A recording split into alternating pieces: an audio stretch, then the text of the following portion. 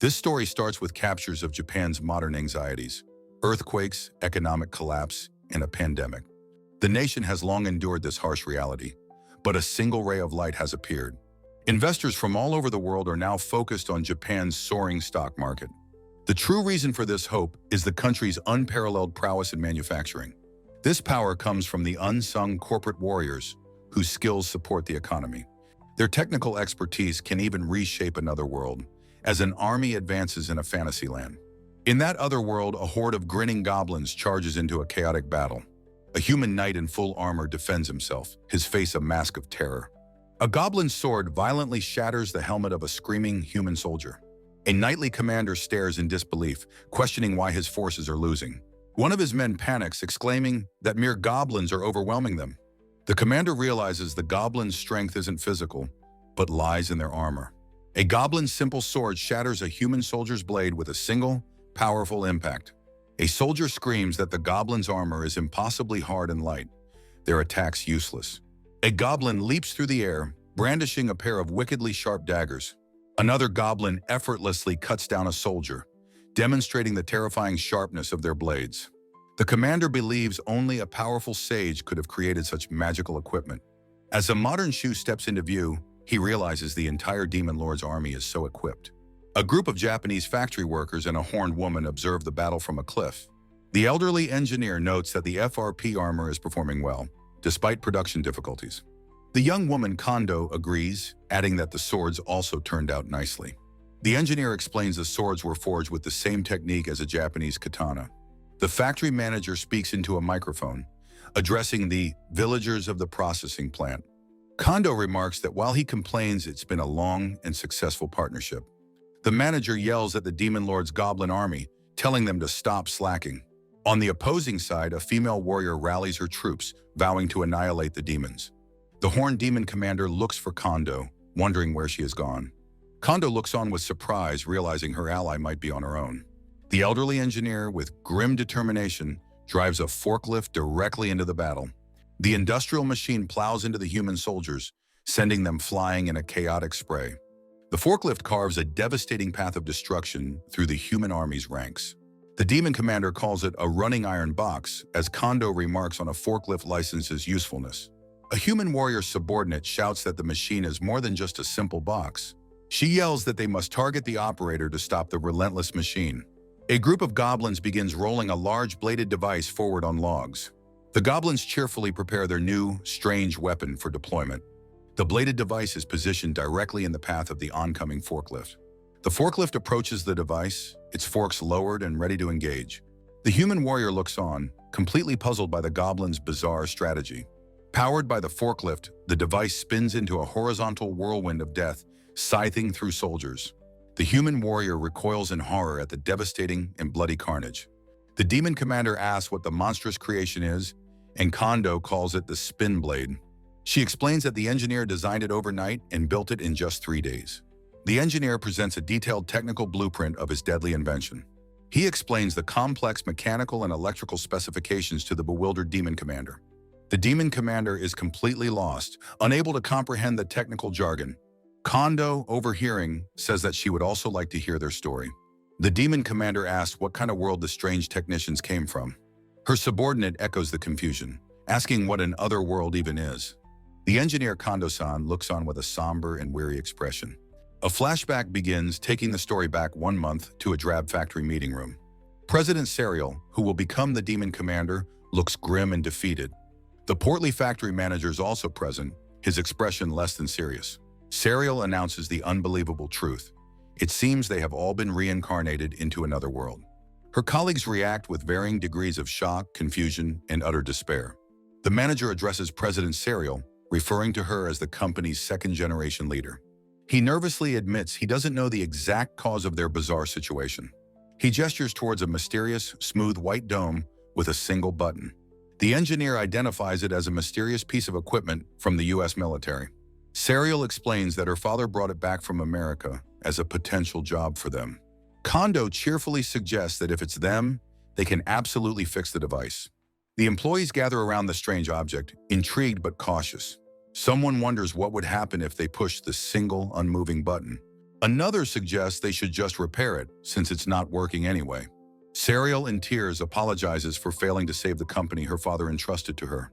The COVID-19 pandemic had hit their main business lines hard, causing a severe downturn. A recent attempt to develop a high-end camping stove had failed miserably.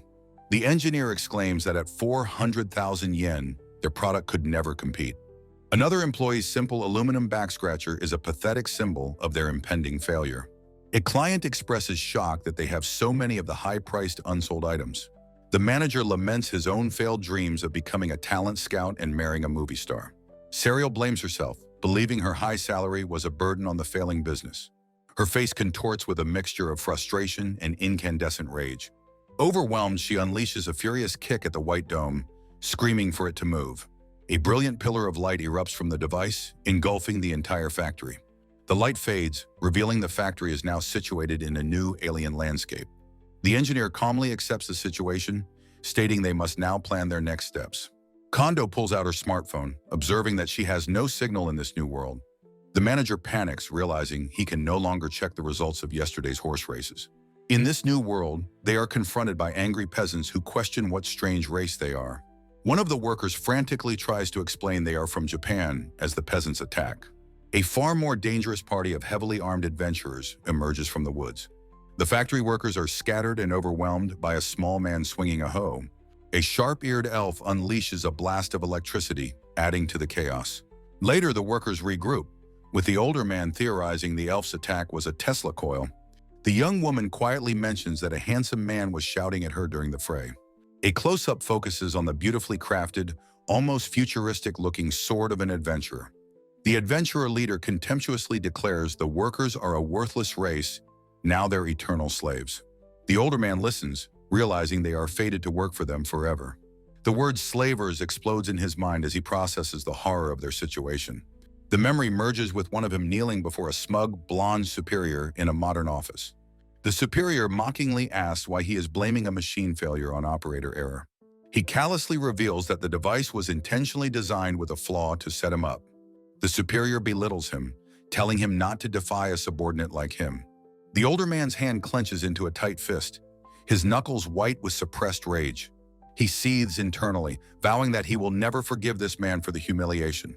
His co-workers look at him with concern, asking what's wrong as he trembles with anger. Inside their factory, a series of thunderous bangs against the metal door shatters the quiet. The workers are alarmed, wondering who it could be since no employees should be there. A commanding voice bellows from the other side, demanding they open up as the banging intensifies. A young woman panics, realizing that if they don't open the door, the intruders will simply force their way in. From the other side, a horned woman in armor announces her intention to force the door open. The factory workers stare in shock, wondering what kind of strange people have appeared before them. The horned woman identifies them as the new race, noting their unusual clothing. The older worker cautiously asks who they are, while the young woman fears they are slavers. Introducing herself as Cress, she firmly denies being a slaver and identifies as their enemy. The young woman nervously repeats the term Demon Lord, a bead of sweat on her face. The monstrous orc and goblins look menacingly upon hearing the name Demon Lord. The blonde man insists they didn't come to be captured and asks what she wants from them. Cress explains the Demon Lord's army has only come to observe them. He presents a large boxy machine, asking Cress what she thinks of the 3D printer. The machine's print head whirs as it finalizes the creation of a perfect plastic bird. The man hands the newly created bird to the astonished horned woman. Cress is utterly amazed by the object, exclaiming at the incredible magic power it represents. The older man humbly states their technology is still underdeveloped, as the woman offers to show more. He then demonstrates a machining center carving an unmoving metal slime, to Cress's shock. The older man shows Cress photos from a trade show on his smartphone. Cress is completely overwhelmed by the box that projects various things. She and her monstrous retinue begin to kneel before the factory workers. Cress is overcome, seeing their technology as an unbelievable form of magic. The three factory workers look on, stunned by the sudden display of reverence. Cress and her entire troop perform a deep, formal bow, begging to join the Demon Lord's army. The factory workers are left speechless and flustered by the desperate plea. The older man hesitantly asks if they are truly okay with this arrangement. The imposing dark castle of the Demon Lord looms, surrounded by fire and brimstone. Inside a cavern, goblins crudely hammer away at metal on primitive anvils. Other goblins toil, carrying baskets of rock and digging with shovels in the dark. A goblin works on a strange ring-like object with a grin on its face. Cress proudly presents this as their weapons factory, noting how well everyone works together. Kondo looks on with disapproval, questioning the terrible working environment. A goblin happily hammers away, claiming they are all enjoying their work. A group of goblins gives a cheerful wave, explaining they are powered by the Demon Lord's magic. Kondo explodes with indignation, demanding to know if they have toilets, breaks, or a cafeteria. His colleagues try to calm him, while Cress insists this environment is fine for goblins. A patch of dead, withered plants suggests a toxic, unholy atmosphere. The workers look on at the bleak environment, their expressions grim. Cress presents a crude sword and chess piece, asking for their help with improvements. Kondo and his colleague examine the primitive goblin-made equipment. The stout man suggests plaster, but Kondo proposes using 3D printers and FRP technology. Cress's face lights up with excitement, eagerly asking if they will really help. Kondo raises a single, determined finger, setting a condition for their cooperation. His expression is deadly serious as he states that there is a condition. He demands they first improve the horrible, sweatshop-like working environment. Kondo questions why they force the goblins to work in such an inefficient, unclean place. Cress, taken aback, asks why he cares so much about the well-being of goblins. His face shadowed, Kondo states that he is done with that kind of era. A memory flashes of Kondo's toolbox and tools from his old factory. His former boss screams at him to finish equipment modifications within 2 hours. A younger Kondo snaps to attention, acknowledging the impossible deadline. Later, exhausted after a long shift, he and a colleague rest on the factory floor. The colleague gives him a weary thumbs up, telling him he's become a real pro. In the present, his colleagues look on, understanding the source of his passion. Cress, seeing his conviction, agrees to improve the conditions as he requests. A single tear of relief and pent-up frustration rolls down Kondo's cheek. Overcome with emotion, he accepts their offer, declaring that all-nighters are a vice without honor. The sound of a clashing sword signifies the beginning of their new partnership.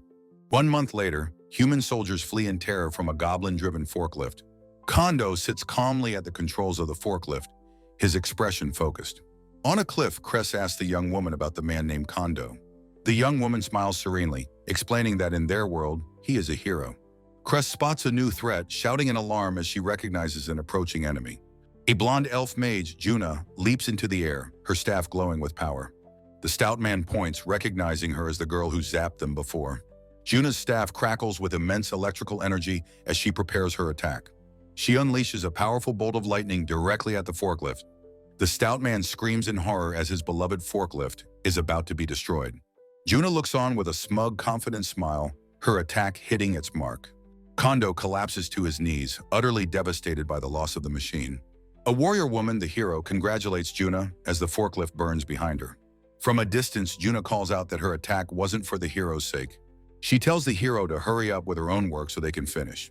The hero, fending off monsters, simply acknowledges that she is in Juna's debt. Cress points to the sky, ordering her goblins to unleash their goblin boomerang. A horde of goblins prepares to launch a volley of strange, diamond-shaped projectiles. Juna calmly gathers power, preparing to defend against the incoming attack. She conjures 2 immense, intricate magical circles, forming an impenetrable barrier. Cress and her aides stare in disbelief, realizing their attack didn't leave a scratch. The projectiles are completely nullified, their energy dissipating harmlessly against the shield. The human soldiers on the ground are thrown into confusion by the failed attack. High on a cliff, Kondo asks the hero what their next move should be. Juna lands gracefully, dismissing the enemy's new tactic as an inferior skill. She smugly declares that effort without talent is meaningless, and she is a mage. A group of goblins huddles together, whispering as if they know a secret. Juna levitates, proclaiming that mages are the beings closest to gods in this world. She winks, adding that the hero might be a close second. The hero looks on with a slightly perplexed expression, questioning Juna's assessment.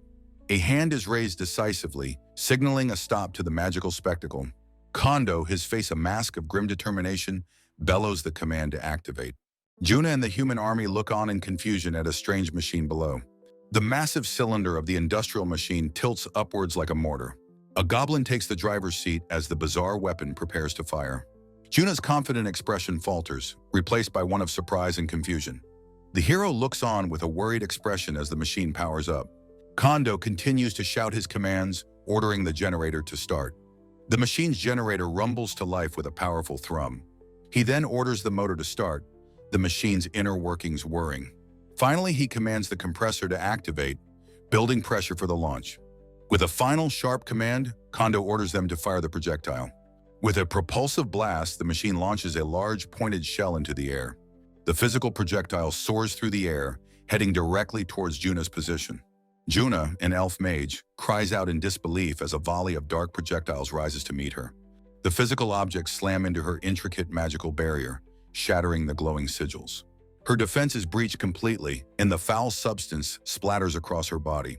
With her magic failing, she plummets helplessly from the sky amidst the dark muck. On the ground, her companion, the hero, screams her name in abject horror. Juna lets out a guttural scream of pure disgust as she is coated in the filth. She crashes to the ground, twitching amidst the splatters as human soldiers watch in shock. A demon aide cheers in victory while Cress, the commander, orders a counterattack. A massive horde of goblins and monsters surges forward, overwhelming the human soldiers. The hero, recognizing their defeat, desperately shouts the order for a temporary retreat. On a cliff, Cress's aide suggests they go down to support Kondo, and Cress agrees.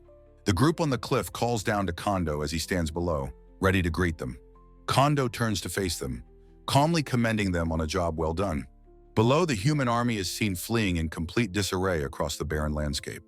Cress grins, congratulating Kondo on their great victory. Her aide, a young woman in a work uniform, pumps her fist, celebrating their win over the mage.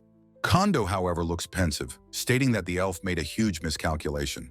He declares that the most godlike existence in this world is not a mage, but an engineer. His two human colleagues listen with a mix of surprise and pride. Cress asks him the crucial question, how did he break her incredible barrier? Kondo's answer is simple and direct, goblin dung. Cress stares in speechless disbelief, repeating the word dung as a question. He explains that goblin excrement has the unique property of corroding sacred things. He states that all he had to do was hit her with it. A flashback shows the disgraced elf flying away, covered in the foul substance. Cress begins to process the horrifying implications of this revelation. Kondo confirms her unspoken realization with a slight, knowing smile. His colleague explains that the weapon they used was a screw-type pump. A detailed technical diagram of the spiral cannon appears, labeling its parts.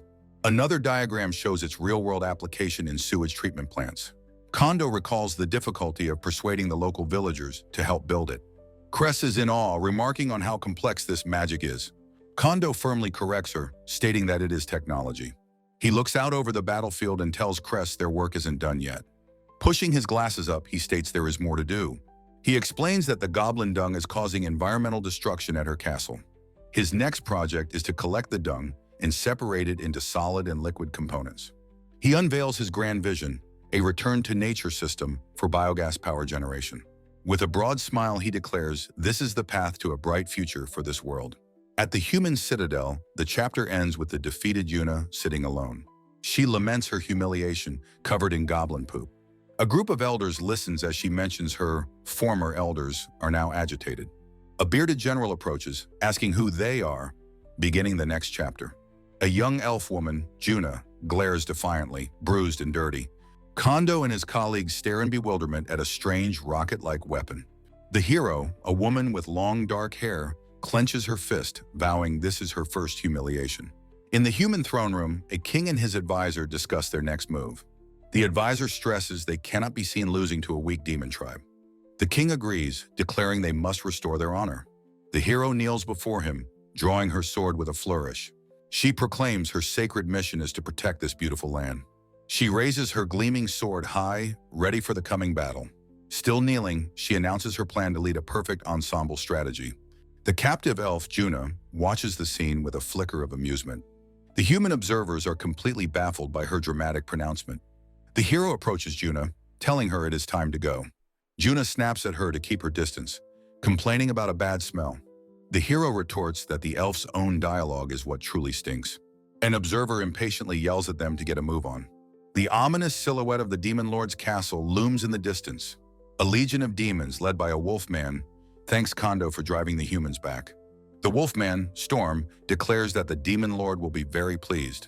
Another demon, Shenkar, the Reformation chief, is introduced. Kondo's female colleague confirms that Shenkar's animal-like face is indeed real. The stout human man remarks to Kondo that he seems to have earned the demon's favor. Kondo agrees, stating that being useful is their best path to survival. Shenkar touches his chin, thinking about his next move. He addresses Storm, noting that he himself was not on the battlefield. Storm asks Celes for her assessment of their new allies. Celes confirms that their techniques are indeed useful. She states that their army has a pressing need for what they offer. A diagram showcases a goblin now outfitted with advanced gear. Celes declares these humans are true innovators, capable of sparking a revolution. She proposes they be officially welcomed into their ranks. This praise enrages Shenkar, who shouts that he is the innovator. Storm dismisses Shenkar's claim with a laugh.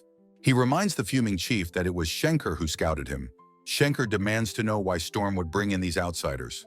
He accuses Storm of wasting time in strange meetings. A flashback shows Shenkar leading a corporate-style innovation salon. Shenkar argues that there is no need for two innovators. He boasts of having earned an MBA from a demon university. Kondo's human colleagues look on, shocked by his claims. Storm turns to Kondo and asks if Shenkar's assessment is correct. Kondo, his expression serious, gives a simple, powerful response. "I can't do that." Shenkar scoffs at this, a cynical smile on his face. Storm again turns to Kondo and asks why that is. Kondo's colleagues explain his cynical view on innovation and failure. Kondo touches his chin deep in thought. He refutes Shenkar's premise, stating, "That's not what a technician is." Storm roars with laughter, thoroughly enjoying the confrontation. Shenkar challenges Kondo, demanding to know what he can do. Kondo begins his stunning answer, improving the working environment for the goblins. He lists his goals: regulated hours, breaks, meals, toilets, and more. His human colleagues are aghast, pointing out that the demon tribe is a black company. Storm bellows in approval and declares Kondo will work under Shenkar. Shenkar is visibly shocked and dismayed by this decision. Kondo is equally stunned by the unexpected turn of events. The newly formed team proceeds to the factory, a dark, cavernous mine. Goblins toil relentlessly in the gloom as the group enters the harsh worksite. In a dark, rocky mine, two goblins labor as their human and demon observers watch. The technician Kondo expresses his disgust to the demon Cress, insisting this environment must be improved. His new superior, Shenkar, condescendingly reminds Kondo of his subordinate status and the need for governance. Shenkar asks if Kondo can handle the work, while the one-eyed Celes remarks he seems fine. The demon lord explains that his magic makes the goblins so fulfilled they forget basic needs. Celes notes that the goblins look more pained than fulfilled, a sentiment Kondo shares. Shenkar argues that they cannot produce quality goods without such harsh measures, addressing Kondo directly. He insists that their sole focus must be on producing things as quickly as possible. To achieve this, Shenkar declares that relentless, cruel labor is an acceptable necessity. He concludes that all that matters is raising the workers' consciousness to meet their goals. Kondo listens silently, his face a mask of quiet, simmering disgust at this philosophy. A massive orc foreman brings his whip down brutally upon a small, cowering creature. The small, rabbit-eared creature cries out in pain, tears streaming from its large eyes. Kondo shouts in horror, while Shenkar laughs, identifying the orc as the site foreman. The enraged orc foreman accuses the small creature of trying to sneak away to eat. With a sudden, decisive motion, Kondo's hand intercepts the whip, stopping the blow cold. The hulking orc stares down at the human who dared to interfere with his authority. He glares with fury, demanding to know who this strange newcomer is. Kondo tells the orc to remember that this country and its ways are different now. The small rescued creature whimpers a quiet apology as it trembles on the ground. Kondo's two human colleagues watch the tense confrontation with wide, shocked eyes. Shenkar steps in, telling Kondo to wait, as this is an important time. Kondo turns his attention back to Shenkar, his expression grim and unwavering. Shenkar explains that a great war with the humans is coming in a week's time. Kondo listens, his gaze fixed on a spiked club, a kanabo lying on the ground. The impossible deadline is revealed. They must produce 1,000 of these clubs in 7 days. His colleagues panic, exclaiming that making 1,000 in a week is an impossible task. Kondo explains their current, inefficient sandcasting method as Shenkar outlines the slow process. Shenkar's face twists into a sinister grin, stating that this is why the goblins cannot rest. He offers his handkerchief to the small, trembling creature, asking it to work for him. Shenkar mockingly asks if Kondo truly believes he can succeed with such compassion. He challenges Kondo, asking if an innovator like him can really pull it off. With a determined push of his glasses, Kondo's resolve hardens. Sellers and Kondo's colleagues watch intently, sensing a pivotal moment is at hand. Kondo accepts the challenge, confidently declaring that he will show them what he can do. Shankar erupts in maniacal laughter, thrilled by his subordinate Kondo's bold declaration. His colleagues are horrified, believing that defying Shankar's consciousness reform is impossible. Kondo, with the small creature behind him, states he will take full responsibility for failure. Shankar reveals the gruesome, otherworldly punishment for failure: execution by an electric rabbit. Their modern factory building stands starkly against the barren, mountainous landscape of the other world. A young woman anxiously asks Kondo what their plan is for the impossible task ahead. In a meeting room, Kondo states that producing 1,000 maces in 6 days is their challenge. His portly colleague adds that failure means being executed by the electric rabbit. Kondo, rubbing his tired eyes, adjusts his glasses, deep in thought. He explains that they have no choice but to accept, as their survival is at stake. A colleague confirms that fulfilling their contract is the only way to get food supplies. The woman recoils in disgust as her colleague presents their grotesque meal from the demon tribe. A close-up reveals the meal: a grotesque, half-formed creature inside a cracked eggshell. The portly man has a horrified flashback, realizing he has seen something similar in Southeast Asia. The woman steels herself, vowing to eat it, while Kondo laughs, saying they're grateful for it. Kondo grimly states that their main problem, beyond food, is a lack of infrastructure. He notes that while they have a nearby spring for water, their other resources are limited. Shankar points out that their biogas generator relies on uncooperative goblins for fuel. The woman remarks on their current fuel-powered generator, wondering how long it will last. The portly man declares that this is why they must make the 1,000 maces for the reward. The woman turns to Kondo, asking if he has a plan to produce them quickly. Kondo confirms he does, but their current sandcasting method is far too slow. A diagram illustrates the laborious, multi-step process of traditional sandcasting.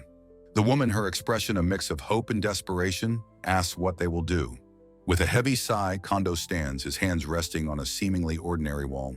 He declares that it can't be helped. They will have to use that. With a heavy grinding sound, a massive freight elevator begins to rise from the floor. His two colleagues stare in utter shock, the woman exclaiming, "Wait, why is there an elevator?" The elevator's control shows buttons for multiple basement levels, B2 and B3. As they descend, the woman nervously comments that they'll be trapped if the power fails.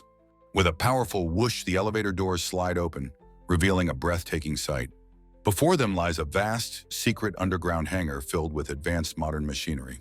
They are speechless, spotting everything from strange machines to a JAXA rocket engine. The woman is bewildered, wondering how her father could have amassed such assets in secret. Kondo reveals it was a secret kept from her father, the previous president. He asks rhetorically why such incredible equipment would be hidden here. He delivers the stunning reason with a straight face. It was all to evade fixed asset taxes. The woman begins to cry, realizing her father was a shrewd man who prepared for their survival. The portly man, now full of resolve, tells Kondo to get that ready for activation. He agrees, stating that the time has finally come to use their secret weapon. The three of them walk with renewed purpose towards a massive, boxy machining center. Kondo announces that he will head to the worksite the next day to work with the goblins. The next day, a modern white van drives across a barren, rocky landscape. Kondo, already on site, thinks to himself that everything he needs is right here. The woman driving the van worries that Kondo may have run into trouble. She imagines a horrifying scene of him being beaten and overwhelmed by the goblins. The van screeches to a halt as she arrives at the chaotic worksite. She cries out his name in alarm, fearing the worst for his safety. Instead, she finds him laughing heartily, giving a small creature a piggyback ride among cheering goblins. He spots her van and calls out to President Seri, telling her it's a good worksite. He explains with a wide grin that the goblins are all good guys once you get to know them. She rushes over, reminding him that he needs to negotiate with the local workforce first. He gestures to the small creature, explaining that communication is key to improving relations. She points at the small creature, her expression shifting to one of recognition. She recalls seeing that very creature being bullied by the orc foreman the day before. Kondo formally introduces the small creature as his best friend, Gupkichi. He then points to a hooded human with a prosthetic leg, a skilled but solitary craftsman. A close-up shows the weary, detached face of the mysterious hooded man. The woman asks why a human is siding with the demon tribe, but Kondo dismisses her concern. The mood abruptly changes as Shenkar and his hulking orc foreman appear. Shenkar sneers, wondering what the slacking workers are up to now. The orc foreman turns his rage on the cowering Gupkichi, threatening another beating. Gupkichi whimpers on the ground, apologizing and calling himself a bad, lazy kid. The orc looms over him, ordering the terrified creature to get up immediately. Suddenly, Kondo steps between them, his back rigid and imposing, his voice dangerously low. An intense, questioning gaze from the older engineer, Kondo sets a confrontational tone. The hulking, pig-faced orc foreman expresses his annoyance, while the horned noble Shenkar looks on with confusion. Kondo directly confronts the foreman, asking why he addresses his workers with such disrespectful pronouns. With a dismissive laugh, the foreman admits he simply doesn't know their names. Kondo's face contorts in fury as he bellows that a manager must know his employees' names. The foreman is stunned into silence, completely taken aback by the sudden, passionate outburst. A young woman, Sari, nervously tries to de-escalate the situation, calling out Kondo's name. Shenkar mockingly asks if this is some kind of lecture on human rights. Kondo, his expression deadly serious, retorts that his concern is not just about rights. It is, he explains to the assembled goblins, a matter of improving production management and efficiency. He insists that this is precisely why all the workers must be given name tags. Standing before them, Kondo asserts his authority, a true manager taking control of the worksite. The confused foreman looks to Sari, who tells him they should obey Kondo's instructions. She vouches for him, declaring that Kondo is a professional when it comes to production. Kondo looks back at Sari, a hint of a grateful smile on his face. Shenkar complains that they are wasting time and will never meet their production deadline. Unfazed, Kondo calmly announces that it's time for a break, outlining a structured work schedule. Shenkar explodes in rage, questioning if they can possibly meet their quota with such methods. With perfect timing, Kondo glances down at his wristwatch. He states with quiet confidence that it is about time for the next phase of his plan. A sudden, deep rumbling sound startles both the orc foreman and the aristocratic Shenkar. A massive forklift appears, carrying a large metal block, leaving Shenkar and Sari utterly shocked. The intricately machined, multi-layered metal block sits securely on the forklift's tines. From the driver's seat, their portly colleague Suboy proudly credits their underground machining center. He boasts that the machine carved the massive component at incredible, super high speeds. The advanced machine's precision is so great that it's considered complete overkill for this job. Sari expresses her gratitude for the incredible legacy her late father left for them. Shenkar dismissively asks what this toy is and if it is truly necessary for their task. Pushing his glasses up, Kondo reveals his trump card. This is not a sand mold, but a metal one. Shenkar scoffs, his face a mask of sinister disbelief, certain they can't make 1,000 clubs in 5 days. Kondo slams his hand down on the mold's case with absolute conviction. He makes an audacious promise, declaring that he only needs 3 days to complete the task. A new chapter begins as modern construction vehicles arrive, ready to transform the barren landscape. Kondo confirms that all the parts have arrived, while Sari remarks on the project's large scale. Shenkar approaches, demanding to know what all this junk has to do with their goal. He angrily questions how these materials relate to producing 1,000 clubs in just 3 days. Kondo calmly explains that this equipment is for building the club-making machine itself. He reveals that they are about to construct a massive die-casting machine on site. The unfamiliar term leaves both Shenkar and his one-eyed companion Celis completely baffled. Tsuboy and Sari watch their boss with unshakable confidence, knowing his plan will succeed. Kneeling beside the case, Kondo explains that he will install the metal mold he brought with him. With a determined glint in his eye, he declares his intention to mass-produce the clubs all at once. Shenkar watches the construction begin, his expression a storm of doubt and disbelief. A horde of goblins works with surprising diligence, hauling massive steel I-beams into place. The goblin crew continues their work, setting up the structural supports for the new platform. One goblin is seen operating a lever on a piece of machinery with focused effort. Others scramble up the growing structure, working with impressive agility and speed. Celis remarks to Sari that she has never witnessed goblins working with such apparent joy. Sari smiles, explaining that it's because their leader, Kondo, is with them. Kondo is seen praising 2 small goblins, making their work feel engaging and fun. A small winged goblin with large curious eyes, Maul, looks on with fascination. The little goblin waves and calls out to a lone, hooded figure standing apart from the group. The hooded man, also named Maul, takes a long, weary swig from a woven flask.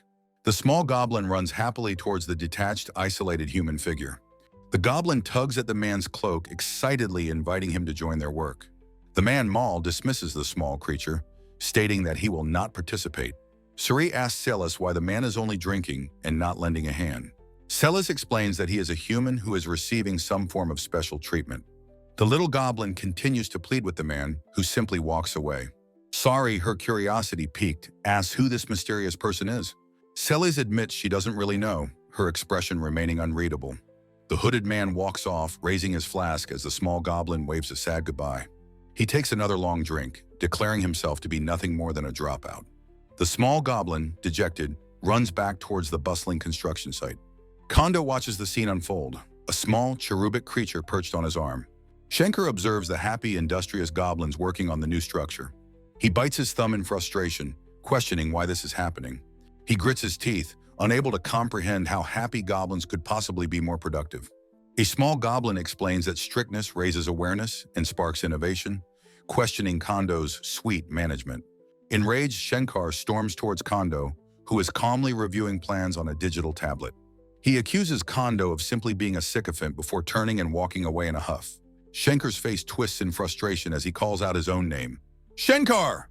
A painful memory surfaces, showing a young Shankar being left out by his peers in a classroom. He asks why this happened, his face a mask of confusion and rejection. A classmate calls for their group to go, casually leaving Shankar behind. The classmate offers a hollow promise to invite him next time. The young Shankar watches them leave, questioning if they were ever truly friends. The memory is filled with the sting of being an outsider, left alone at his desk. The young Shankar looks on, his expression one of profound loneliness and hurt. The adult Shankar concludes that being popular is the most cruel and brutal thing in the world.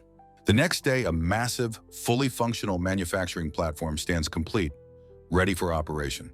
Shankar is utterly shocked by the incredible sight before him. Kondo points to the central machine, explaining that the metal mold is housed within it. Sari rallies the goblin workforce, shouting for everyone to get to their positions. Goblins eagerly scramble up ladders, taking their places on the new platform. Two goblins stand ready at a large lever, awaiting the command to begin. A team of goblins prepares to pour a ladle of glowing, molten metal into a hopper. Kondo bellows the first command, ordering the workers to input the raw materials. The goblins pour the molten liquid into the machine with practiced coordination. Kondo then shouts for the lubrication process to begin. A powerful jet of steam or lubricant shoots from a nozzle on the machine. Two goblins push a large crank, activating the machine's complex inner workings. Another goblin team strains with all their might to pull a massive lever, opening the mold. The command is given to activate the ejector mechanism, releasing the finished product.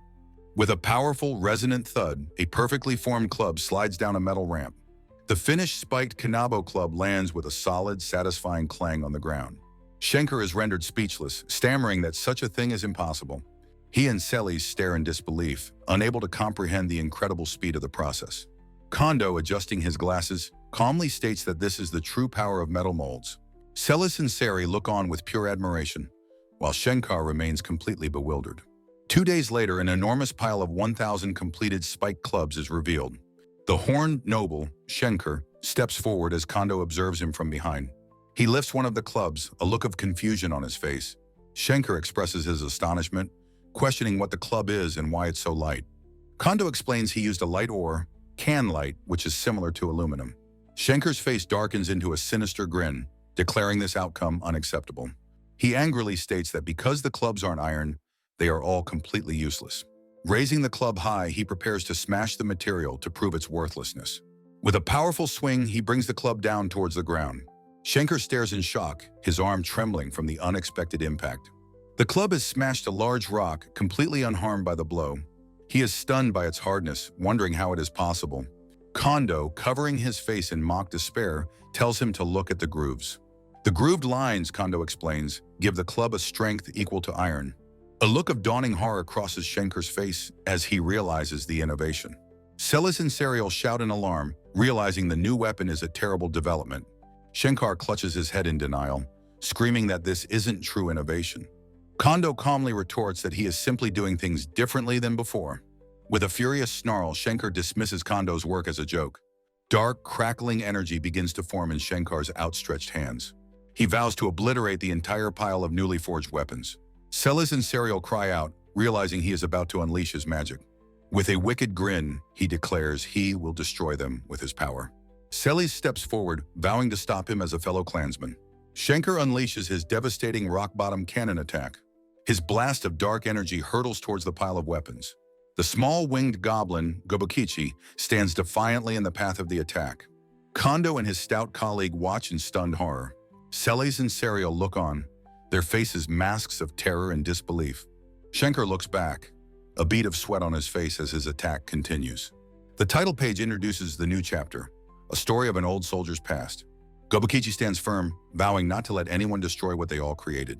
Kondo cries out the little goblin's name in alarm as a hooded figure appears. Shankar scoffs at the idea of a mere goblin standing in his way. Celis screams for Shankar to stop his reckless attack. The powerful beam of dark energy surges forward with immense force. Gobukichi shuts his eyes tight, bracing for the inevitable impact. The factory explodes in a cataclysmic blast of light and debris. Two of Kondo's colleagues shield their eyes from the force of the explosion. Celis and Serial stare in shock at the devastation. Gobukichi is still standing, wondering why he is unharmed. Shankar also looks on in confusion, questioning the outcome. A hooded figure has thrown himself in front of Gobukichi, taking the blast. The man, Mal, grunts in pain, his cloak shredded from the attack. Shankar recognizes the mysterious man who has intervened. Gobukichi cries out Mal's name as the injured man collapses. Celis is impressed by his bravery, while Serial asks if the human is all right. Lying amidst the rubble, Mal reassures the small creature that saved them. He looks up at Gobukichi with a gentle smile, praising his incredible courage. Celis rushes to his side, telling him to hold on as she prepares to use healing magic. Shankar stands over them, a new ball of energy forming as he calls Mal a nuisance. He prepares to strike again as Celis stands defiantly before him. Celis raises her armored hand, telling him to stop his attack. Shankar asks her if she understands why this man is still alive. He reveals Mal's identity. He is a former dragon striker. The scene shifts to the imposing silhouette of the Demon Lord's castle. In a throne room, Kondo discusses business with the Demon Lord, Sturm. Kondo explains that he can't believe they truly produced 100 gold coins. He asks about the energy source for the machine they used. A furious demon woman realizes he's talking about a plasma generator. Sturm calls out to Kondo, who is being held by the angry demon woman. Kondo formally apologizes for his interruption. The wolf-like Sturm offers to provide whatever Kondo desires. Serial and her colleague plead for proper food provisions. Kondo requests electricity and an animal used for electrocution. The demon woman is furious at the mention of the Elarebi, telling it to die. Sturm calmly agrees to the request, much to her shock. He notes that the Elarebi's previous keeper was a drunkard. Celis identifies the keeper as a human named Mal. It is revealed that the Elarebi follow Mal because he works on site. Sturm agrees to provide what they need, asking if it will be all right. A grim memory shows the previous keeper's neglect. In a dark cell, the Elarebi are chained near a passed-out drunkard. The man Mal lies unconscious on the cold stone floor. A flashback begins, showing a dragon flying between jagged peaks. The dragon roars, its maw filled with sharp teeth. In the heat of battle, a younger Mal leaps to strike the beast. His victorious squad cheers for their captain, Mal, for defeating the 12th dragon. Mal, kneeling, instructs another squad to deliver the final blow. With a sly grin, he suggests they have a banquet to celebrate. The celebratory mood shifts to a desolate, rocky canyon. Mal and his squad are surrounded by their former allies. A bewildered Mal demands to know why they are being subjugated. His former comrades coldly explain it's a direct order from the king. They declare that the dragon strikers are of no use to them anymore. Mal is struck down in a surprise attack, his armor shattering. He is sent flying from the edge of a high cliff into the abyss. His face is a mask of shock and agony as he plummets. In a cave, the older Mal awakens with a start, surrounded by the Elarebi. Kondo's team has found him, standing at the entrance to his cave. Mal warily asks the intruders who they are and what they want. Celis explains they have a request from Sturm. She asks if they can have some of his electric rabbits, the Elarebi. Mal demands to know what they intend to use them for. Kondo explains his plan to harness their electricity for their daily lives. Mal cynically tells them to stop, claiming they can't handle the creatures. He insists that only he is capable of controlling the Elarebi. Serial reveals that Mal was the one who protected their machine. Moved, Kondo vows to build Mal a new prosthetic arm and leg in gratitude. Maul is left utterly speechless by this unexpected and profound offer. At the Izumatani manufacturing plant, small electric rabbit-like creatures power the facility. Inside, the engineer Kondo examines the prosthetic leg of a hooded man named Maul. Maul wonders aloud about his location, and a woman cheerfully identifies it as their factory. Kondo carefully attaches a current clamp to Maul's leg, instructing him to hold still. Maul impatiently dismisses the procedure, demanding that he be given some sake first. The engineer explains this measurement is crucial for building the new prosthetic limb. Suddenly, a massive surge of raw electricity erupts between them, shocking Kondo. The current clamp is sent flying through the air, clattering uselessly to the floor. Kondo's colleagues cry out his name in alarm, stunned by the violent discharge. A shocked silence falls over the room as the two men process the incredible event. Kondo realizes that a custom prosthetic could unlock Maul's truly astonishing power. The horned woman Cress and her colleague look on with worried expressions. Maul, however, remains unimpressed, simply reiterating his gruff request for a drink. In the human kingdom of Liver, the stern king Black Moafiv plots his next move. He entrusts the upcoming Demon Tribe operation to two of his finest warriors.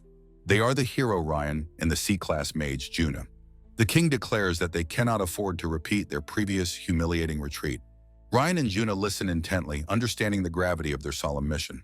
He then commands them to bring forth an assistant he has specially prepared. A large, dim-witted-looking orc emerges from a passage, waving cheerfully.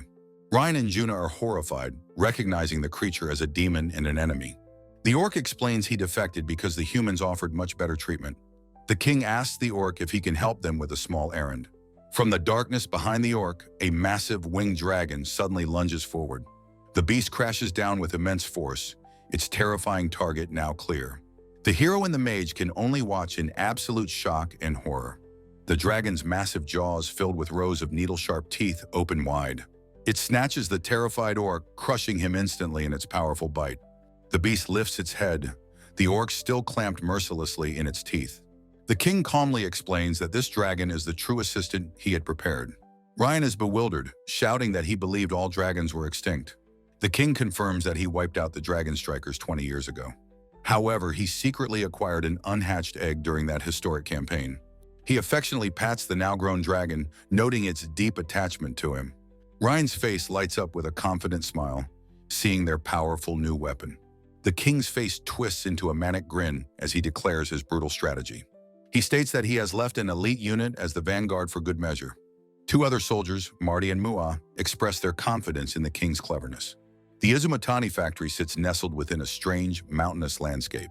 Inside, the electric Elarabai creatures crackle with contained, usable energy. Maul takes a long swig of a strong alcoholic drink, exclaiming its incredible taste. Suboi panics that his prized drink was taken, but Kondo tells him to calm down. Kondo then asks Maul to teach him how to properly handle the electric creatures. Maul simply states that it's an easy task for him to accomplish. He vigorously shakes the can of alcohol, causing it to spark with energy. The electric creatures are immediately drawn to the energized drink, lapping it up. Kondo asks if they like alcohol, and Maul confirms that they absolutely love it. Maul explains the creatures will obey him as long as he is holding the drink. After drinking their fill, they fall into a deep sleep, making them easy to transport. Kondo is amazed by this simple and remarkably effective method of control. He marvels that their ears continue to generate electricity even while they are asleep. He eagerly instructs his colleague Tsuboi to bring a voltage tester to measure it. Maul gratefully thanks Kondo for his help and for providing the drink.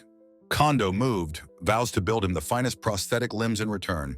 Maul stoically replies that he has no need for such things. Kondo is taken aback by his refusal, asking why he would turn down the offer.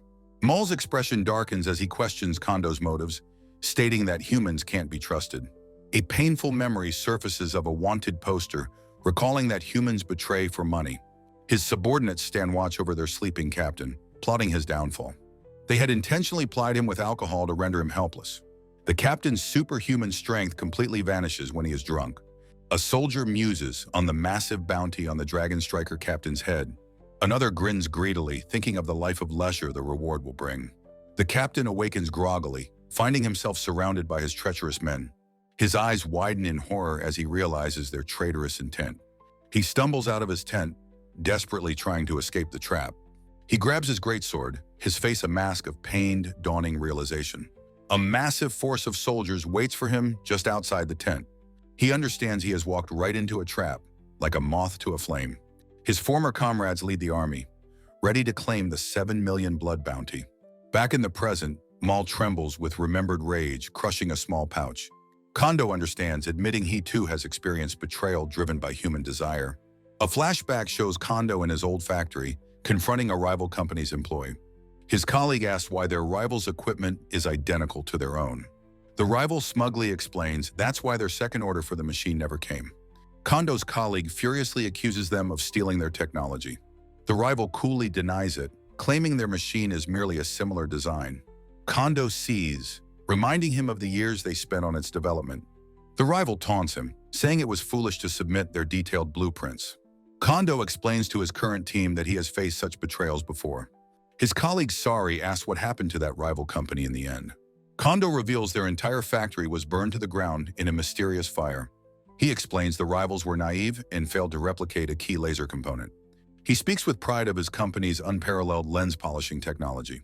It was a God's hand skill, capable of achieving nano-level precision. Sari is shocked that such a thing could happen to a skilled company. Kondo states that for a craftsman, betraying their craft brings divine punishment. He declares that true technicians would never betray their comrades. Mal listens intently as Kondo explains the true reward is making something good. Kondo concludes that receiving a simple thank you is the ultimate compensation. Mal seems to understand the sentiment, a slight, knowing smile on his face. He turns and walks away, stating he's returning to the demon worksite. Kondo and Sari watch him go, a sense of mutual understanding between them. The scene shifts to the fiery industrial worksite of the Demon King's castle. Mal works at a foundry, pouring molten metal alongside small winged goblins. He suddenly winces in pain, clutching his side in discomfort. A small goblin, Gofu, asks if he is still hurt from his encounter with Shenkar. Mal smiles gently, reassuring the little creature and thanking it for its concern. Gofu offers Mal a small root-like object with a bright, innocent expression. He explains it's a memento from their sales, hoping it will heal Mal's wounds. In a desolate landscape, a weary hooded man named Mal kneels before a small winged creature. The creature Gobkichi insists he is strong and will protect Mal with all his might. Mal is visibly touched by the small creature's selfless declaration of loyalty. As they walk through a jagged canyon, the ground suddenly begins to shake violently beneath them.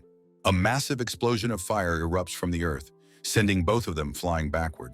Mal grits his teeth, his face a mask of pained effort amidst the chaos.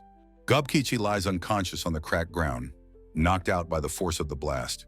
The raging inferno consumes the silhouettes of other small creatures, their screams filling the air. Trapped amidst the flames, Mal kneels and desperately cries out for someone to help him. His face becomes a portrait of pure horror as he looks up at the source of the attack. A massive dragon, a formidable foe from his past, is silhouetted against the fiery sky. In a modern workshop, a technician works at his desk while a female colleague observes. The technician, Kondo, explains that he is creating a custom-made prosthetic limb for Mal. He meticulously assembles the mechanical hand, stating that it will be a groundbreaking device. His colleague questions his meaning, assuming it's just a cosmetic or simple assistive device. Kondo clarifies that it is a functional model that receives signals directly from the brain. She asks what makes it so revolutionary, to which he replies that it's the electrical current. A diagram shows how a normal prosthetic needs an external power source for weak brain signals. Mal's brain, however, produces an unusually strong current, potentially unlocking immense power. The colleague worries if this current broke his old equipment and if a motor can handle it. Kondo confirms he has already integrated a powerful motor into the prosthetic's joints. He reveals it uses advanced tech like NASA-developed coils and powerful neodymium magnets. His colleague panics, warning that using such technology is a contract violation. Kondo calmly dismisses her fears, stating it's fine since this is another world. She is left aghast and speechless at his overly convenient explanation. A persistent beeping sound interrupts them, and the colleague asks what it is. A device on his belt displays an alert. The injection molding machine has a temperature anomaly. The colleague asks with concern if there has been an accident at the Demon Tribe's worksite. A bead of sweat runs down Kondo's face as a terrible feeling washes over him. In the other world, a dragon flies over a landscape that is completely engulfed in flames. The monstrous beast unleashes a powerful, concentrated beam of fire from its gaping maw. The fiery blast incinerates the jagged, crystalline ground, consuming small figures in its path. Mal is trapped in the inferno, clutching a small creature and desperately crying for help. He holds the creature protectively, his face a mask of pain determination. From a safe distance, a female knight and an elf mage watch the widespread devastation. The knight Juna remarks on the terrifying and incredible power of the dragon. The elf mage can only manage a weak sound of agreement, her face pale with fear. Juna is shocked that the dragon's fiery breath could reach so far and burn so much. She grimly notes that their vanguard has been completely wiped out in the destruction. A smug, elf-like man named Mora dismisses the small creatures he's fighting as pathetic. His companion, a burly knight with a bowl cut, agrees that this is no laughing matter. A bicycle wheel suddenly rolls into the frame on the cracked, desolate ground. Kondo arrives on his bicycle, wearing a hard hat and looking concerned. He stares in horror at his injection molding machine, now a burning wreck. His face contorts in disbelief and fury at the sight of his destroyed equipment. The bowl-cut knight holds up the impaled head of a goblin-like creature. He casually remarks that all of these creatures are weak and offer no real challenge. His gaze shifts, his expression one of contemptuous recognition as he spots a figure. Mora, his former comrade, identifies the situation as a surprising encounter. He points out the human Maul, crouched in the flames with a small creature. The two adventurers stand before the downed mole, their presence menacing and cruel. Maul looks up at them, sweat beading on his face, his expression tense. The knight looks closer at Maul, a flicker of recognition in his eyes. He asks if that isn't the captain of the Dragon Strikers, which Mora confirms. Mora boasts with a cruel grin that Maul is the one whose limbs he cut off. Maul remembers barely escaping with his life after losing his bounty in their last encounter.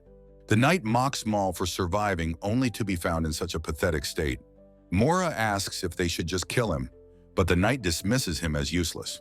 Maul is told that without a bounty, he is a being of less value than a goblin. The two adventurers agree and turn to leave him to his fiery fate. Gobkichi bravely steps forward to protect Maul, telling the adventurers not to be foolish. Maul cries out for Gobkichi to stop as the small creature confronts the knight. The knight viciously kicks the small creature aside with a powerful, contemptuous blow. He snarls in disgust, telling the filthy goblin not to touch him. Maul lurches forward to intervene, but is easily shoved back to the ground. Mora erupts in cruel, maniacal laughter at Maul's helplessness and humiliation. Maul's face is a picture of shock and disbelief at their unprovoked cruelty. Mora glances back at him with a smug, utterly satisfied expression. Kondo bursts onto the scene, his bicycle scattering the adventurers' men in a flash. Gobkichi and Maul cry out Kondo's name in a mixture of shock and profound relief. Kondo pedals with astonishing speed, leaving a trail of dust in his wake. His face is a mask of righteous fury as he vows that he will not forgive them. The bowl-cut knight turns and demands to know who this newcomer is. Kondo yells for Maul to take the package he is about to throw to him. A bag containing the new prosthetic arm and leg lands on the ground before Maul. Kondo shouts that these are his new limbs, a perfect replacement for what he lost. He urges Maul to put them on for the future of their worksite. Mora contemptuously kicks Kondo's bicycle, sending the technician flying through the air. The bowl-cut knight's boot comes down on Kondo's hand, pinning him to the ground. Kondo cries out in pain as the knight destroys his precious, jet-powered Mamachari. The knight dismisses the bicycle as a worthless, insignificant toy. He looms over Kondo, threatening to do the same to him right now. Lying on the ground, Kondo tells his attackers they don't understand what they've done. The knight is unimpressed, letting out a dismissive and mocking, "Huh?" Kondo begins a passionate lecture on the immense human effort that went into the bicycle. A flashback shows the intricate process of design, procurement, and assembly. Another memory shows the bike undergoing rigorous and grueling endurance testing in a lab. The final product is shown, carefully packaged and ready for distribution and logistics. Kondo explains that the souls of the workers are imbued in the bike. He just added an engine. He vows that for stealing that soul, they will pay on this very day. The knight looks on, a flicker of recognition and perhaps unease in his eyes. Mora is asked if this is the man from the stampede incident they were involved in. He leans in for a closer look, confirming his suspicion with a slight nod. A fully restored Maul rises to his feet, the new prosthetics seamlessly attached. In a blur of motion, he dashes past his two astonished adversaries. He lands behind them, his sword already sheathed, his movement impossibly fast. Mora and the knight are frozen in place, their faces a mask of utter confusion. Blood erupts from their bodies as they collapse, defeated in an instant. Maul looks back coolly, his face intense, and his vengeful mission finally complete. His former comrades choke on their own blood, their expressions of shock frozen on their faces. Over his fallen foe, Maul coolly declares this to be a divine punishment. In the aftermath, he stands resolute amidst the cracked and desolate landscape. A stunned Commander Ryan asks Juna if she saw the impossibly fast attack. Kondo, seeing a new threat, shouts a desperate warning and points upwards. Swooping from the sky, a dragon appears, taking the warrior Maul by surprise. A close-up reveals Maul's prosthetic leg, a piece of modern technology. Amidst the fiery destruction, Kondo stands calmly with a small goblin creature. A winged humanoid rider is seen from behind, about to be intercepted in midair. Maul leaps onto another dragon, swiftly striking down the enemy rider. His opponent defeated, Maul allows himself a small, confident smile. Kondo and the goblin watch the victory with an expression of quiet pride. The title page shows a burning land leading to a distant, dark castle. Now Kondo and his goblin allies look upon a massive, decapitated dragon. His face is grim while the goblins cheer, beginning a new, difficult chapter. Maul examines his new complex prosthetic hand as its mechanical fingers whir. The small goblin, Gobukichi, runs to Kondo, cheering about the dragon's defeat. Adjusting his glasses, Kondo expresses relief that his prosthetics are a perfect fit.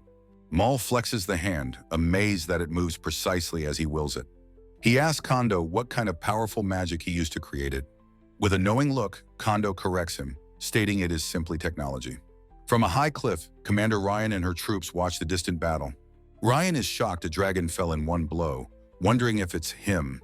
Her elf companion asks if Ryan recognizes the mysterious warrior. She confirms she does, recalling a time when dragons plagued their kingdom. King Black Moa V had dispatched his elite dragon striker subjugation squads. The strikers were unstoppable, successfully annihilating the entire dragon threat. Ryan recounts a rumor that the unit went rogue after their mission ended. King Black Moa, fearing them, then put a bounty on their leader's head. A look of horror dawns on Ryan's face as she realizes who they face. She identifies the warrior as Maul, the former captain of the Dragon Strikers. Her entire army stands frozen in fear before the legendary figure. Ryan's composure shatters as she screams for an immediate, panicked retreat. Her soldiers' faces are masks of terror and confusion at the sudden order. The elf mage, Juna, questions the command, noting the perfectly clear weather. Ryan insists an enemy is coming, trusting her special ability to sense it. She knows they cannot possibly win a direct confrontation with such a foe. She identifies the approaching threat: Maul, Kondo, and the Goblin Corps of Anger. Panic erupts in the ranks as her troops scramble to flee the storm. Far away, Kondo watches the enemy forces withdraw from the battlefield. He stares after them, his expression one of cold, unwavering determination. Maul watches the burning landscape, the enemy having torched the entire site. Clenching his fist, Kondo vows that he will not forgive them for this. Maul asks if they should give chase, but stumbles, his prosthetic leg failing. He curses in frustration as his leg refuses to move as he wishes. Kondo calmly tells him to rest, promising to adjust the prosthetic later. Maul then asks how they can possibly arm a pursuit force without weapons. Kondo reassures him, revealing he has the first weapons they ever created. He unveils a massive pile of 1,000 reinforced spike clubs. Maul and the goblin Gobukichi can only stare in stunned silence at the arsenal. The formidable clubs are distributed, ready for their new goblin army. Kondo leads a roaring horde of goblins, each armed with a heavy club. The human commander Ryan screams warnings of the approaching enemy. Her soldiers look back in horror at the impossibly fast goblin army. Kondo roars from the back, demanding they fulfill their dark responsibilities. Ryan screams back defiantly that she won't be killed by them. Just then, the elf mage Juna descends from the sky, her staff glowing. Juna declares that she will handle the rear guard and finish the fight. Ryan cries out her name, begging her to stop, warning of the danger. But Juna is resolute, vowing not to lose, her pride as a mage on the line. Kondo, holding his own club, stands ready for the magical assault. He watches as Juna hovers in the air, gathering immense magical power. Juna's expression is one of fierce determination as she prepares her spell. Kondo's gaze is steady and unwavering, meeting her challenge head-on. "This is payback," Juna shouts, vowing he will atone for his sins. She unleashes a colossal bolt of lightning that engulfs Kondo completely. The surrounding goblins are thrown back by the sheer force of the blast. Juna watches, confident she has hit her mark and won the fight. As the smoke clears, the club is revealed, smoking but perfectly intact. Kondo stands completely unharmed, holding the club in a grounding wire. Juna's eyes go wide with disbelief, demanding to know why it didn't work. Kondo offers a wry, pitying smile, telling her it's too bad for her. He explains he connected the club to the ground just before her attack. A wire is shown leading from the club to a stake in the earth. Juna is left speechless, her ultimate attack rendered utterly useless. Kondo explains the principle of electricity following the path of least resistance. He declares that her attack won't work. The current won't flow through him. Seeing her friend in peril, Ryan screams for her to fall back immediately. Far away in his throne room, King Blackmoa V receives the news. He is aghast, sputtering that his dragon and garrison were defeated. Realizing the gravity of the situation, he orders a full military retreat. His forces are pursued by the demon tribe towards the town of Leftorf. The king's face is grim as he realizes his only hope is a barrier. Standing on his balcony, he commands his mages to raise the barrier. The scene shifts to the human territory of the town Leftorf. The townsfolk look on with grim expressions as the mages prepare. A line of robed mages gathers, their staffs glowing with power. They activate a massive magical sigil on the ground, chanting in unison. A shimmering hexagonal pattern of light rises from the earth. The barrier rapidly expands, enveloping the entire town just in time. Inside the city, Commander Ryan sighs with relief, believing they are saved. Outside, Kondo and his relentless goblin army charge toward the town. The goblin horde's clubs crash against the invisible, impenetrable wall. They pound futilely against the glowing hexagonal shield. Kondo stares at the barrier, marveling at its hardness and transparency. His mind immediately compares it to the giant tank at Shiraumi Aquarium. Ryan, behind the barrier, is baffled by his talk of acrylic. She taunts the demon tribe, declaring that they cannot break the barrier. Her troops laugh, safe behind the impenetrable wall. Kondo stands before the barrier, on the verge of cornering the human army. He remains in awe, exclaiming that it's just like the giant aquarium tank. An older man marvels at a giant aquarium, recalling its impressive technical specifications. A diagram illustrates the special lamination technique used for the massive acrylic S. The man's face becomes grim as he realizes this technology is now an enemy's weapon. He shouts to his goblin allies that the acrylic wall is unbreakable and they must retreat. The frustrated goblins cease their attack, their clubs useless against the transparent barrier. From a wide view, the massive curved barrier has halted the entire goblin army's advance. An enemy commander looks on in shock, finally understanding what she is facing. The scene shifts to a desolate, dragon-scorched battlefield, the aftermath of a different conflict. A shaggy-haired man, Maul, kneels to tend to an injured horned woman named Celis. With concern in his eyes, Maul calls out her name. The injured Celis looks up, her one eye closed in pain as she lies on the ground. A small winged creature asks Celi how she could have lost to a dragon. She explains that her ice magic is weak against the dragon's powerful fire. Maul gently tells her not to push herself. Celes reveals that she has been watching him for a long time. She says she was waiting for him as a defeated dragon flies away in the distance. A memory begins, showing a platoon of armored dragon strikers on horseback. Villagers watch them pass with resentment, warning each other of their brutality. The platoon leader, a younger Maul, looks back with a grim expression. His gaze is cold and resolute as he observes the village. A small horned demon girl, a young Celis, looks up with pure admiration. She runs towards the departing soldiers, excitedly calling out a name. Her mother grabs her, warning that the soldiers will kill her like the dragon. The little girl asks her mother if she can become strong like them. Maul, hearing her words, makes a decision and turns his horse around. He draws his massive sword with a look of firm determination. Suddenly, a second dragon attacks, sending the villagers into a panicked frenzy. The mother desperately calls for her daughter, Celis, amidst the chaos.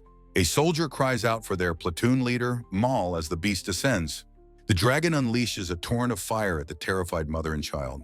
Maul raises his hand, preparing to intervene in the deadly attack. A massive, transparent shield materializes, completely blocking the dragon's flames. The devastating attack is rendered harmless, parting around the protected family. Maul looks back at the mother and child he has just saved. He gruffly tells them that no thanks are necessary for his actions. The little girl stares in pure, unadulterated awe at her heroic savior. He charges towards the beast as she reaches out a hand towards him. Her face is a portrait of heroism witnessed, filled with innocent joy. In the present, the adult Celis formally offers her thanks to Maul. They sit together, a moment of quiet gratitude passing between them. Maul appears flustered by her thanks, brushing it off awkwardly. The scene shifts to Kondo and his colleagues surveying the destroyed worksite. His colleagues grimly observe the devastation, calling it a burnout field. A woman with him wonders how they can possibly restore the land. Kondo's team discusses the need to rebuild using the local resources. He proposes a deal. They will rebuild in exchange for provisions for his employees. Celis, now in her demon general regalia, confidently tells Kondo to leave it to her. In a demon throne room, Celis furiously demands to know why she wasn't warned. A long-haired demon explains that their leaders, Sturm and Shenkar, were away. Celis fumes that their trip yielded no results, a clear neglect of their duties. The formal demon, Shenkar, blames her for neglecting the front lines. Shenkar looks on with disdain as the argument continues to escalate. He turns his scorn on Kondo, demanding to know what he contributed. Kondo calmly replies that he simply provided backup. Celis reveals it was Kondo's prosthetic leg for Maul that defeated the dragon. Shenkar is stunned into silence by this incredible revelation. The Demon King Sturm lets out a hearty laugh, impressed by Kondo's skills. Sturm declares he wants to appoint Kondo as the new Reformation Captain General. Shenkar objects, arguing that Kondo is a newcomer and the promotion is too sudden. Sturm overrules him, stating he has high expectations for Kondo's restoration work. Kondo's female colleague raises her hand to state their conditions. She explains their employees require necessities like proper food and clothing. Sturm roars in agreement, promising to provide whatever they need if they rebuild. Kondo and Shenkar stare each other down, a new rivalry forming between them. Shenkar seethes, refusing to acknowledge the presumptuous upstart. Kondo and Maul stand in the ruins, discussing their new responsibilities. Kondo asks Maul if he's truly okay with being the site supervisor.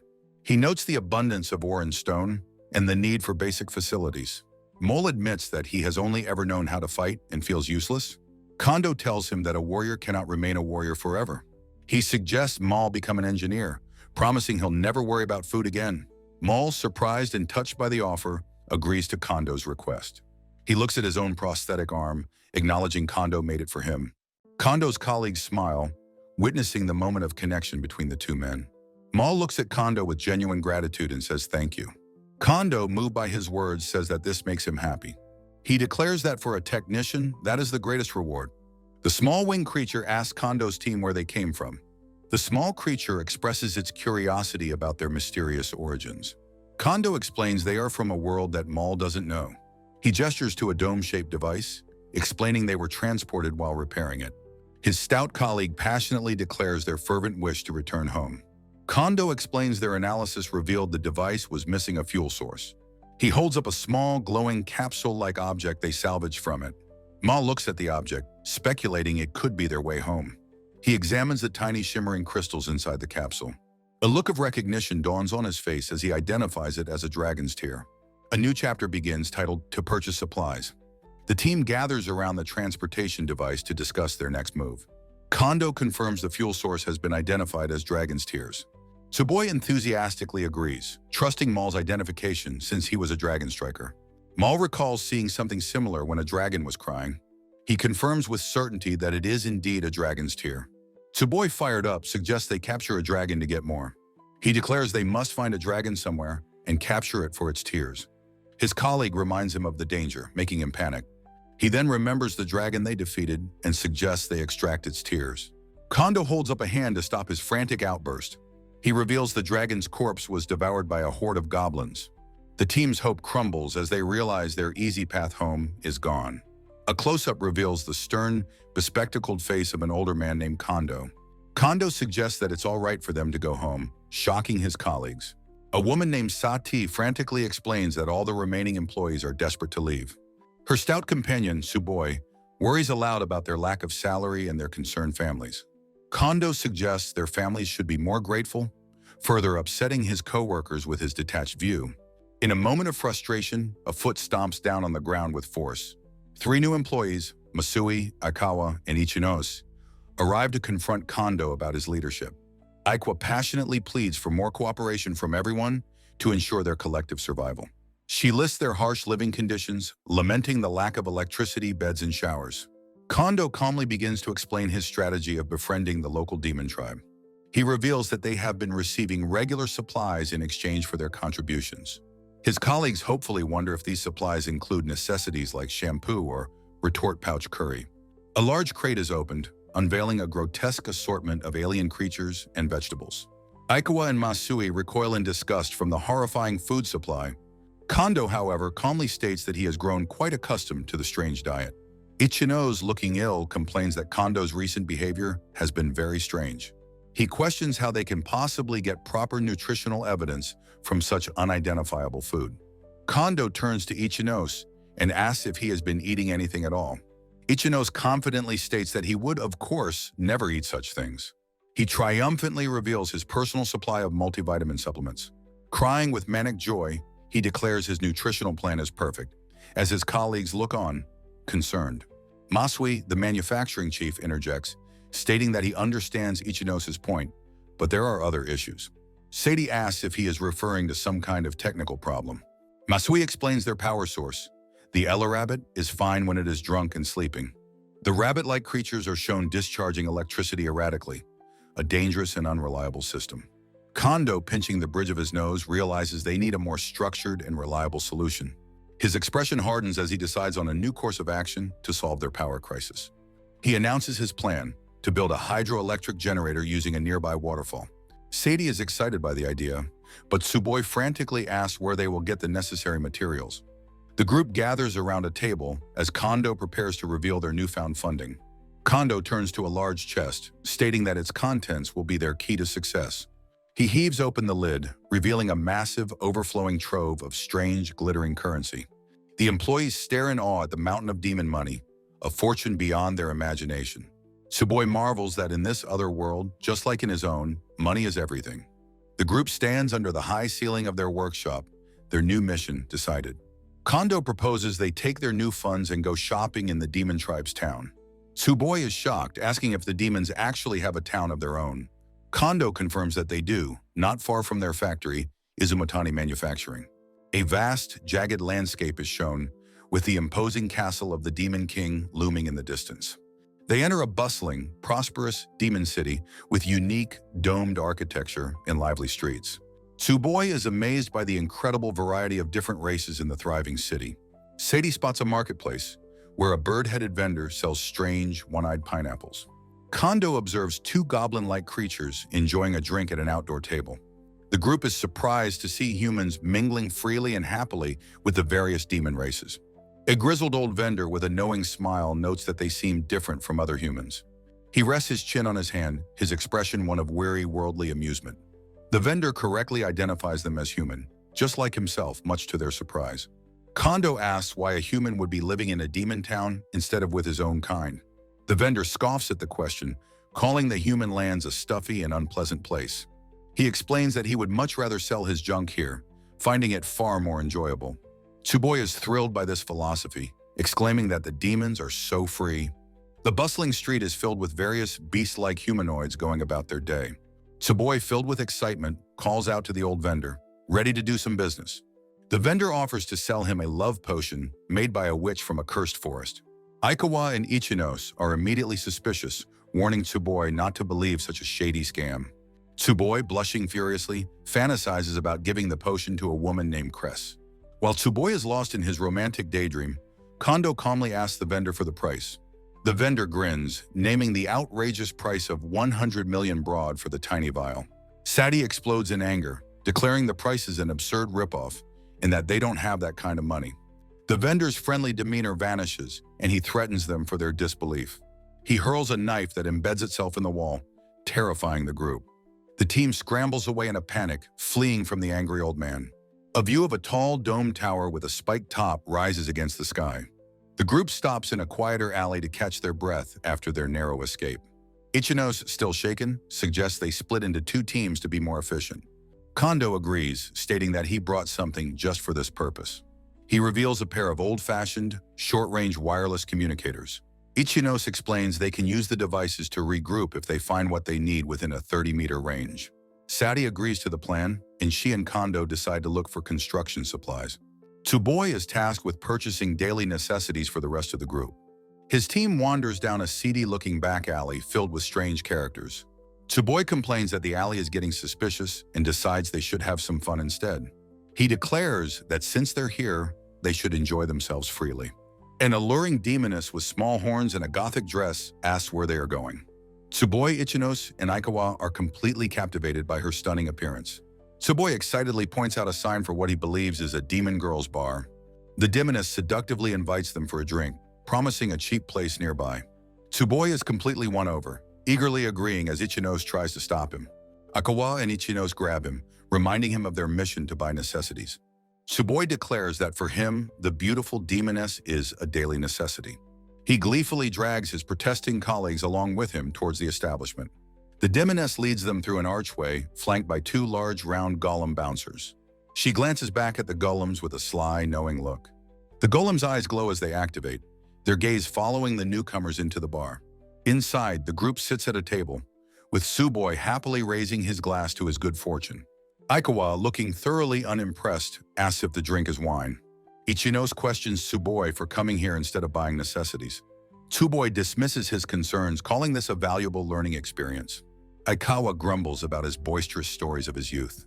A beautiful demon hostess with a charming smile asks if they are having fun. Carrying a tray, she introduces herself as Emasa and offers to join them for a drink. Tsuboi is completely smitten, calling out her name with absolute delight. He enthusiastically pats the seat next to him, urging her to sit down beside him. She accepts, and Tsuboi begins to serenade her with a cheesy love song. Ichinos, ever practical, cuts in to ask how much the place costs. Emasa explains it's 1,500 broad for an hour of all you can drink. She adds that this is a bargain, as a single fruit juice outside costs 500 broad. Tsuboi declares the pricing to be incredibly conscientious, though Aikawa remains suspicious. With Emasa mentioning she has liquor worth 50,000 broad, they raise their glasses to drink. Outside, the golem bouncers stand silently, waiting for their cue to act. In a bustling demon city, various horned and winged races go about their day. Salihe, an older man in a work uniform, examines a strange talking plant. His female subordinate expresses her desire to find useful items for their mission. She then voices her concern over whether their colleague, Tazawa, is handling his task properly. Salihe confidently reassures her, stating that Tazawa is an excellent and capable man. The subordinate, however, privately thinks Tazawa is completely useless at his job. Salihe explains their need to find production materials, as their own company's inventory is limited. His attention is suddenly captured by a large round figure moving through the market. He asks his subordinate about the strange rock person he sees working nearby. The articulated stone golem continues its methodical work. Its design simple yet functional. Salihe notes with fascination that the golem repeats the exact same loading motion. A young man with a ponytail proudly identifies the creature as a golem. He explains that as a golem user, he can make the rock doll perform his commands. A profound realization strikes Salihe as he recognizes the golem as an industrial robot. He excitedly grabs the golem user, asking about the programming language with modern terms. The young man is completely bewildered by Salihe's unfamiliar technological jargon. He simply clarifies that the golem is controlled by incantations. Elsewhere, in a stone tavern, a drunken Kondo cheerfully calls out to someone. His face is flushed with drink as he continues to enthusiastically call for Ichinos. Tazawa warns Kondo about his excessive drinking, but Kondo insists he understands something. He drunkenly declares that their colleague Kless must be secretly in love with him. Busi scoffs at the absurd notion, chugging her drink in disgust. Kondo turns his attention to the crying hostess, Emasa, promising to listen to her. Emasa slyly asks if he will truly listen to anything she says. He eagerly agrees, offering to pay 50,000 broad for an after-party. Emasa then reveals the true bill as a staggering 171,500 broad. Kondo is shocked into sobriety, his money pouch suddenly feeling very empty. Tazawa stares in wide-eyed horror at the unbelievable sum. Busei is equally aghast, a single tear of despair rolling down her cheek. Kondo tries to laugh off the bill as a joke, but Emasa insists it's real. She presents the itemized list, including a massive charge for her company. Emasa smiles sweetly, demanding that he pay the bill in full. Kondo recoils from the table, his expression one of utter shock. He slumps back in his seat, declaring it a ripoff and refusing to pay. Busei sighs in exasperation, having suspected something was amiss. Emasa's expression turns cold as she reminds him of his promise. With a sharp crack, she snaps her fingers, activating a spell. Her eyes glow as she chants a strange arcane incantation. Two massive stone golems lumber into the tavern in response to her call. The group recoils in terror, wondering what the monstrous creatures are. Emasa introduces her cute golems, revealing herself as a golem user. One of the golems stares forward with blank, menacing eyes. She boasts that her creations will obey her every command. A golem smashes the table with its fist, sending everyone scrambling. The terrified group cowers in a corner amidst the wreckage of the tavern. Kondo, sweating profusely, pleads for them to be pardoned. Imasa informs them they will be turned into meatballs for non-payment. Kondo repeats the horrifying word meatballs in utter disbelief. She explains they will be sold as food for the beast tribes. The group panics, realizing their gruesome fate is to be eaten. Imasa gives him a final choice: pay the bill or become a meatball. The group despairs, believing it's all over, as a beeping sound interrupts. Imasa looks around, confused by the sudden electronic noise. A new voice calmly states that there is no need to pay such a bill. Salihe and his assistant arrive, Salihe holding a beeping device as Kondo cries in relief. Imasa looks on with a slight, unimpressed smile, her composure returning. She addresses Salihe as the parent, asking if he intends to pay the bill. Salihe calmly asks what will happen if he refuses her demand. Imasa orders her golems to turn them all into meatballs. A golem lunges forward, its massive stone fist ready to crush Salihe. Salihe shouts a command in a strange arcane language. The golem's fist stops just inches from his face, its motion frozen. Imasa stares in utter disbelief, her confidence completely shattered. The rest of the group looks on, equally bewildered by the turn of events. The golem's hand remains frozen in place, suspended in midair. Salihe reaches into a small rectangular slot in the golem's head. Imasa demands to know why he is able to control her creation. He calmly pulls a thin, rectangular card from the golem's head. Salihe identifies the command he used as a universal emergency stop incantation. His confused colleagues ask him to explain what is happening. Salihe reveals that the golems are controlled by her, just like robots. He explains that the card is a memory card containing her program. Salihe hands the card to Tasawa, the programmer, for his expert analysis. Tazawa examines the card, his expression one of dawning understanding. He deduces it contains a simple visual program to attack non-paying customers. The group marvels at the revelation that the creatures are just like robots. Imasa, defeated, demands to know how Salihe learned the stop code. Salihe reveals he bought the code from the other golem user for 200,000 broad. His colleagues are aghast at the price, calling it higher than the scam bill. Salihe looks at Imasa, stating that the high price proves her value. He looks at her intently, asking if she is having trouble with money. Salihe extends an offer, asking if she would be interested in joining them. The chapter title is revealed amidst the wreckage of the tavern. Salihe smiles, directly asking the golem user what she thinks of his offer. He states that her golems move according to her incantations, which her golem confirms. He explains that in his world, this is equivalent to an industrial robot. Salihe's team discusses how her programming could revolutionize their manufacturing process. Salih pushes up his glasses, his expression serious and determined. He tells Imasa that her incredible skills deserve proper compensation. Imasa stands with her golem, listening intently to his business proposal. She explains her past, dispatching golems to human mining sites for work. However, she recounts how the humans eventually stopped paying for her services. She reveals the current king outlawed her slave magic, forcing her into servitude. Ultimately, she was cast out from the goblin's mine, unable to make a living. She recalls being forced to scam people, like the man Kondo, just to survive. She had to sell her simple incantations at exorbitant prices just to eat. She clarifies that she is capable of using far more advanced incantations. Imasa leans in with a sly smile, asking if he's saying she's worth a lot. His subordinate excitedly tells him to consider it, as it's within their budget. Salih, with passionate intensity, makes his offer: a monthly salary of 1 million broad. A woman with a bob haircut shouts in disbelief at the sheer size of the proposed salary. A stout man wonders if this is for a section chief, while his colleague admits he has no frame of reference. The subject of their discussion, a woman with small horns named Emma, smiles coolly. Later, a truck pulls up to the unassuming Izumatani manufacturing plant building. Cheerful factory workers begin unloading crates filled with fresh, exotic-looking fruit. The bountiful harvest promises the welcome relief of a proper meal at last. Inside, the manager Kondo and his colleague Sari sample the fruit, remarking on its delicious taste.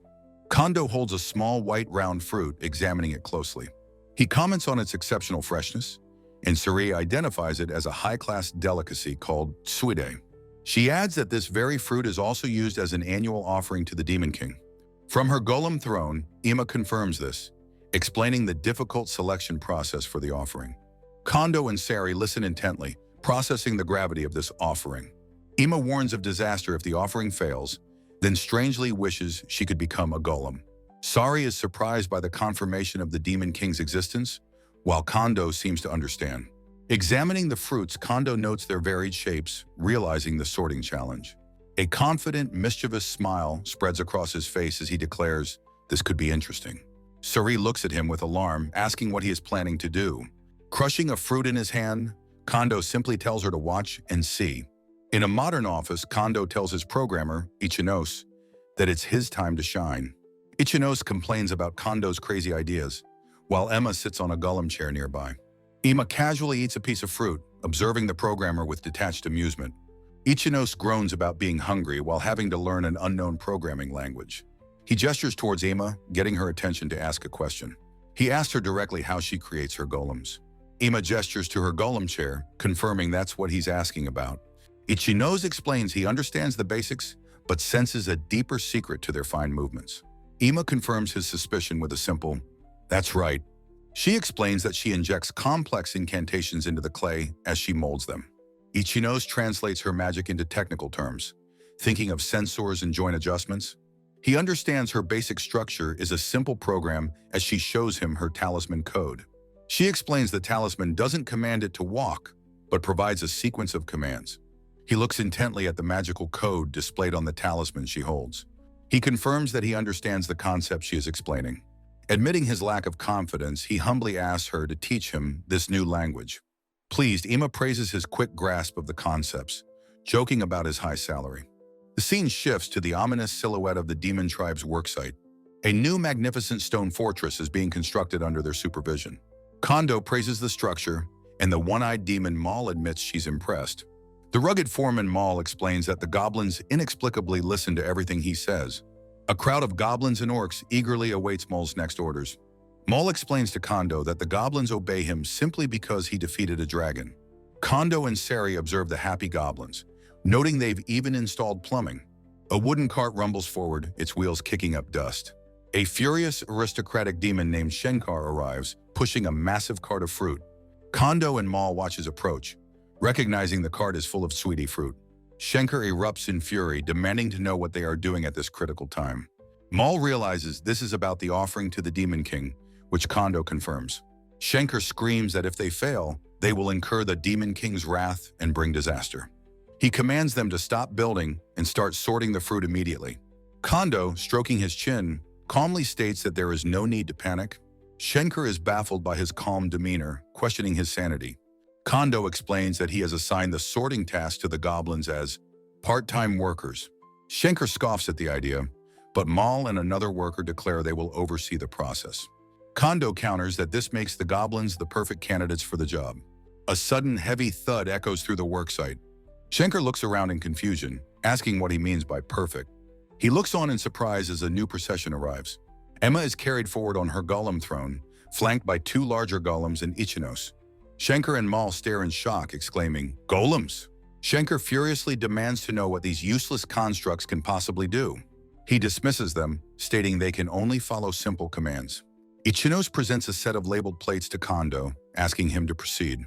Ima gets down from her throne as one of the golems approaches a box. Ichinos places a plate labeled damaged on the side of a large bin. He then places plates for S, M, and L sizes. The next plates are for LL and top grade. The final plate, special grade, completes the sorting station. Ichinos and Emma present their fully prepared fruit sorting station. Shenkar and Mal look on, utterly confused, asking what they are trying to do. Ichinos' eyes glow as he chants in an arcane magical language.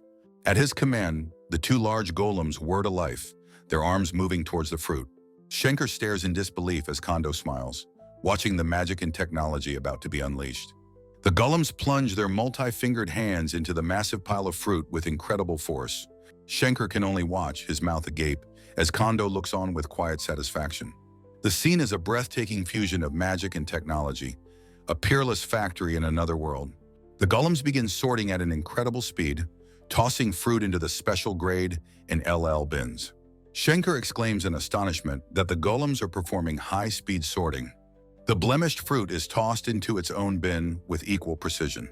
One of the golems works tirelessly, its simple face betraying no emotion as it carries out the impossible task. Kondo, Ichinos, and Ima watch their creation work, a portrait of collaborative success. Schenker examines assorted fruit, marveling at how perfectly the golems have separated everything. Kondo explains that golems can only do what they are told. He clarifies that a golem is like a robot, and the incantations on its talisman are its program. He credits the breakthrough to the collaboration between Emma and Ichinos. Ima coolly states that she only taught them the necessary words for the talisman. Ichinos, however, is still in awe that she could learn and implement the system so quickly. Kondo, pinching his tired eyes, agrees that Ichinos has done exceptionally well. Ichinos dismisses the praise, stating that his work is still amateurish. Ima observes one of the golems shuddering, admitting she doesn't know what might cause a malfunction. A stout man named Cress panics, shouting that an error could be a disaster and they must strive for perfection. Ima watches him with annoyance, wondering why he's so pleased by the potential chaos. Ichinos speculates that Cress is simply aiming for an even more perfect system. Ima glares, thinking that if the system becomes too perfect, her own job will be at risk. She vows to herself that she will never teach them the art of creating golems from clay. Cress, oblivious, enthusiastically praises Ima's genius. Ima snaps at him to not touch her, threatening to bury him inside a golem. Cress is shown with his head and hands sticking out of a golem's body, apologizing profusely. Schenker takes command, shouting that they are out of time. He orders the goblins to prepare the sorted fruit for shipment immediately. The one-eyed demon warrior, Mal, and Sari watch with satisfaction, Mal remarking that things worked out after all. Goblins and orcs are hard at work while Kondo and Schenker observe the sight. Schenker admits they received help, but not solely due to Kondo's own power. Kondo humbly agrees, giving full credit to his excellent subordinates. Once weapons manufacturing is finished, Schenker declares they will proceed to the next task. Kondo interjects, suggesting that simply moving on would be a waste of potential. A confused Schenker demands to know what he could possibly mean by that. Kondo explains that their current profits are merely a starting point for a larger business. When pressed for details, Kondo simply tells the bewildered noble to just watch. Schenker notes the best fruits go to the Demon King, but Kondo insists that's not enough. The engineer unveils his plan to sort fruit by grade and vary prices accordingly. Schenker realizes this strategy would better cater to the needs of different customers. A crate filled with blemished, seemingly worthless fruit is shown. Kondo points out that even these damaged goods can be efficiently used for jam or wine. A shocked Schenker understands they've been selling all but the best fruit indiscriminately. With a confident smile, Kondo states that this is where things get truly interesting. He then poses a critical question about what would happen if the harvest failed. A worried Schenker confirms that such a disaster would enrage the Demon King. Kondo confidently presents a metal can, declaring it to be the solution. Schenker stares at the strange iron container, asking what it is. The engineer introduces the object as a kanzume, a canned good. A baffled Schenker stammers the unfamiliar word as Kondo prepares to open it. He pulls the tab, revealing the perfectly preserved fruit segments inside. The demon noble identifies the contents simply as fruit. Kondo carefully picks out a single piece to offer. After trying a piece himself, he encourages Schenker to taste it. Schenker hesitantly accepts the offered fruit segment. He brings the glistening piece of fruit to his lips and takes a bite. His eyes fly open in surprise as he exclaims how delicious it is. Kondo then reveals the fruit is 4 years old, causing Schenker to spit it out.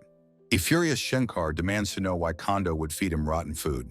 Kondo calmly corrects him, insisting that the food is not rotten at all. He explains the modern canning process of vacuum sealing and heat sterilization. Holding up the can, he states that it won't spoil as long as it's sealed. This, he explains, ensures a stable supply and avoids the Demon King's anger. A stunned Schenker processes the idea that the food could, in theory, last forever. Kondo gestures grandly, declaring his plan to build a canning factory on the spot. The demon noble's mind reels, realizing the immense profits this could generate. Kondo looks on with a determined, satisfied smile, his vision clear. Schenker understands that this isn't just a new product, it is a revolution. A massive, shadowy figure suddenly appears behind them, its presence commanding. The powerful wolfman, Storm, arrives, commenting on the pleasant scenery. Schenker and Kondo are startled by his sudden and unexpected appearance. Their colleagues, including the one-eyed warrior Klessa, also look on in surprise. Klessa finds it strange for him to be here, as a colleague frets nearby. Storm grins, revealing that he has a special proposal for them all. He grandly announces a company trip to a hot spring to deepen their bonds. Kondo and Schenker are taken aback by the sudden suggestion of a hot spring. A portly employee asks if such a facility even exists, which is confirmed. Storm explains it's a tourist spot for healing weary bodies after battle. The portly man is immediately lost in a fantasy of getting closer to Klessa. His lecherous daydream expands to include another female colleague, Emasa. Klessa, thoroughly unimpressed by his advances, coldly asks who he is. She then turns to the quiet, dark-haired Maul, suggesting he should go too. A surprised Maul questions if she is speaking to him. Klessa, blushing slightly, notes that his wounds probably haven't fully healed yet. The jealous portly man insists the hot springs are said to be very effective. A female factory worker cheers with delight, excited for a proper bath. Kondo agrees it's a good idea and tells her to inform the other employees. A man in a suit seems unenthusiastic, while a gothic woman asks if he's going. Unseen, a hooded figure watches from the woods before slipping away. The hooded scout is seen running across a field carrying the news. His message is destined for the formidable fortress of the human kingdom of Liver. A spyglass is shown, observing the distant scout's signals. Through the lens, a scout is seen waving a flag, reporting on the hot spring trip. King Black Moafev seethes, furious about his slain dragon and their vacation. He grits his teeth, his expression one of pure, unpleasant rage. The elf mage, Juna, asks if he's considering what she thinks he is. In his throne room, she questions if he plans another reckless attack. The king dismisses the idea, knowing the dragon striker is now on high alert. Juna listens intently, her expression serious and unreadable. The king's face twists into a malicious grin as he reveals his new strategy. The factory workers discuss their situation, one noting it's not difficult. A man with a buzz cut seethes with internal rage, vowing to find a betrayer. The imposing fortress of the human kingdom of Liver is shown again. King Black Moafev confidently tells Juna to rest assured about his clever strategy. A shocked Juna questions if she is truly capable of such a grand task. The king walks up the steps to his throne, his presence dominating the hall. He looks down at her with unwavering confidence, assuring her that she can do it. He addresses the kneeling elf by her name, Juna. He reveals that he is aware of her struggles to pass the B-rank magic user exam. Juna is stunned into silence, asking how he could possibly know that. The king boasts that he sees everything in his country, being close to a god. He then states with finality that he is, after all, the king. Juna looks on, a single bead of sweat tracing a path down her temple. The king offers her a deal, suggesting he could arrange for her to pass the exam. He tells her she could pass with her eyes closed, but there is a price to pay. Juna nervously asks what role she must play in return for this favor. The king commands her to use her skills to ferret out the betrayer among them. He tells her with chilling intensity that she will do it with her own hands. The team arrives at a large, grimy settlement nestled in the mountains. The workers are unimpressed with the accommodations, one asking if they're staying here. Kondo reassures them, though his colleague worries about ghosts and bugs. They are greeted by Storm, who is being chided by other demons for drinking already. Storm calls out a welcome to the newly arrived members of Izumatani Manufacturing. A demon noble explains that this is Storm's regular lodging. He adds that it was even used for the demon tribe's baseball team training camp. Kondo steps forward, bowing deeply and expressing his sincere gratitude for the invitation. He explains it's an honor, as they haven't had a proper bath since arriving. The demon noble tells Storm not to complain after being so graciously invited. A pleased Storm praises Kondo's words and declares it's time for the hot springs. An empty, traditional Japanese inn hallway sets a quiet, reflective mood. Three men in work clothes relax in a tatami room, one remarking on the nostalgia. Murata, smoking, thinks back to a company trip to Atami.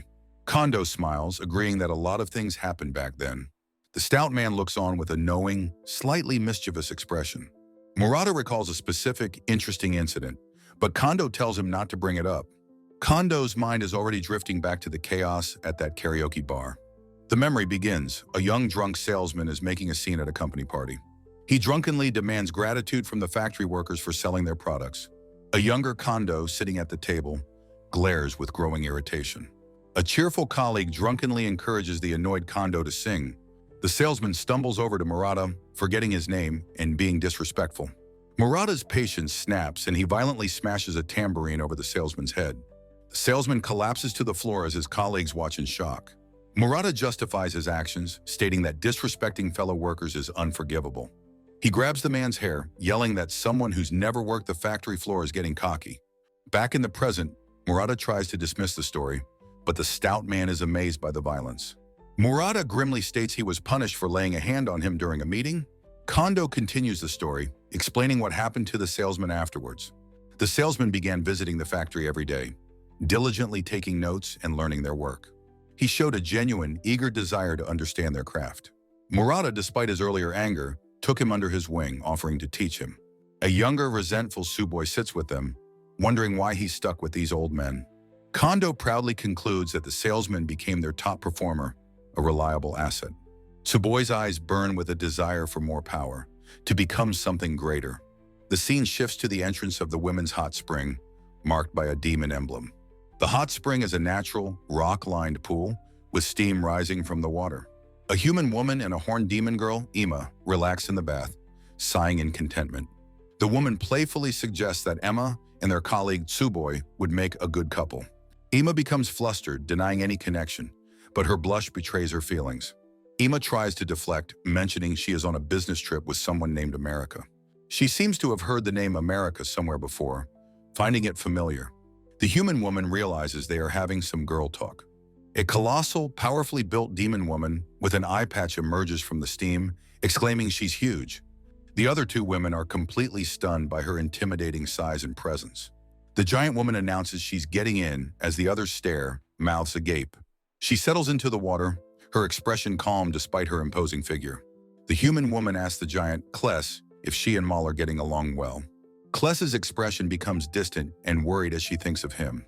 She frets that he has been drinking alone in his room all day, and she doesn't know what to do. She believes that without her there to support him, he will fall apart completely. A close-up shows Mal looking troubled and alone. The human woman smiles knowingly at Kless's concern for her companion. A lively banquet hall is filled with humans and demons celebrating together. A massive wolf man and the human woman raise their mugs, toasting to their shared prosperity. The older men enjoy the party, the atmosphere filled with joyous revelry. Tsuboi wanders down a quiet, empty hallway, away from the celebration. He notices that Kless disappeared during the party and wonders where she went. Peeking around a corner, he sees Kless supporting a stumbling, intoxicated figure. She helps the drunken Mal, asking where his room is as he struggles to walk. Tsuboi watches the scene unfold from his hiding spot, his expression unreadable. Mal mutters incoherently, completely lost in his drunken stupor. Kless scolds him, asking if this is how a former striker captain should act, whispering his name, Dragon. Deliriously, Mal asks if the dragons will come for him anymore. Kless looks down at him, her expression softening. He confesses that he's scared, his hands clasped together in fear. He whimpers that he's afraid of returning to the strikers. He finally passes out from the alcohol and emotional exhaustion. Kless's exasperation melts into a gentle, affectionate smile. She cradles the vulnerable warrior in her arms, a silent, protective guardian. Tsuboi continues to watch the intimate, secret exchange from the corner. The scene shifts to the men's outdoor hot spring entrance. Tsuboi soaks alone in the steaming rock-lined pool. He reflects on the events of the evening, his expression pensive. Gazing at the starry sky, he whimsically wishes for an angel to appear. In the sky, a small figure on a staff can be seen approaching. Tsuboi's face breaks into a hopeful, goofy grin. The figure descends rapidly from the night sky. A beautiful elf woman crashes into the water with a massive splash. Tsuboi is completely startled, demanding to know who she is. He recognizes her as an enemy from the opposing army. He realizes with a jolt that she is an elf from the enemy forces. She coolly retorts that elves want to use the bath too. Flustered, he points out that this is the men's bath and asks what she's doing here. She gives him a sly, unreadable smirk, ignoring his protests. Tsuboi, stammering, confesses that he's been interested in her for a while. The elf, Juna, looks at him intently and asks if he will be her friend. Tsuboi is completely overwhelmed by the sudden, romantic proposal. The sound of a distant horn echoes through the mountains. Stunned, he points to himself, asking if she truly wants to be friends with him. His face flushes with hope and disbelief. She splashes water at him playfully, asking why it's a problem. He nervously explains that they are enemies and it's impossible. She suggests they could just meet up occasionally, calling him by her name, Juna. She leans closer, whispering that it will be their little secret. Tsuboi panics, realizing how dangerous it would be if they were discovered. A massive splash of water erupts as she moves closer to him. She gently pats his head with her staff, asking what's wrong. A faint blush appears on her cheeks as she looks at him. Tsuboi is sent into a state of pure, blissful delirium by her touch. Juna whispers that love is what transcends the wall between enemies. Completely won over, he wholeheartedly agrees with her. Suddenly, Kondo and Murata appear at the edge of the bath. Kondo's voice booms with disapproval, shouting Tsuboi's name. Tsuboi snaps back to reality, frantically denying that anything was happening. He stammers that his body was just moving on its own. Looking around the now empty hot spring, he wonders where she went. He asks in confusion if she is already gone. Kondo points out Tsuboi's beet-red face, accusing him of being flustered from drinking too much. From a distance, Juna flies away, her mission to ensnare the gullible man a complete success. An elf woman, Juna, is shown with a serene and knowing smile. In a hot spring, Kondo and Murata discuss how Juna, being a mage, can fly. Murata details the complex three-step mechanical process for making cans. He points out that without a motor, a goblin or golem must power the roller. Murata clutches his head, overwhelmed by the immense engineering challenge ahead. Kondo smiles, reassuring him with complete confidence in his ability to build it. Tsuboi sits alone, lamenting that this is not how he wanted to spend his time. He feels hopeless, as his colleagues are only interested in technical matters. At a dusty quarry, an army of goblins works to construct a stone fortress. Ima, the golem user, snaps her fingers with a sharp sound to issue a command. A massive stone golem's hand grips a heavy beam with incredible strength. The golem effortlessly lifts the beam, watched by Kondo, Schenker, and Emma. Kondo cheerfully remarks on how helpful the golem's immense power is.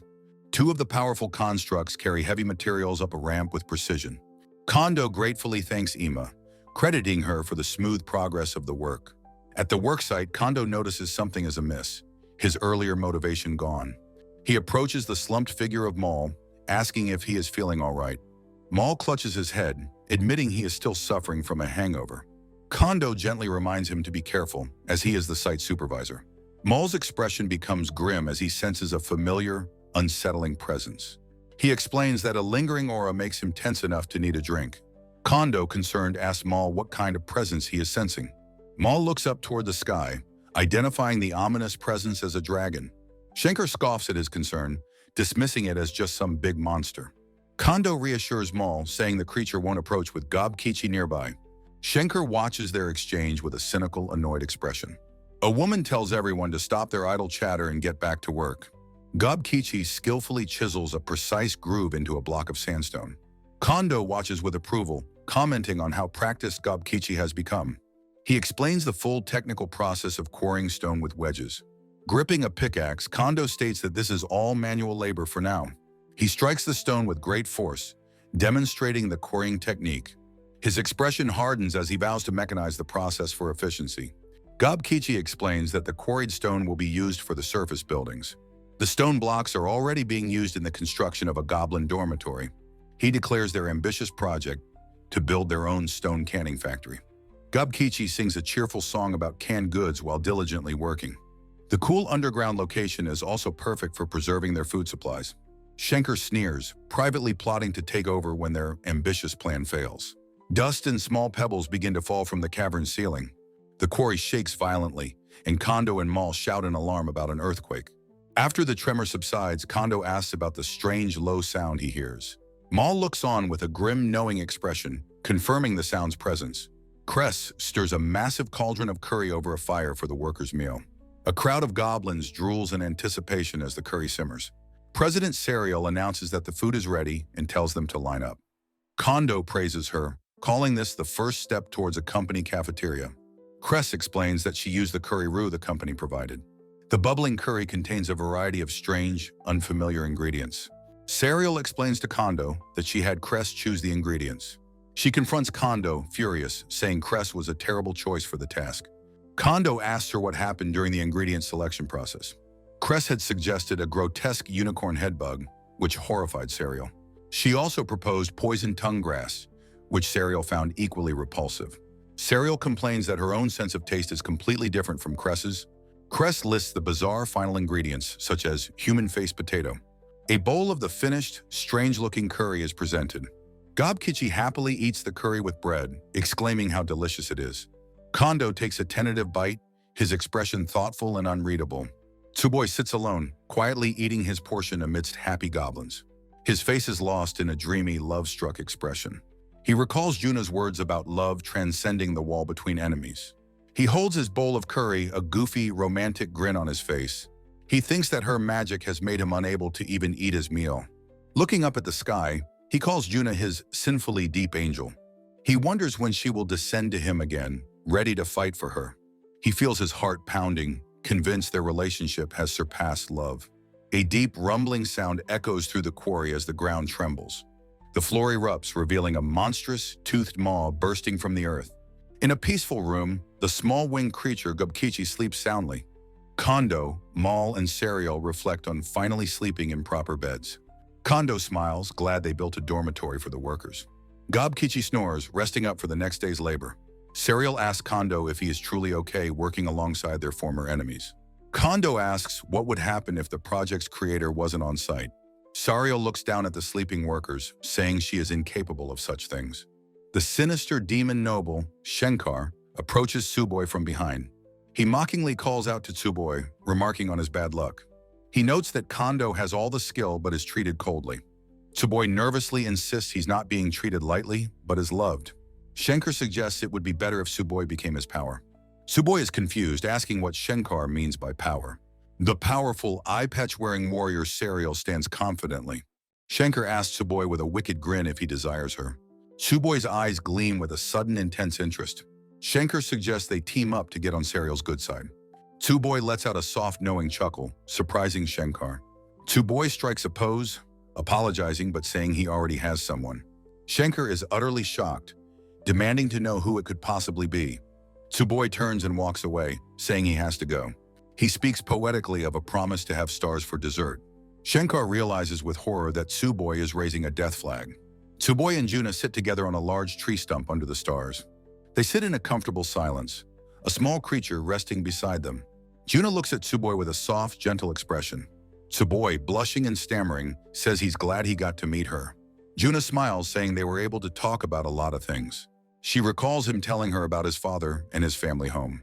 She also remembers him mentioning Kondo's plan to build a canning factory. Tsuboi admits he doesn't usually talk about his private life with others.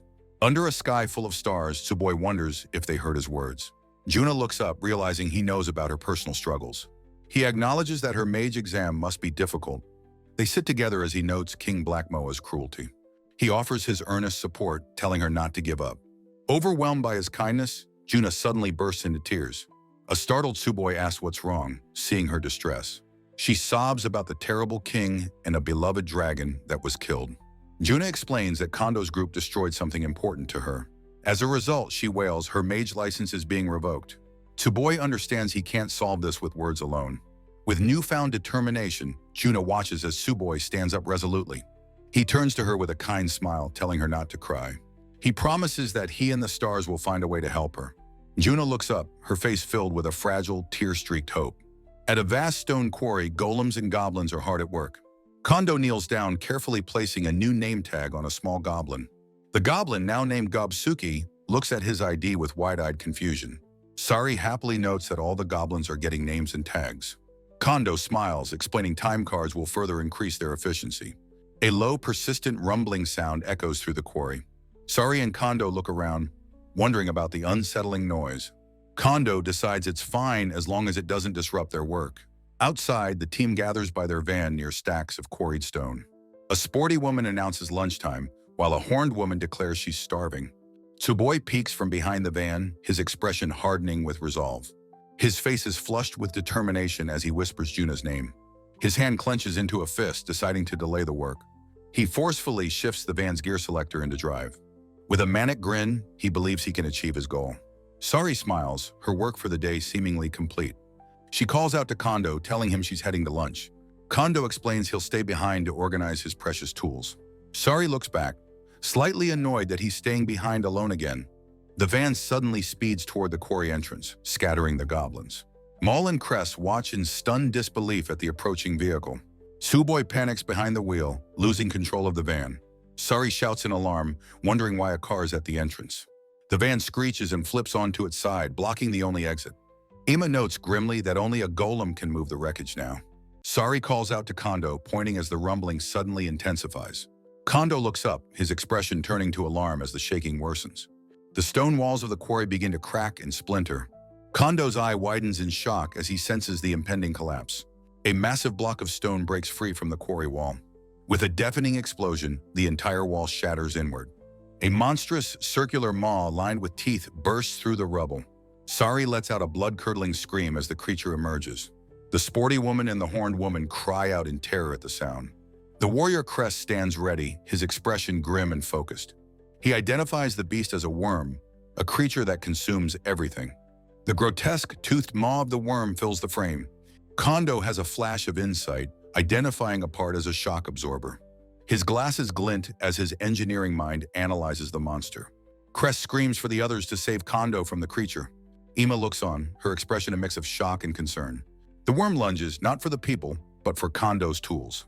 Its multiple jaws snap open, ready to devour the equipment. Kondo stands before the massive beast, his tools in his path. He furiously declares that swallowing his tools is an unforgivable offense. He plants his pickaxe defiantly in the ground before the monster. He vows that if it wants his tools, it must take him too. He is pulled into the swirling vortex of teeth, staking his pride. Sari screams his name in horror as a single work shoe is left behind. A memory begins, with the old president asking Kondo about workshop injuries. A younger Kondo is confused by the sudden question from his president. The president repeats his query about when workers get hurt most often. Kondo pushes up his glasses, pondering the answer to the question. He tells the president that the answer should be obvious. Kondo states that the most dangerous time is when one becomes overconfident. He compares it to driving, when skill becomes second nature. The president explains this is when accidents are most likely to occur. The old president smiles, adjusting his cap with a knowing look. He tells Kondo that he's close, but not quite right. He explains that overconfidence emerges from the subconscious. Kondo wonders when this subconscious state takes over. The president holds up 5 fingers to illustrate his point. He reveals the most dangerous time is 5 minutes before and after work. The old president asks if Kondo understands this crucial lesson. Inside the worm, Kondo realizes he forgot his mentor's words.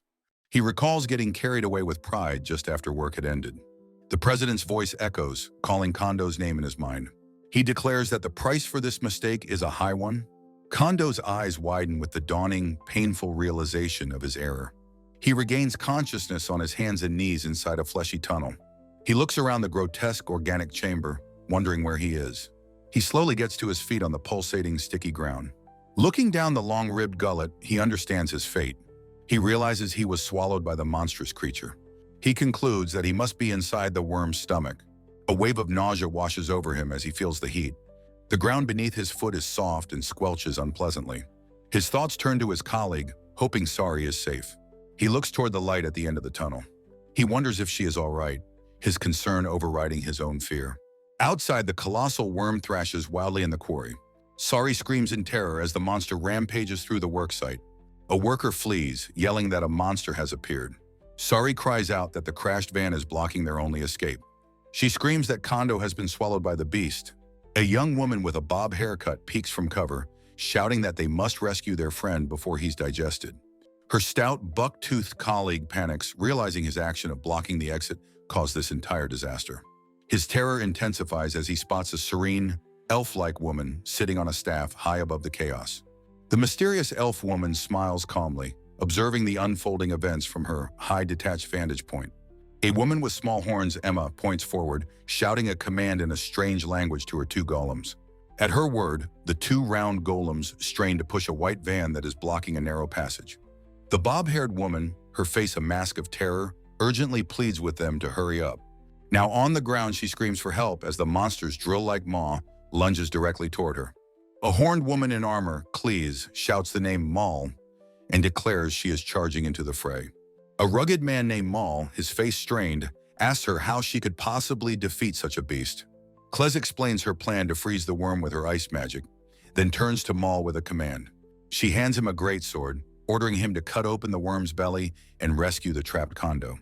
Maul's expression is hesitant, his eyes filled with doubt as he considers the dangerous task. After a moment, he looks down and grimly agrees to her plan, stating that he understands. Cleese watches him, her single eye wide with anticipation, as his gauntleted hand grips the sword's hilt. In a moment of vulnerability, Maul is seen being comforted by Cleese, confessing that he is scared. Cleese grabs him, desperately reminding him he's their only hope and that he once defeated a dragon. Maul reflects on his actions, unsure if it's the joy of battle or gratitude to Kondo driving him. His resolve hardens. He decides that now is the time to save Kondo and takes up the sword. Cleese roars his battle name, Dragon Striker, swinging him forward into the fight. The massive toothed maw of the worm lunges forward, a horrifying vision of imminent destruction. A blur of motion cuts across the as someone acts with incredible life-saving speed. The woman on the ground despairs, believing it's all over and that she is utterly doomed. Maul snatches her from the jaws of death, pulling her into a protective embrace with his sword raised. He glares at the monster with fierce determination, shielding the terrified woman behind him. Kless's face lights up with a triumphant, fanged grin as she shouts that he did it. Her party stands ready as she gathers her power, preparing to unleash her ultimate ice spell. With a powerful cry, she unleashes the ice trance, avalanche, Zrania, her eye glowing with energy. A cataclysmic blast of frigid energy erupts, freezing the entire area in jagged, crystalline ice.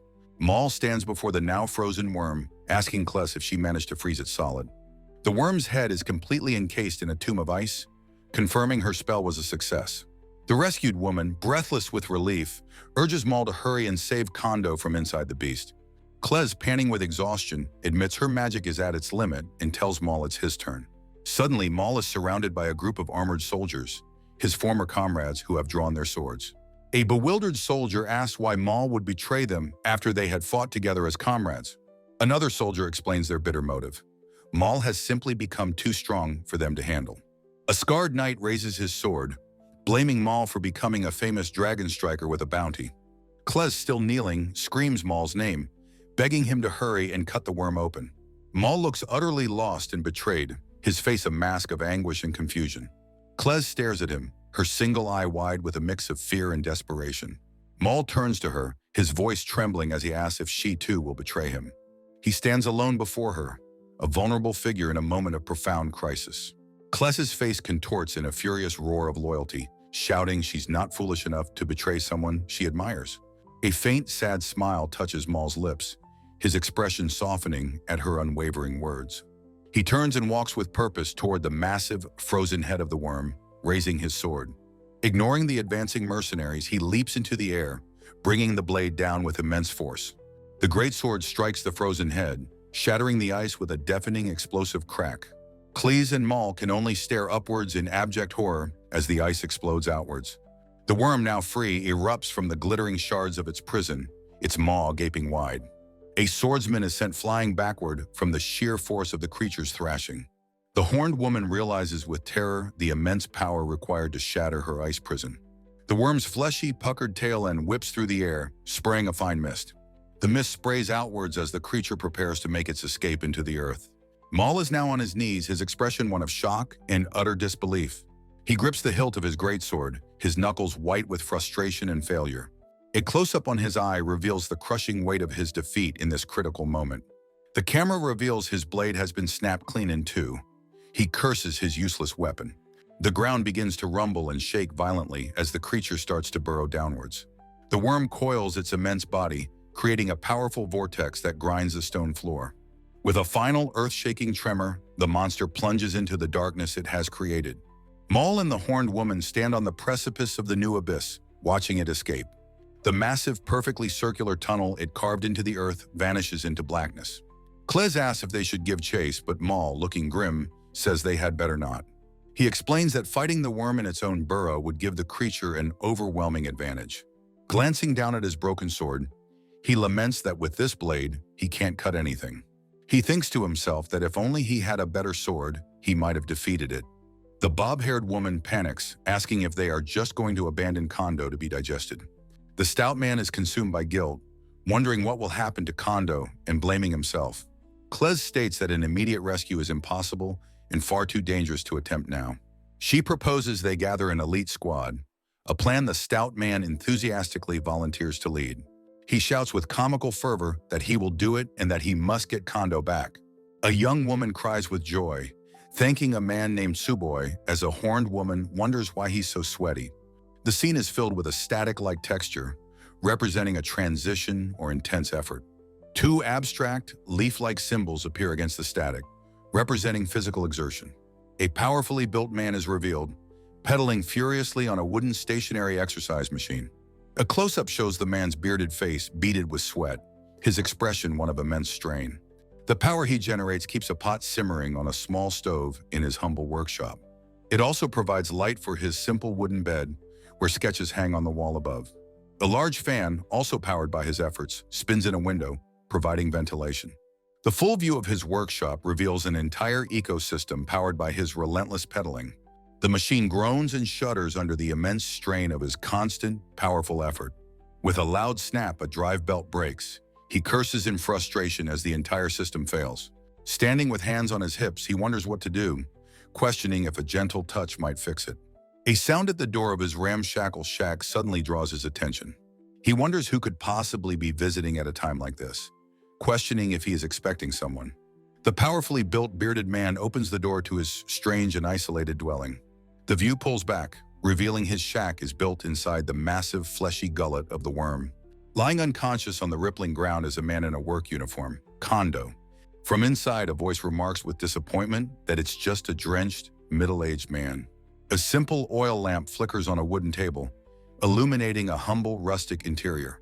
Kondo is now resting in a simple wooden bed, slowly beginning to regain consciousness. His eyes flutter open, his expression dazed and confused as he awakens in this strange place. He sees the back of his host, a muscular, bearded man, who is busy cooking at a stove. The man, Zach, turns and asks if he's awake, telling him to wait while he finishes the meal. A steaming plate of food is placed before a bewildered Kondo, its strange aroma filling the air. Zach identifies the meal as a stir-fry made from the third stomach wall of the worm. Kondo, still disoriented, asks where he is, his gaze shifting to his strange muscular host. Zach, taking a large bite of his own food, begins to explain their bizarre location. He casually informs Kondo that they are inside the worm's stomach, and this is his castle. Kondo, utterly baffled, asks who he is and why he hasn't been dissolved by the stomach acid. A powerfully built dwarf with a magnificent beard introduces himself as Zach, a longtime resident of the worm. He explains his survival is due to a ventilation fan that protects him from the creature's acidic fumes. The man in glasses, Kondo, adjusts his spectacles, acknowledging the dwarf's ingenuity with a look of understanding.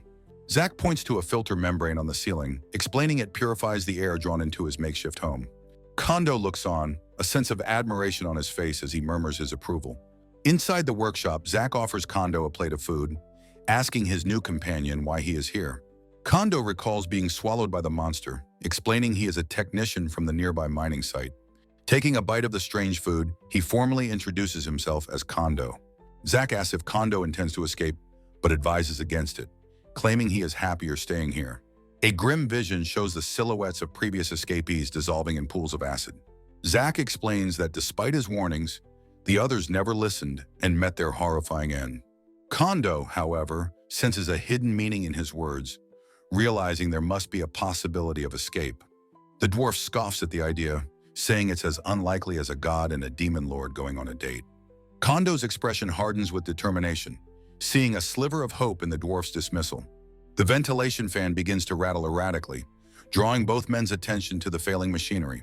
A close-up reveals the fan's blades spinning with a strained, unstable motion. Zach stands with his hands on his hips, complaining that the machine's drive belt now comes off constantly. Kondo looks at the dwarf with concern, asking if he has a home to return to. Zach turns away from him, quietly stating that his home is gone now. He explains his dwarf kingdom was annihilated by the human forces of King Blackmoa. His people, he laments with a sad expression, were scattered and lost. The camera lingers on the weapons hanging on his workshop wall, remnants of his past life. Zach touches his chin, worried that the worm's acid is growing stronger and his house is at its limit. Kondo offers to fix the fan, but Zach roars back that it's not so simple. He proudly declares he built the entire house and its machinery himself from scavenged parts. With a boastful grin, he challenges Kondo, questioning if he can fix what Zach himself cannot. Unfazed by the challenge, Kondo walks with purpose toward the malfunctioning device. Zach watches as Kondo inspects the machinery with a practiced, confident eye. Kondo confirms that he understands the mechanism of the device perfectly. A technical diagram illustrates the pedal-powered belt and pulley system that operates the fan. Zach looks on, a hint of grudging respect in his expression as he sees Kondo's confidence. Kondo opens a housing on the machine, preparing to reveal the core problem within. Inside, he points to a frayed belt on a grooved roller, identifying it as the source of the issue. He states plainly that the trouble is the belt slipping off this specific pulley. Zach can only grunt in silent, frustrated agreement at the correct diagnosis. Kondo reaches in with a decisive motion to remove the problematic part from the machine. As Kondo pulls the component free, Zack shouts at him to stop. Kondo holds up the grooved roller, the source of all the dwarf's trouble. Zack points furiously, demanding to know what he's doing with the important gear wheel. The dwarf questions what Kondo intends to do with the piece he so carefully crafted. Ignoring him, Kondo begins to file down the roller's surface with an expert's touch. Zack lunges forward, yelling for him to stop the seemingly destructive act. The dwarf demands to know who this man is and what he's doing. With intense focus, Kondo states simply that he is a technician. The chapter title page is set against the backdrop of the ramshackle house inside the worm. The grating sound of the file continues as Kondo meticulously reshapes the metal roller. Zack yells at Kondo, asking what he thinks he is doing. A title page declares this a new chapter, with Zack decrying the shaving of his pulley. The dwarf demands to know if this act will truly fix his equipment. Kondo announces his work is complete, confident the fan will now work as intended. He presents the newly modified part, identifying it as a drum-shaped pulley. As Kondo reinstalls it, Zack complains that he's ruined a perfectly straight part. Kondo confidently slots the new pulley into its housing, stating it will now work. He gestures to the pedals, instructing a skeptical Zack to begin pedaling.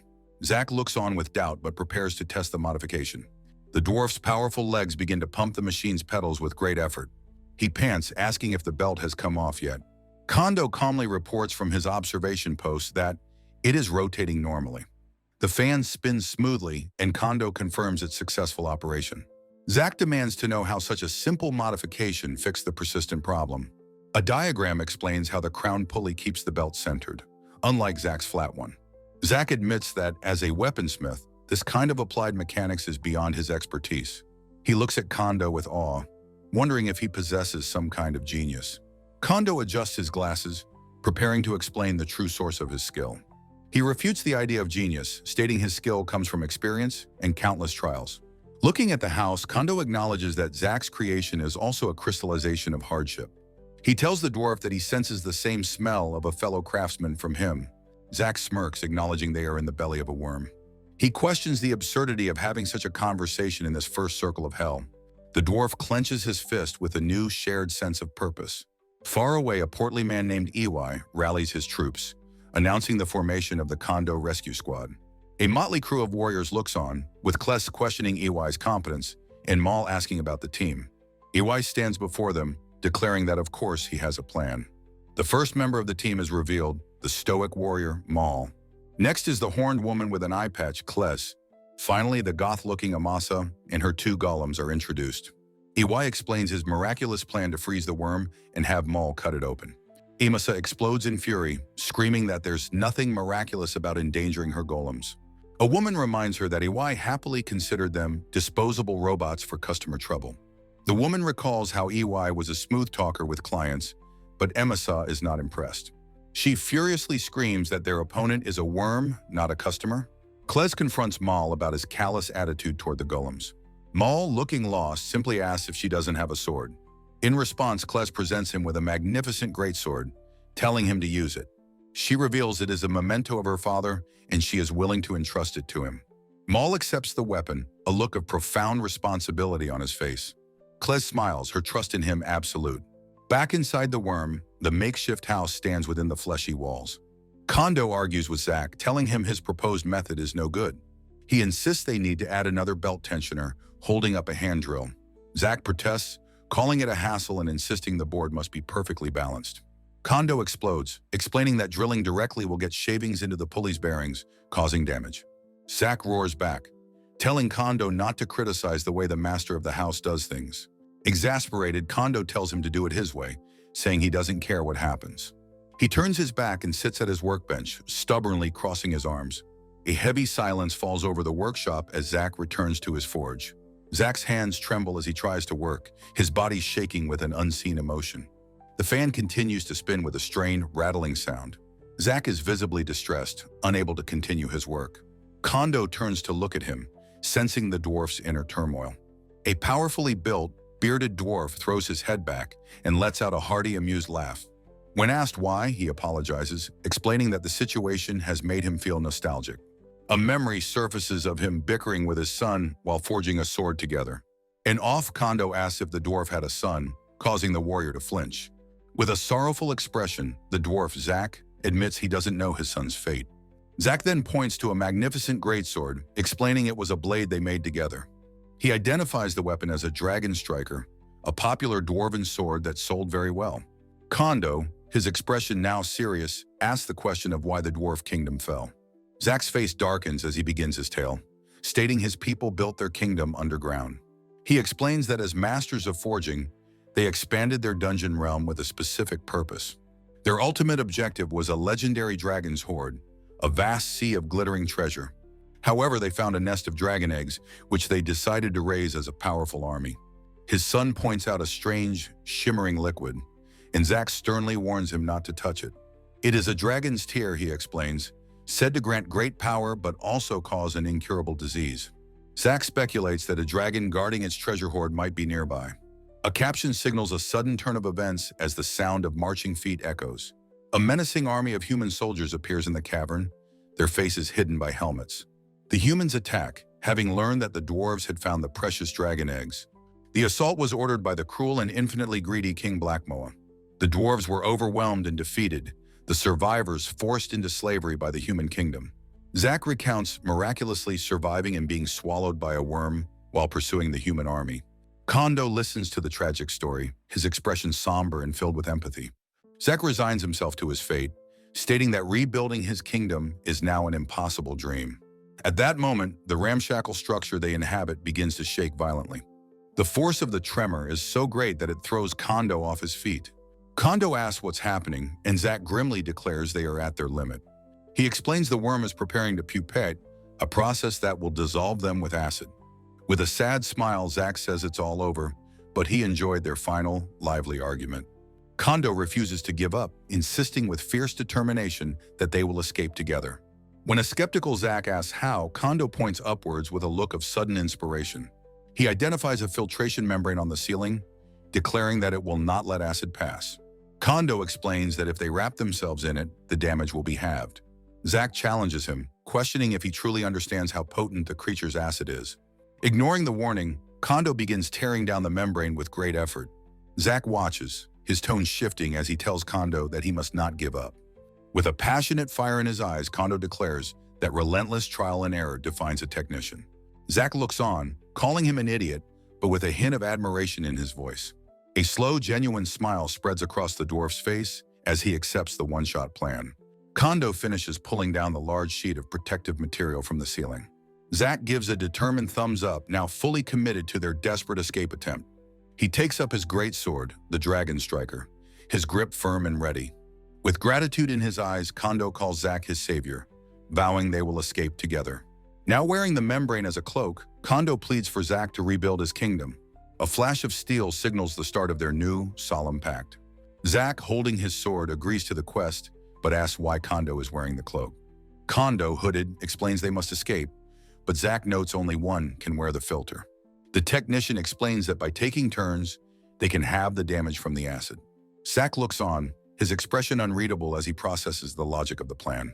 The dwarf questions why Kondo, not the master of the house, wore the cloak first.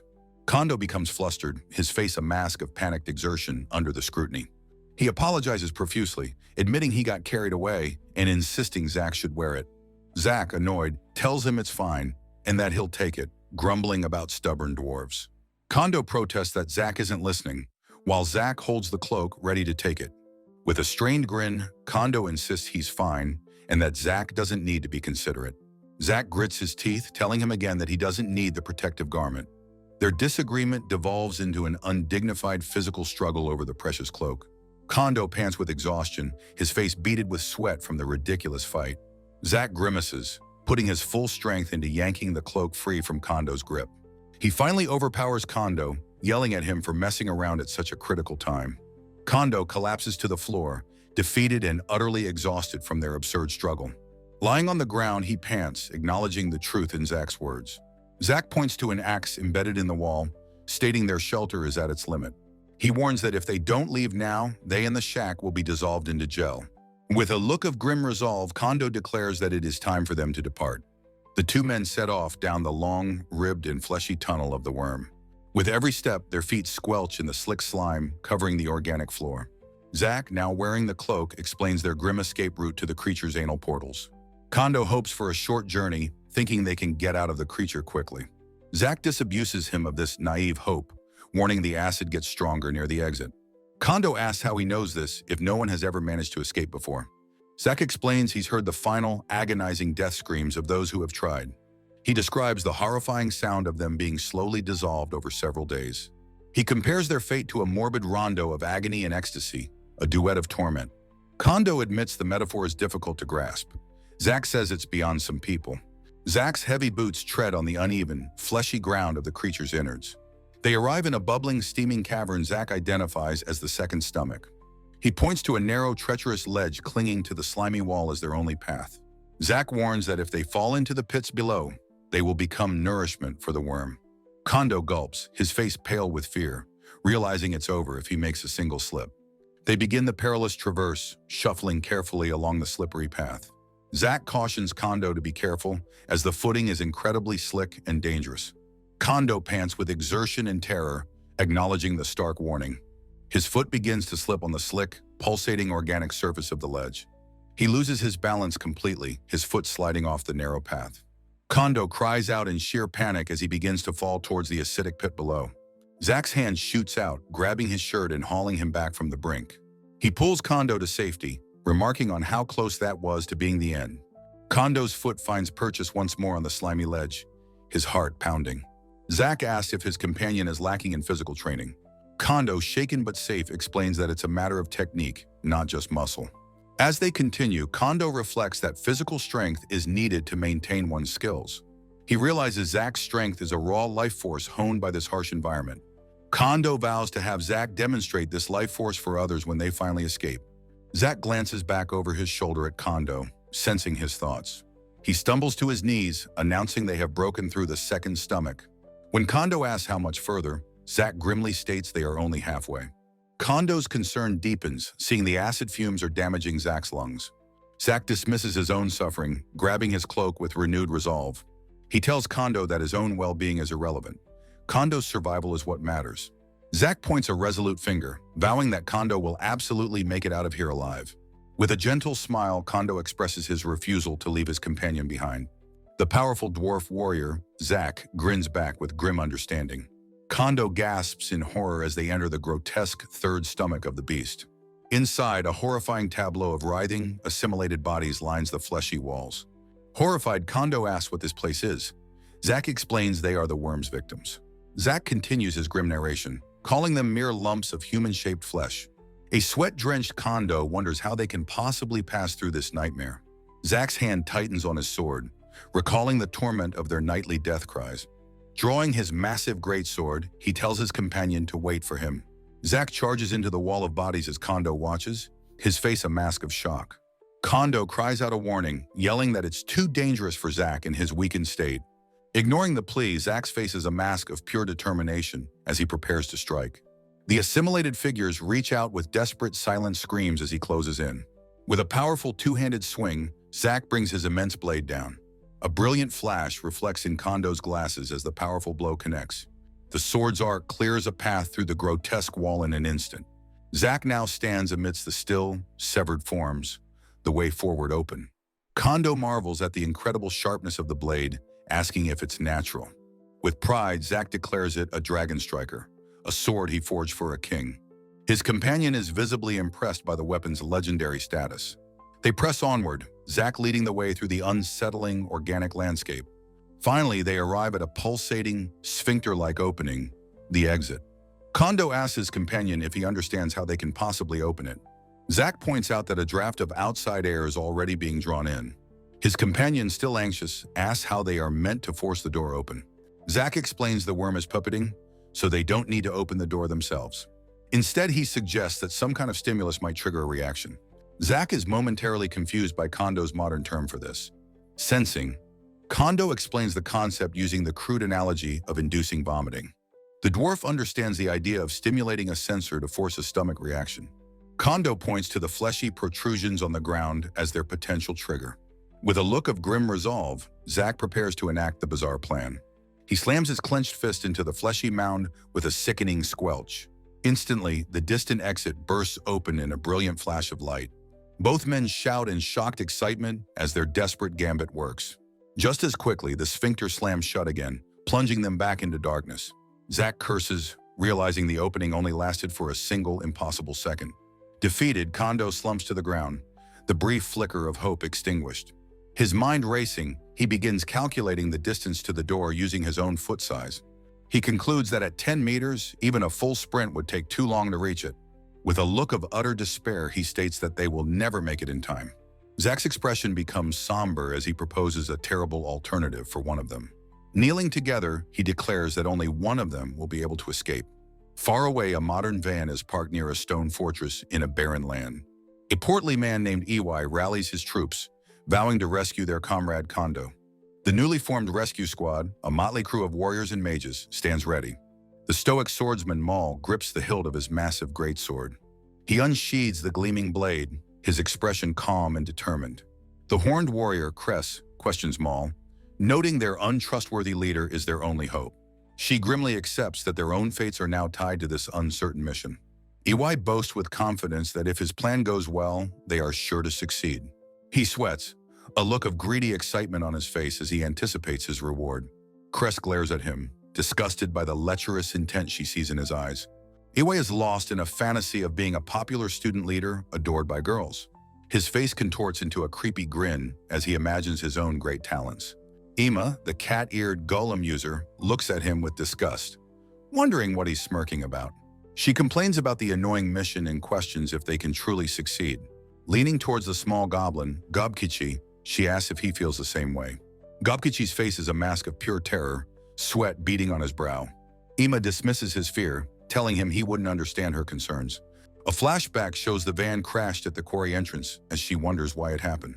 She sighs, calling the entire situation a complete and frustrating mystery. Her expression suddenly shifts as a horrifying thought begins to dawn on her. Gobkichi whispers that Iwai is scary, unable to believe he would do such a thing. Ima leans in close, asking the terrified goblin what he knows.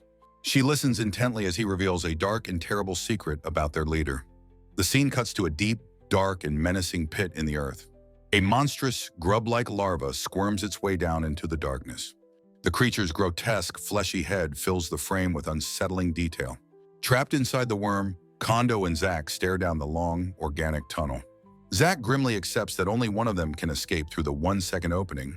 The distance to the exit is simply too great for them to cross in time.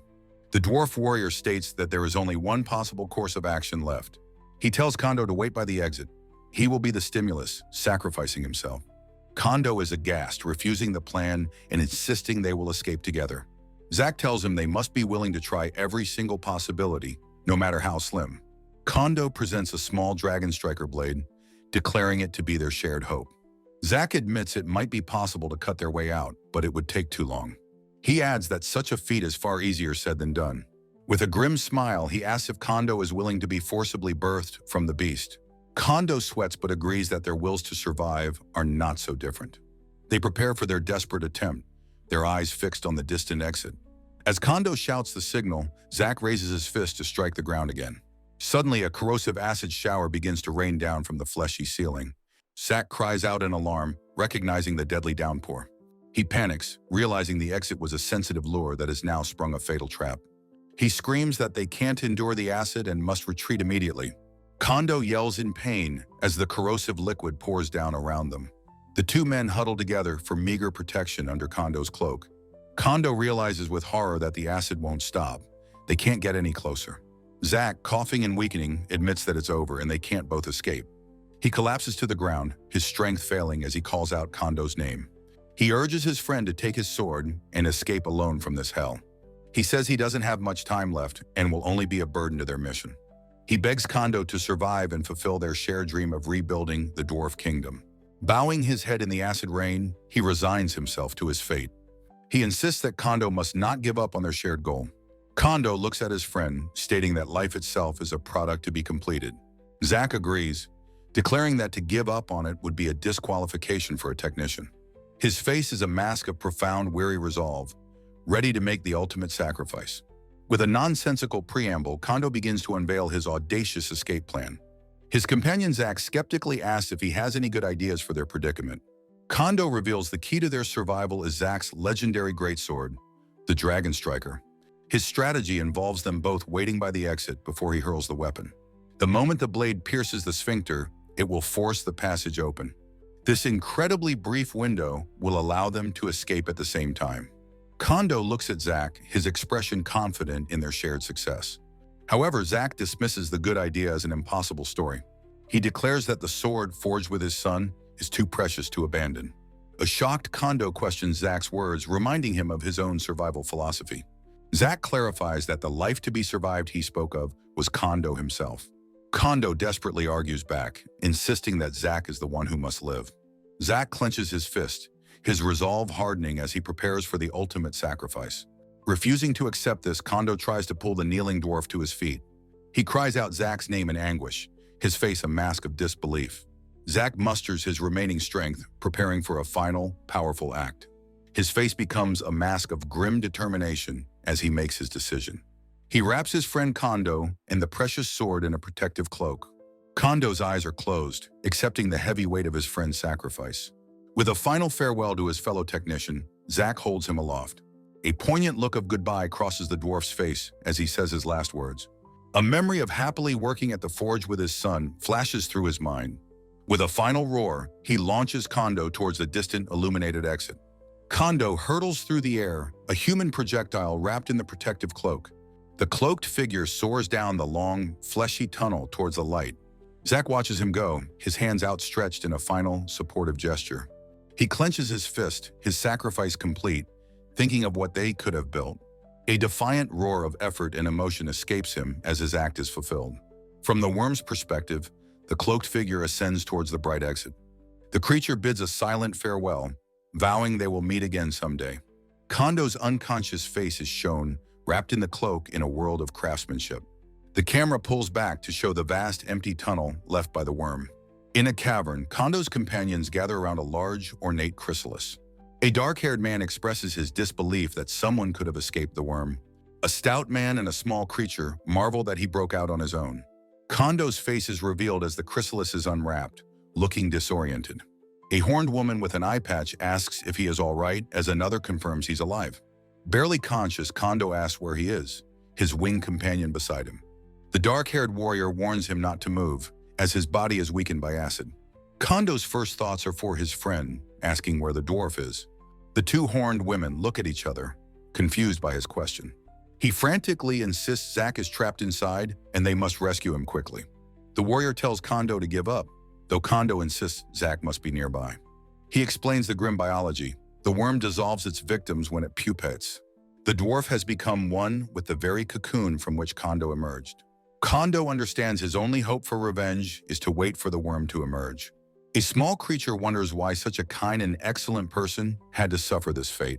A magnificent greatsword lying on the cavern floor catches a woman's eye. The eye patch-wearing woman identifies the weapon as Zack's very own sword. The warrior whispers Zack's name in stunned recognition. He realizes this is the very Dragon Striker sword Zack was making. The warrior takes the blade, confirming it was the one Zack had with him. He declares it an authentic masterpiece by the master craftsman, Zack Milligan. The group stands before their workshop, ready to hear Kondo's full story. The exterior of the unassuming Izumatani manufacturing plant is shown. Inside, the entire team gathers around a large table for a debriefing. An elegant demon scoffs at the idea of rebuilding the Dwarven Kingdom now. Kondo, his expression resolute, states that he has heard it is still possible. He explains that a vast treasure guarded by a dragon holds the key. Kondo recounts the tragic tale of the dwarves' desire for revenge against the humans. The greedy King Blackmote is shown, coveting the dwarves' dragon egg. A young woman is horrified to learn the kingdom was destroyed for a biological weapon. The eye patch-wearing woman grimly notes, this is the king's ruthless method. A stout man worries about what other schemes the king might be planning. The young woman expresses her gratitude that Kondo is alive, thanks to Zack. Kondo slams his fists on the table, his resolve hardening. He declares that this is precisely why they cannot move forward without a solid plan. His expression is grim as he states that they must now advance. His strategy involves improving working conditions at their new factory. He intends to establish a mass production system after construction is complete. His plan focuses on expanding distribution to generate steady profits. Only then, a demon girl notes, can they prepare to excavate the dungeon. The young woman asks what kind of equipment he means. With a sly smile, Kondo reveals his secret weapon, a shield machine. The stout man is flabbergasted, recognizing it as a massive tunneling machine. The young woman agrees, noting it's a huge infrastructure project. Kondo addresses her as President Sari, his expression weary but determined. Sari asks him directly if he no longer wishes to return to Japan. Kondo explains that the dragon's hoard contains the tears needed for their return. He reveals the fuel for their transport device is part of the treasure. The stout man, Tsuchi, has a flash of sudden, manic understanding. He declares that they have no choice but to go through with the plan. From a doorway, a young elf girl, Juna, peeks in with a sad expression. Another woman calls out Juna's name, noticing her distress. Juna looks as if she's about to cry, telling someone not to go home. Tsuchi begins to flail about, his resolve collapsing into despair. He wails that he cannot possibly leave his girlfriend behind and go home. Juna from the doorway claims it's because he likes her. Tsuchi collapses to his knees, sobbing that he can't bear such a sin. Suri smiles, noting that Kondo is the one who truly needs a rest after his ordeal. A cat-eared woman, Kless, raises her hand to interject with a question. She questions the horrible experience of the van blocking the exit. She points out how unnatural the crash seemed. A goblin-like creature agrees, believing it was intentional. Kless directs her gaze at Tsuchi, her suspicion clear. A small, winged creature named Gobkichi looks on with a knowing expression.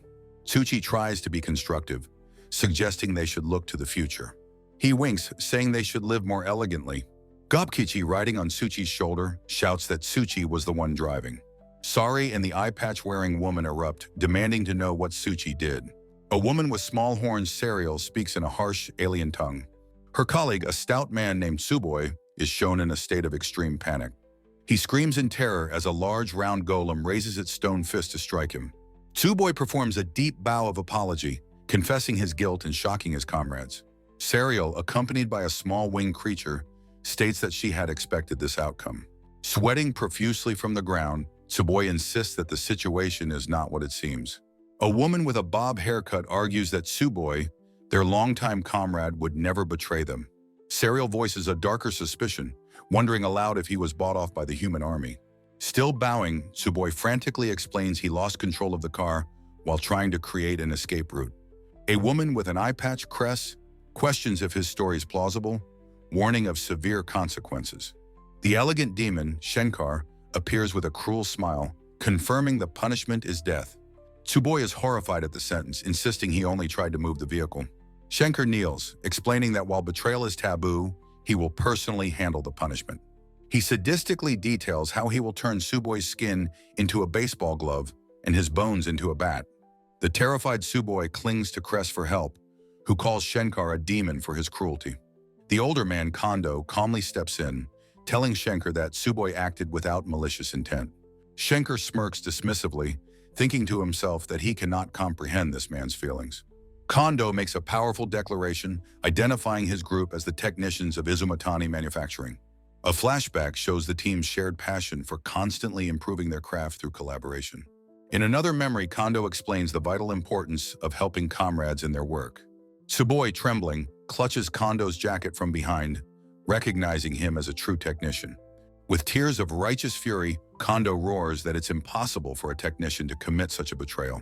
He then pulls the sobbing Tsuboi into a comforting, reassuring embrace. Tsuboi's relief quickly curdles into a new, creeping sense of fear. An ominous, dark castle looms in the distance, smoke rising from its many spires.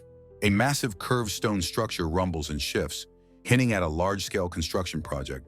The newly built Otherworld factory is revealed, a simple stone building with a large water wheel. Inside, a woman in an athletic jersey, Masui, asks her colleague Aikawa for a status update. Aikawa confirms the motor is spinning well and asks her to take a reading. Masui, preparing her multimeter, marvels at Kondo's clever idea for their power source. She expresses her amazement at using a water wheel to generate power for their canning factory. Aikawa explains the principle of reversing a motor's function to create a generator. He states that they are essentially using one of their company's motors for the task. Masui's device beeps, and she happily announces that the voltage is successfully rising.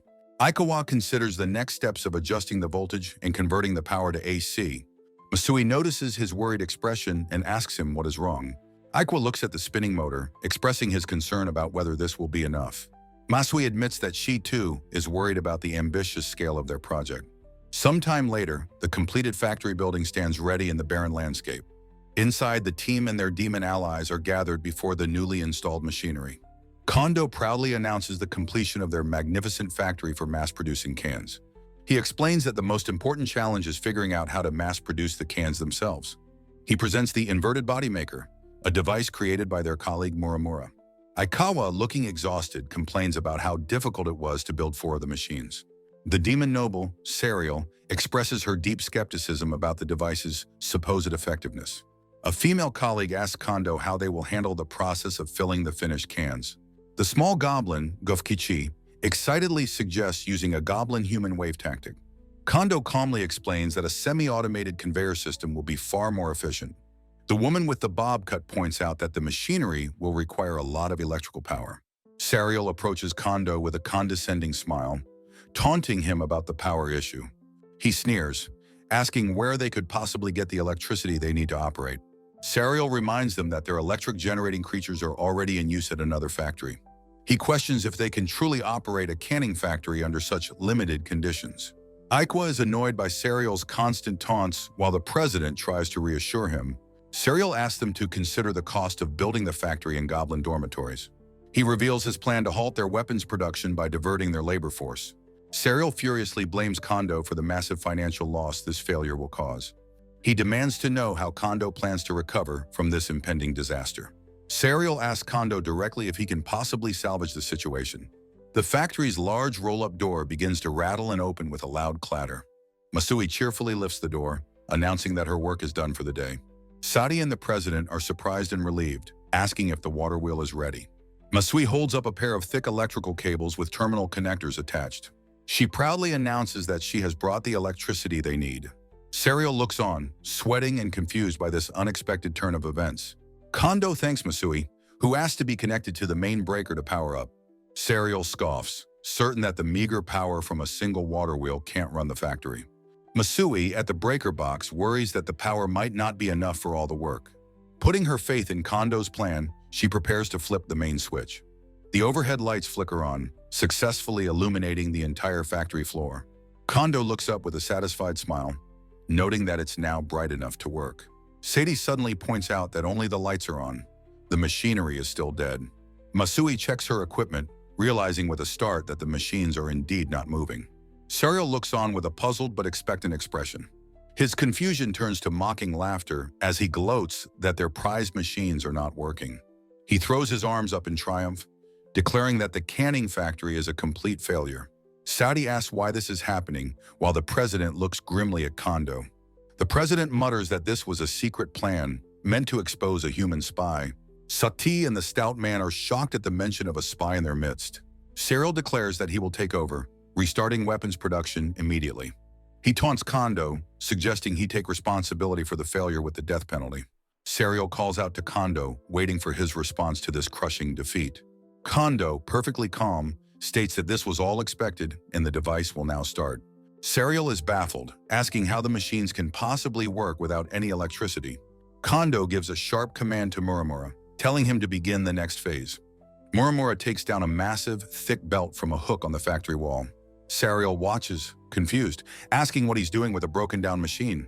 She yells at them to give up, believing their failure is absolute and final.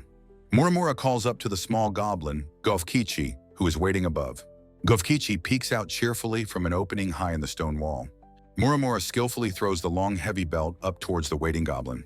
Gofkichi catches it, acknowledging that he has been entrusted with the important task. Down below, Muramura fits the other end of the belt around a large pulley on a machine. Serial can only stare, completely speechless at the bizarre preparations. She looks around the factory, demanding to know what is happening now.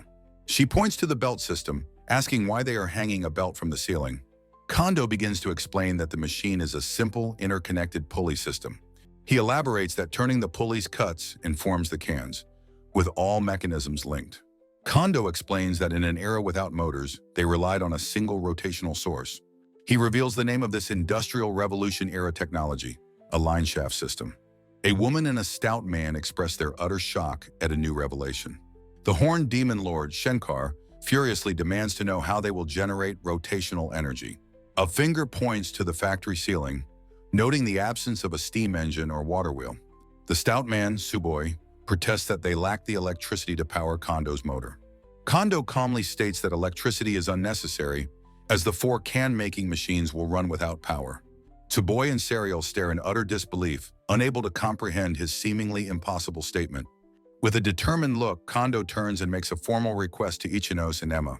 The programmer Ichinos and golem user Emma, flanked by their golems, confidently accept the task. Emma, with a cool and knowing expression, snaps her fingers to activate her power. At her command, 2 small, simple golems approach a large crank connected to a line shaft system. One of the golems grips a wooden bar attached to the crank, preparing to push. As the crank begins to turn, the belts and pulleys of the line shaft start to move. Shankar watches in shock as the machinery overhead clanks and whirs into motion. Suboi and Serial cheer with excitement, exclaiming that all 4 machines have started up perfectly. The 4 large can-making machines thunder to life, their complex mechanisms moving in unison. Kondo, his face a mask of concentration, holds up a flat sheet of metal. He carefully feeds the sheet of metal into the first machine on the production line. Shankar looks on, still bewildered, as the machine begins its work with a loud clatter. With a final, powerful stamp, the machine ejects a perfectly formed metal ring. The entire factory floor is now a scene of mechanical motion, heralding a new strategy. The finished metal can rolls across the floor, a symbol of their incredible success. Kondo looks on with a satisfied smile, his audacious plan having worked perfectly. Shankar's face is a picture of pure, uncomprehending shock at the sight. A spiky-haired worker carefully feeds a stack of metal sheets into another machine. A continuous stream of empty cans tumbles out of a chute onto a collection tray. Shankar mutters in disbelief, marveling at how the cans are being made one after another. Kondo explains that this is the can manufacturing device powered by a single rotational force. With a knowing look, he pushes up his glasses and identifies the technology as a line shaft system. He gestures to the golems above, explaining their powerless operation is achieved with their strength. The 2 small golems diligently push the crank, their simple labor powering the entire factory. Emma proudly states that the golem's work is all thanks to her as a golem user. Ichinos calmly interjects, clarifying that he was the one who wrote the program for them. The golems continue their circular march, though he admits the system is not yet perfect. He points out that their walking speed must be constant to avoid production inconsistencies. Ichinos critiques his own work, admitting the program is still too simple and lacks follow-up. He wonders aloud about the source of a golem's energy, questioning the nature of their fatigue. Emma dramatically declares that their energy source is the very breath of life. Ichinos is baffled by her mystical explanation, asking if she means something like nuclear fusion.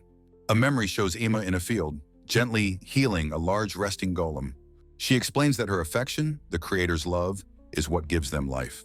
She concludes that, in essence, she herself is the energy source for the golems. Ichinos' mind reels, realizing this is a power unattainable with modern technology.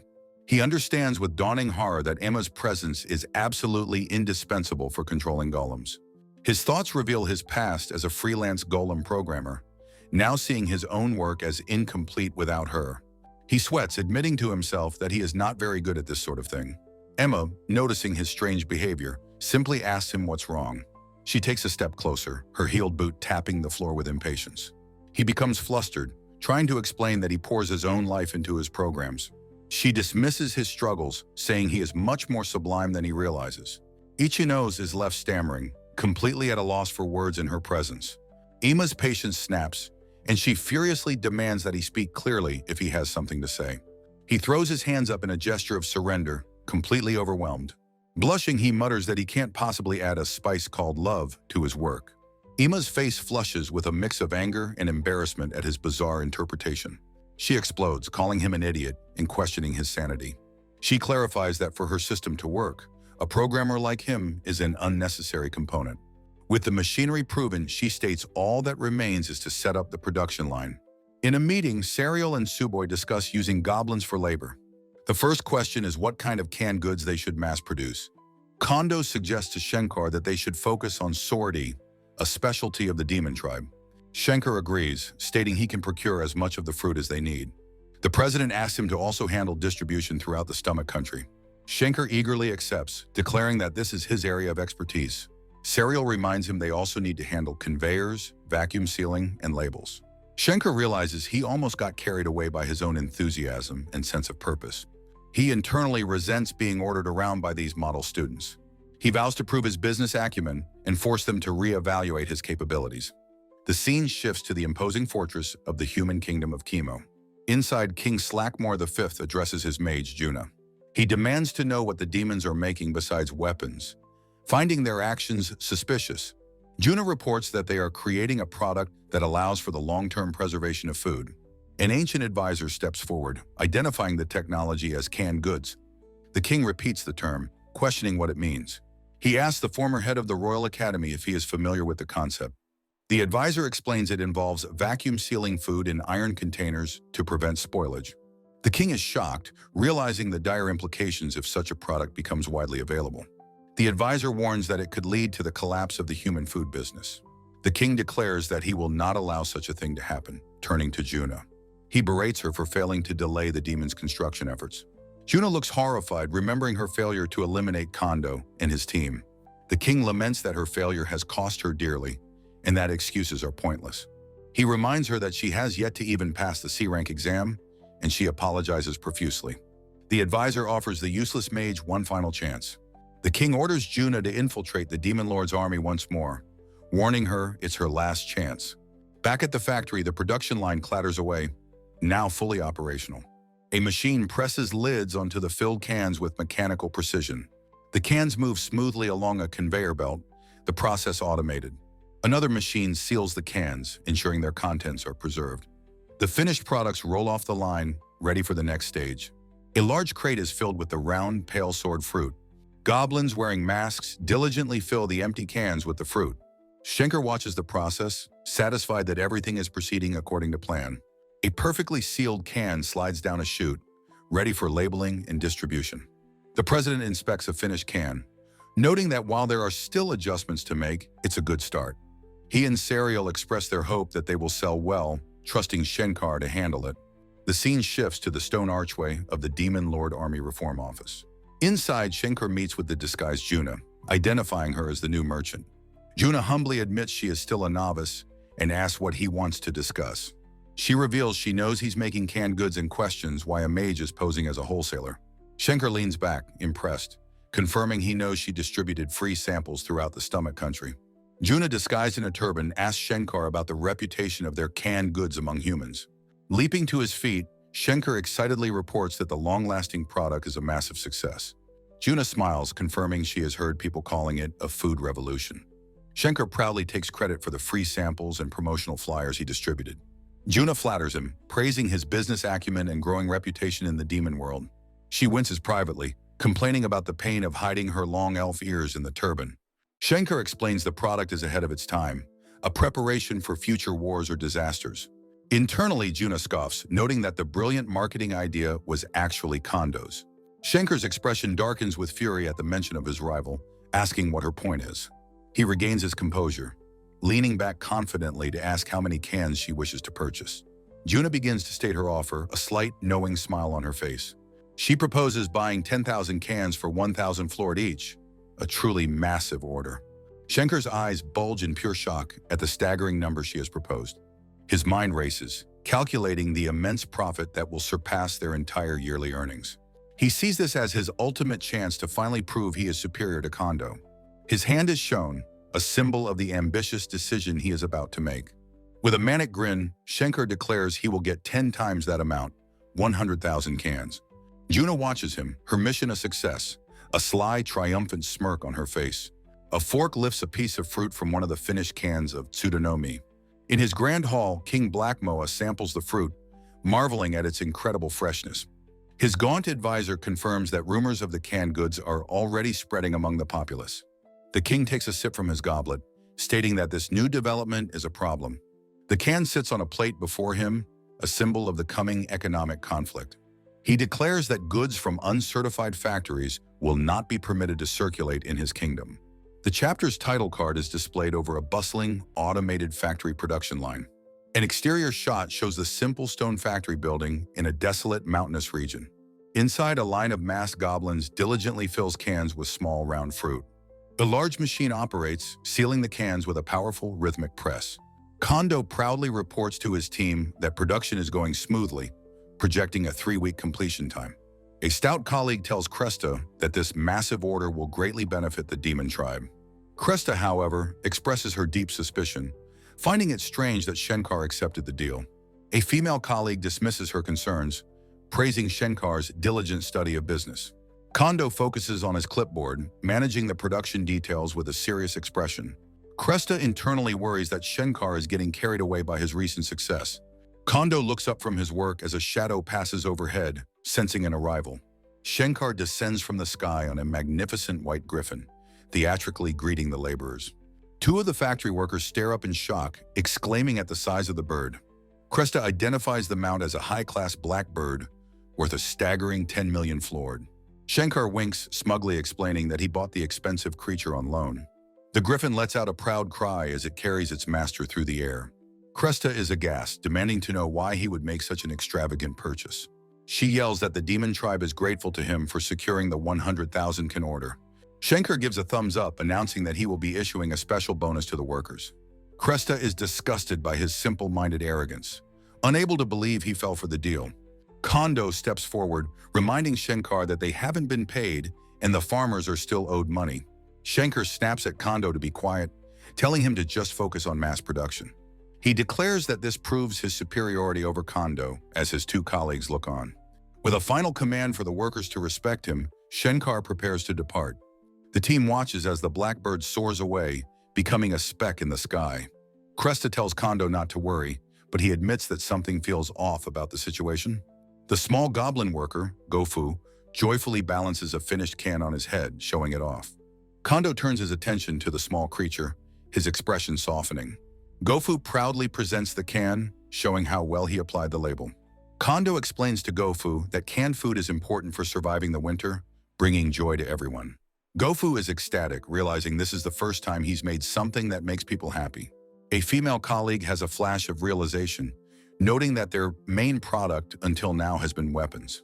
Kondo gently pats Gofu's head, thinking that perhaps they've finally understood true manufacturing. 3 weeks later, the scene shifts to the imposing fortress of the human kingdom. A fire crackles and hisses, its flames licking at the dark night sky. King Black Moa watches a colossal pyre of wooden crates burn, congratulating his mage Juna. He confirms that this is the entire shipment of canned goods being destroyed. Inside the burning crates, thousands of cans are visible, being consumed by the inferno. A single scorched can lies on the ground, its lid peeled back, a symbol of the betrayal. The king stands tall, declaring that the demon tribe doesn't understand that humans rule this country. His advisor agrees, stating that goods from uncertified factories will not be permitted to circulate. The king adds with a sneer that paying for them is out of the question. His advisor obsequiously agrees with the king's decision, bowing his head. The advisor muses that the foolish demons are unaware of the king's grand design. Back at the factory, Kondo pinches the bridge of his nose, looking stressed and weary. He sits across from the disguised Juna and her masked companion in a tense meeting. Shenkar slams his fan on the table, demanding to know why they can't pay for the 100,000 cans. Juna calmly explains that a new law was passed, invalidating all products from uncertified factories. Kondo protests, stating that the goods have already been delivered. Juna's companion adds that since no contract was signed, there is no obligation to pay. Shenkar, sweating with rage, demands they return all the cans immediately. Juna explains that because they violated the law, the goods had to be dealt with. A single scorched can is placed on the table, a stark message that the shipment has been disposed of.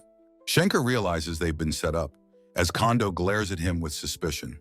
Kondo seethes, asking how they could do such a thing after his team worked so hard. The 2 merchants dramatically rip off their disguises. They reveal themselves to be the hero Ryan and the magic user Juna, striking a confident pose. Ryan mockingly tells the demons that they should have just stayed in their place. Shenkar is enraged, recognizing them as members of the human army. He conjures a fireball, vowing that they won't leave alive.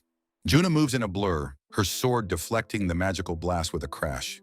Ryan yells for her to turn Shenkar to ash, telling her to handle the rest. As Juna engages Shenkar, Ryan lunges past them, his target Kondo. Kondo recoils in shock as the hero closes in on him. Ryan declares that close-quarters combat is his specialty. Shankar reacts just in time, blocking the hero's blade with his arm guard. The force of the blow sends a shock wave through Shankar, but he holds firm. Juna calls out to Ryan, telling him to go. Ryan disengages, promising to be right back as he runs for the exit. Shankar is furious, demanding to know if they are running away.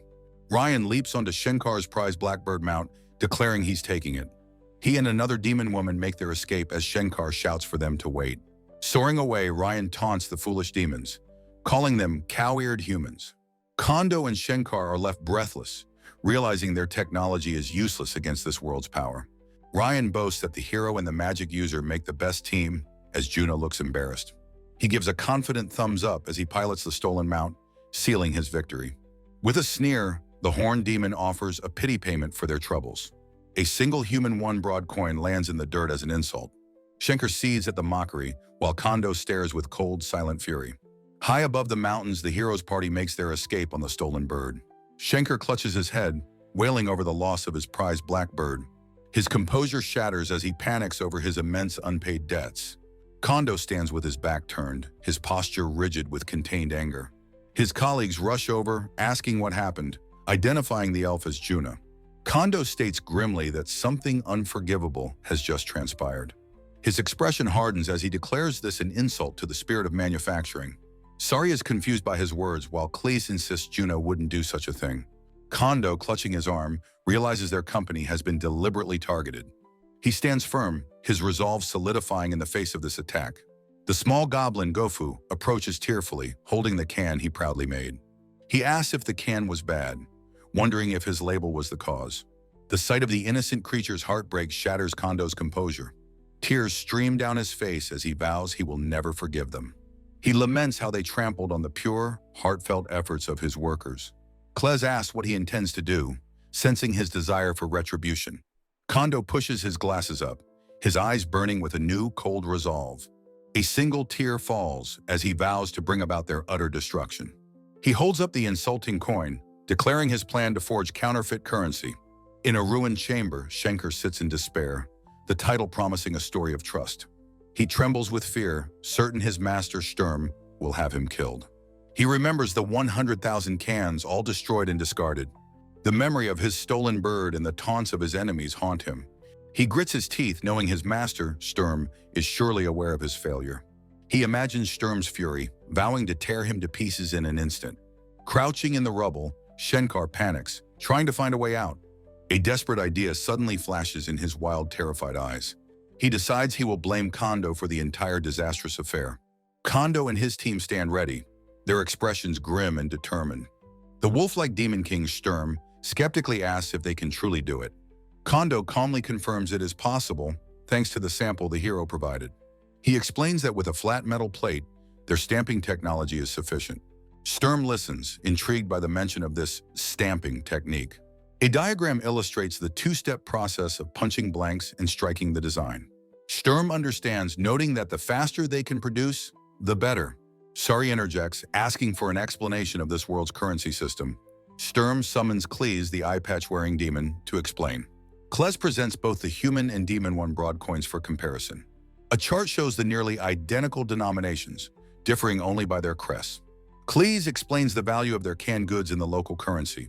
Tsuboi fantasizes about buying a house for Juna with 100 million broad. Kondo asks a crucial question: where are these coins actually manufactured? Cleese explains they are made in a distant land that supports the world. Sari asks who controls the currency supply, like the Bank of Japan. Klez reveals it's a nation of brilliant minds who manipulate the economy. Kondo is surprised to learn there are other nations beyond this one. Cleese asks if their plan is to cause hyperinflation in the human kingdom. Kondo confirms this but reveals his true target is King Black Moa. He wants to inflict direct economic damage for the king's unforgivable actions. Sturm reveals the existence of a super high-value 100 million broad coin. Kondo and Tsuboi are shocked by the existence of such a denomination. Sturm explains this is a treasure unique to the human race. It is a peerless work of art, forged by the greatest human craftsman. Cleese adds that the craftsman is long dead, making the coins incredibly rare. Sturm reveals that King Black Moa jealously hoards the few that remain. Kondo asks if they have a model they can use for their forgery. Sturm grins, saying he doesn't, but he can draw it from memory. Sari and Tsuboi are hopeful that they can work from his drawing. Sturm lets out a booming laugh, ready to reveal his artistic talent. He proudly presents a laughably crude, childish scribble on the paper. The team stares in disbelief as Sturm admits he's terrible at drawing. Kles gives up in disgust, telling them to do whatever they want. Sari worries that without a proper drawing, their plan is doomed. Kondo, however, decides they have no choice but to infiltrate the castle. Sari is horrified by the dangerous plan, certain they will be killed. Kondo clarifies they don't need to steal it, only see it. He reveals his secret weapon, a 3D scanner to capture the data. Tsuboi and Sari realize this means they can get the data without theft. Kondo assures Kles that with his machines, carving a replica is no problem. Sturm warns that infiltration will not be easy. He explains that the fortress is designed like a labyrinth to thwart intruders. Schenker, who has been silent, asks if they can truly pull it off. Kles smirks, seeing this as a convenient opportunity for them. The team approaches the fortress, Kondo noting the favorable wind. He decides this is their chance. They must go now. Sturm tells them not to worry about the infiltration. Schenker steps forward, revealing he has already acquired a map of the fortress. Kondo praises his subordinates' excellent and proactive work. Suddenly, Sturm erupts in fury, confronting Shenkar for his earlier failure. He accuses Shenkar of causing a massive loss with the can deal. He declares Shenkar dismissed and sentences him to execution on the spot. Schenker frantically tries to blame Kondo and the goblins for the deal. Sari screams at Shenkar, calling him shameless for his deception. Kles tries to intervene, admitting she opposed the plan but was overruled. Sturm's furious expression shows he will not be swayed. Kondo steps forward, accepting Sturm's assessment that it is their fault. Sturm admits his own guilt for not stopping the suspicious deal sooner. Kondo declares that he is the one who will atone for this sin. Sari protests, insisting it's not his fault and he shouldn't take the blame. Kondo approaches the bound and terrified Shenkar. He tells Shenkar that he was the one who secured the budget for the cans. He stands before the seated man, acknowledging his crucial role. Sari and Tsuboi listen as Kondo praises Shenkar for also getting the map. He declares that Shenkar's actions are worthy of commendation. Shenkar looks up, stunned, asking why Kondo is protecting him. Kondo explains simply that it's because they are comrades who work together. Sari recalls Kondo's lesson. Their team is the most important thing they build. A man gently pats his young daughter's head as she smiles, assuring her father she understands. An older man, Murata, expresses his desire for the best manufacturing comrades, not personal accolades. The wolf-like demon lord Sturm approves the audacious plan to counterfeit human currency. A horned demon woman with an eye patch looks on with a slight, knowing smile. A stout man panics, asking who will infiltrate the fortress since their faces are known. A young woman agrees, stating that even disguises would not be enough to fool the enemy. Murata confidently reassures them, stating their company has the perfect person for the job. The exterior of the Izumatani manufacturing plant is shown, a buzzing sound emanating from within. A boisterous salesman, Yoda, dramatically declares he will be unrivaled in otherworldly sales. A gruff colleague, Kondo, slams a desk, asking if Yoda wants another beating with a karaoke book. Murata calmly tells the furious Kondo to let the matter go for now. Yoda salutes, introducing himself as a veteran sales manager, ready for the jump-in sales mission. A female colleague tells Kondo that Yoda is simply eager to be working again. Murata clarifies the gravity of their mission, stating it is not for sales but for infiltration. Yoda cheerfully explains their objective: to 3D scan the legendary 100 million broad coin. Kondo grabs Yoda by the collar, accusing him of always slacking off. A flashback shows Yoda sleeping soundly in the company van at a park. Kondo yells at Yoda, who nervously insists that he has his own established routine. Murata explains that Yoda, trained on the factory floor, has grown into a fine salesman. Yoda points, emphatically agreeing with Murata's assessment of his capabilities. A flashback shows Yoda successfully selling expensive equipment to a university professor. He explains that he sealed the deal by bonding with the professor over drinks. Murata reflects that Yoda is a classic, old-school type of salesman who builds relationships. Yoda passionately declares that in any era, sales is all about legwork. Kondo groans, telling Yoda to stop with his personal philosophies and sales talk. The female colleague asks how they plan to approach the heavily guarded Black Moa King. Murata states their strategy is a direct, head-on sales pitch. His colleagues are bewildered, asking what they could possibly sell to a king. Murata reveals their product is exactly what the king desires: human resources. The young woman asks what kind of human resources they are offering. Murata clarifies that they are not offering a magic user, but a technician. Kondo expresses his disbelief that Murata will actually meet the infamous king. Murata explains he wants to meet the king since they don't know each other personally. The team worries they'll be killed if caught, but Yoda asks if Murata has a plan. Murata confidently confirms he does as they approach the imposing human fortress. The team walks across the massive drawbridge towards the castle entrance. Yoda stands beside the stoic craftsman, who is now dressed in a simple robe and bandana. The castle guards eye them suspiciously, asking if they are here to sell slaves. Yoda enthusiastically presents the craftsman, imploring the king to purchase him. The guards look on with weary, unimpressed expressions, letting them pass. Yoda and the craftsman are told by the guards to wait for judgment. A council of elders questions why they were summoned for a mere craftsman. Yoda gestures for them to come closer and see the amazing thing he has brought. He dramatically reveals a modern cordless drill with a small propeller attachment. He explains that the tool activates with a simple pull of the trigger. The drill whirs to life, creating a gust of wind that shocks the elders. The guards murmur in amazement at the tool's power and variable speed. The head elder, a man with a magnificent mustache named Pakoma, stares in awe. Yoda boasts that this is just the beginning of what the tool can accomplish. He makes the fantastical claim that with this tool, one can even fly. The elders are completely captivated, asking if his incredible claim is true. The head elder turns and shouts for them to be brought before the king. The elder Pakoma declares that he will permit the audience with the monarch. Kondo is shocked at the audacity of Yoda's bluff, who just gives a confident thumbs up. In the throne room, the king asks if this slave girl can even use the tool. The elder explains that these visitors have brought a most unusual and powerful tool. The king leans forward, asking what they can do with it in his presence. Yoda glances at the large ornate shield mounted on the throne room wall. The elder explains the shield is a national treasure made of priceless Hiltite ore. The craftsman's hand reaches for a tool, his mind made up for the demonstration. He proposes to punch a perfect hole in the shield using only one hand. The king finds the challenge interesting, intrigued by the craftsman's audacity. The craftsman calmly accepts the challenge, fully aware of the risks involved. The king adds a deadly condition. Failure means a hole in his head. The craftsman calmly opens a briefcase, revealing his array of modern tools. He lays out a hydraulic puncher with a series of metallic clicks. He selects a specific drill bit from the case for the task ahead. He prepares the clamps and a center punch with practiced precision. The tools are laid out on a table with meticulous care. With his tools ready, the craftsman announces he is about to begin. The king watches, noting he has never seen such strange tools before. The craftsman meticulously clamps a wooden guide onto the priceless shield. The king scoffs, certain the shield cannot be pierced by any means. A close-up shows the sharp, spiraled tip of the high-quality drill bit. The craftsman presses the spinning drill against the shield with intense focus. The king's eye widens in shock as the drill begins to bite into the metal. The craftsman's eye is steady, his concentration absolute as he works. The drill punches through the shield, creating a clean, perfect hole. The craftsman calmly attaches a different tool to the shield's surface. He prepares a magnetic chuck, securing it with a solid clank. He hands a tool to Yoda, telling him he's counting on him now. The craftsman thinks to himself that he has bought them about 10 minutes. The magnetic chuck's internal timer counts down the precious seconds. The king stares, his expression one of utter disbelief at the impossible feat. Yoda is urged to hurry with his part of the covert mission.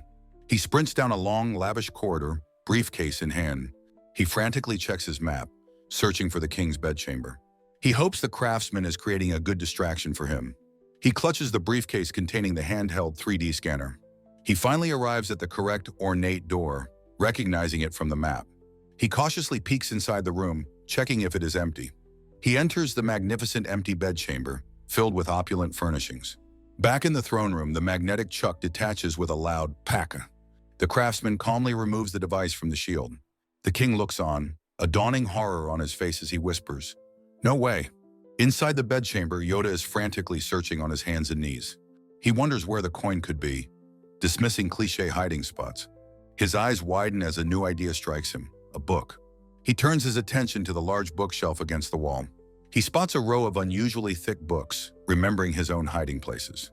On a bookshelf, a single ornate volume stands out among the plainer ones. The book is opened, revealing with surprise that its thick pages are completely blank. A man's face appears, his expression a mask of manic, triumphant glee. Inside the hollowed-out book, he discovers a large, intricately carved dragon medallion. A voice from afar urges him to hurry and complete his task. He holds up a modern, handheld 3D scanner, its light projecting a grid. Leaning over the medallion, he begins the high-stakes scanning process with intense focus. His eyes are wide with panic as he mentally screams for more speed. From outside the grand chamber door, a soft knocking sound echoes. A woman with long blonde hair announces her presence to King Blackmoa. Standing before the ornate doors, she prepares to enter the royal chamber. She calls out to the king, asking if he is present inside. The man Yoda freezes, his face a picture of panic at the interruption. The scan of the priceless 100 million broad coin is agonizingly close to completion. Trapped and on the verge of discovery, he desperately wonders what to do. In the hallway, the woman explains she has come to discuss her magic user's examination. Deciding to handle it herself, she is startled by a sudden clatter from within. Her eyes go wide with alarm at the unexpected noise. An elven guard rushes to her side, asking about the sound and the king's safety. The woman looks on, concerned as the guard approaches the door. Inside the opulent bedchamber, Yoda is now visible sitting in the king's bed. In a desperate and bizarre ruse, he sits shirtless in a rose-filled tub, exhaling vapor. The elven guard bursts in, her face a mask of pure, unadulterated shock. Yoda maintains his nonchalant facade, though a slight blush colors his cheeks. The guard points a trembling finger, demanding to know who this intruder is. He scolds her for barging into what he declares is the king's private space. Completely flustered, the guard stammers, questioning if she has intruded on a private matter. He shouts that it should be obvious he has a special, secret relationship with the king. The guard, blushing furiously at the scandalous implication, accepts his story and tells him to leave. With a frantic push, she slams the heavy door shut. The mortified guard flees down the long, echoing corridor, panting from embarrassment. Her face is a picture of utter mortification as she runs away. Yoda collapses back into the tub, sighing in relief that his bluff worked. He fumes silently, blaming his boss Kondo for this ridiculous and humiliating situation. In the throne room, the craftsman Kondo stands before a long table, his demonstration complete. He holds up the shield, now bearing a perfect hole, and announces that it is done. King Blackmoa stares in disbelief, wondering how he pierced the shield with one hand. A flashback shows Kondo placing a magnetic chuck on the ornate shield. The hydraulic puncher effortlessly pierces the thick metal with a loud, decisive crunch. Kondo presents the damaged shield to the king, asking for his assessment.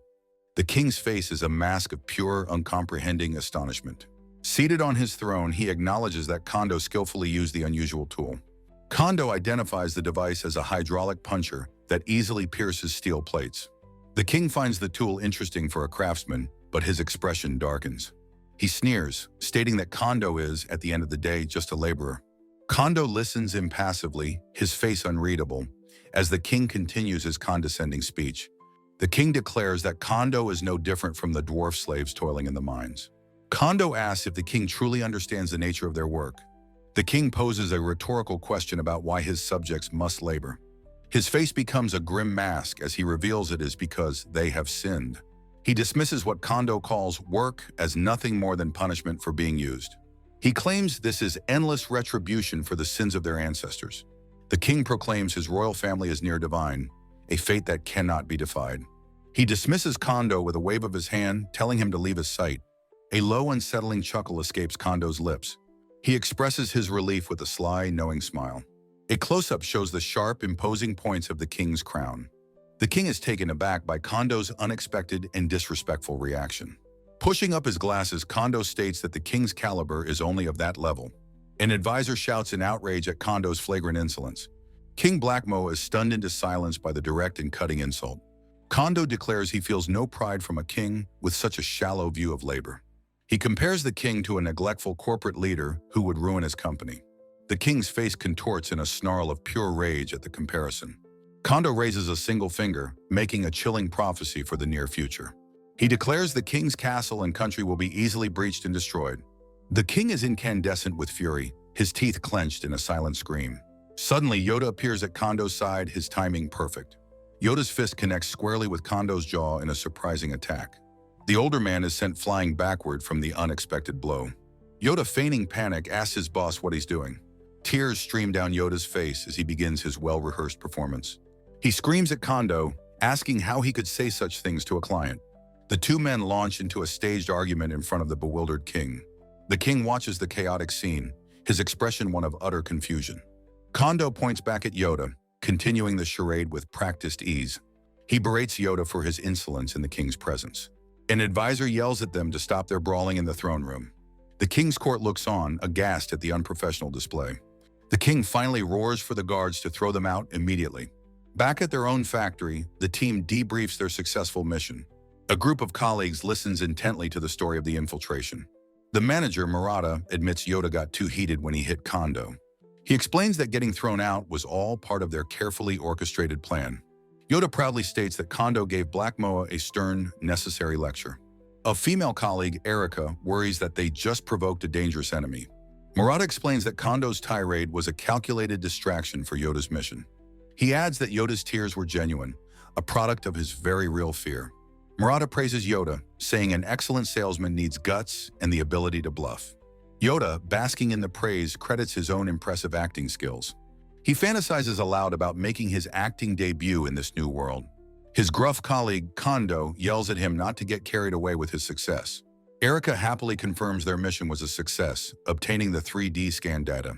Their tech expert, Akawa, bursts in, announcing the analysis is complete. A young woman presents a laptop explaining she created the drawings from the data. The team gathers around the laptop to look at the screen.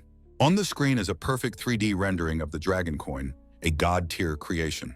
The master craftsman, Murata, marvels at the intricate cross-hatching on the dragon's scales. The manager Kondo turns to Murata, asking if he can actually make it. Murata grins confidently, stating he won't know until he tries, and asks if the plan is to buy out the king. A man with glasses adjusts them, his mind fixed on a promise made to his fallen friend Zack. With grim determination, he declares his intention to buy out every single one of the enslaved dwarves. The story begins in a vast quarry under the title Salesman vs. King with Assassin. Dwarves toil under the hot sun, their bodies straining with the hard labor of mining. Two muscular dwarves grunt with effort as they heave heavy rocks into a growing pile. A young, powerfully built dwarf swings his pickaxe, his face a mask of weary concentration. Sweat drips from his brow as he puts all of his considerable strength into the grueling work. An older, goblin-like dwarf suddenly collapses from exhaustion, crying out to his companion. The young dwarf rushes to his side, chiding him for overworking himself after a recent collapse. The older dwarf, Rose, gasps for the young man to stay away from him. He warns that the guards in the tower will think he is planning an escape. The young dwarf insists that he cannot just leave a comrade to die alone. Rose looks on with pride, remarking that he is truly Zack's son. A man watches from a distance, noting the dwarf's deep loyalty to his comrades.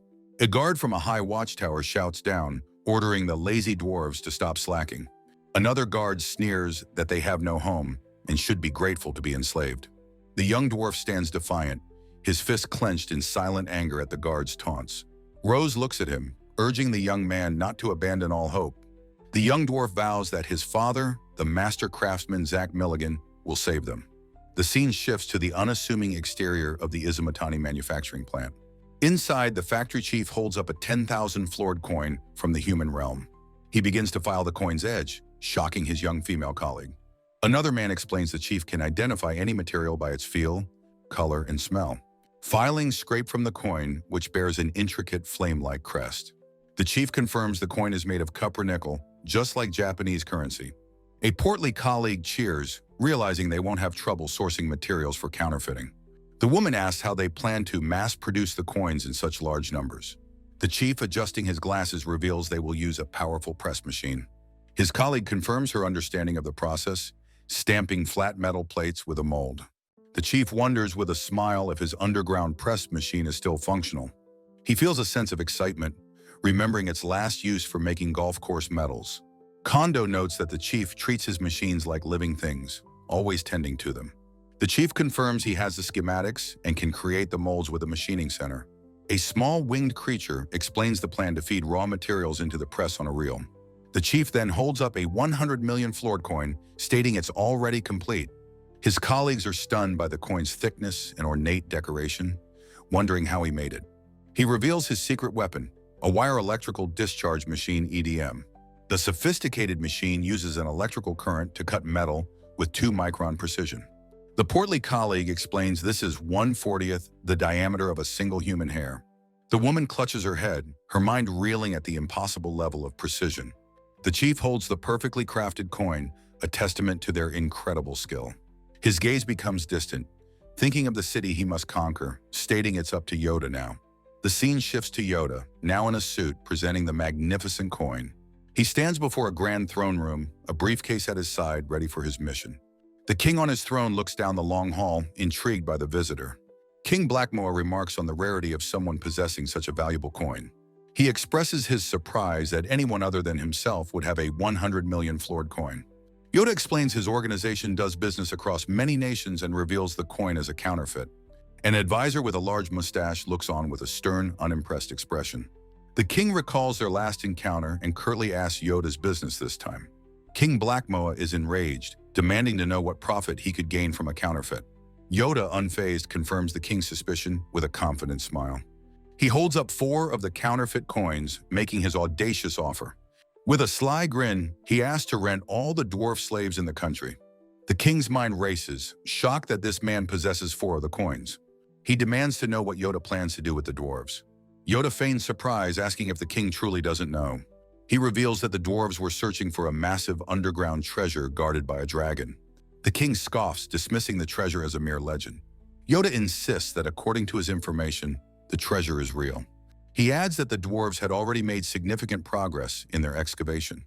The king accuses Yoda of foolishly ordering the dwarves to dig for the treasure.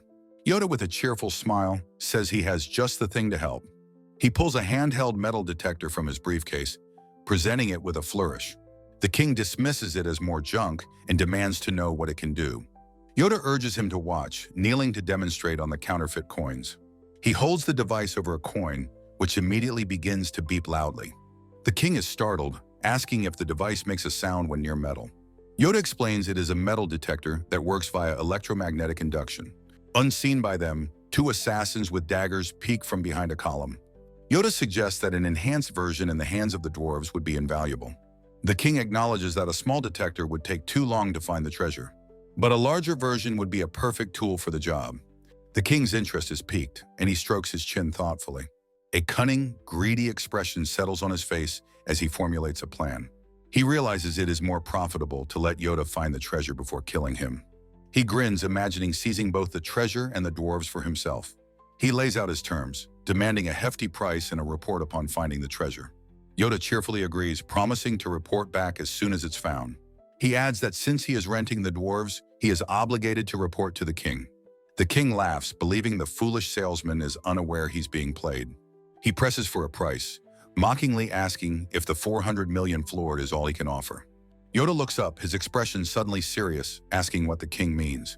The king taunts him, asking if he can't offer more.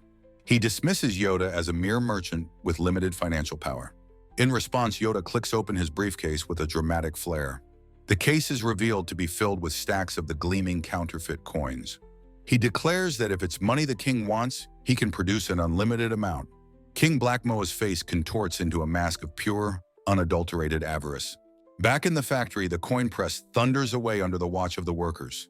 The massive machine clanks and stamps with relentless industrial power. Murata calmly informs his shocked colleague that the 10,000 floored coins are being mass-produced. The machine's powerful stamping mechanism operates with incredible speed.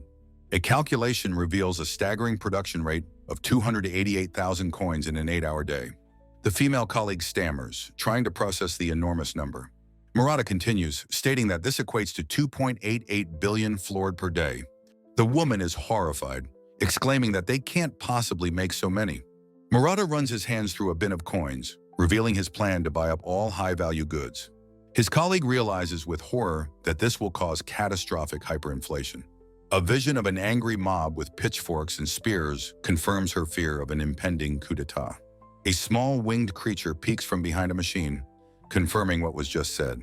The engineer Kondo gently comforts the creature, lamenting that their hard work was destroyed without payment.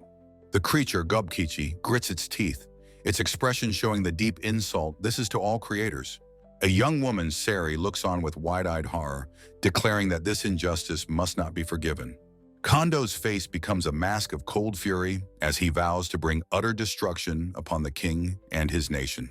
On a high cliff, Gobkichi surveys a desolate mountainous landscape, signaling the start of a new chapter. The small creature's face is alight with pure excitement and anticipation for what is to come.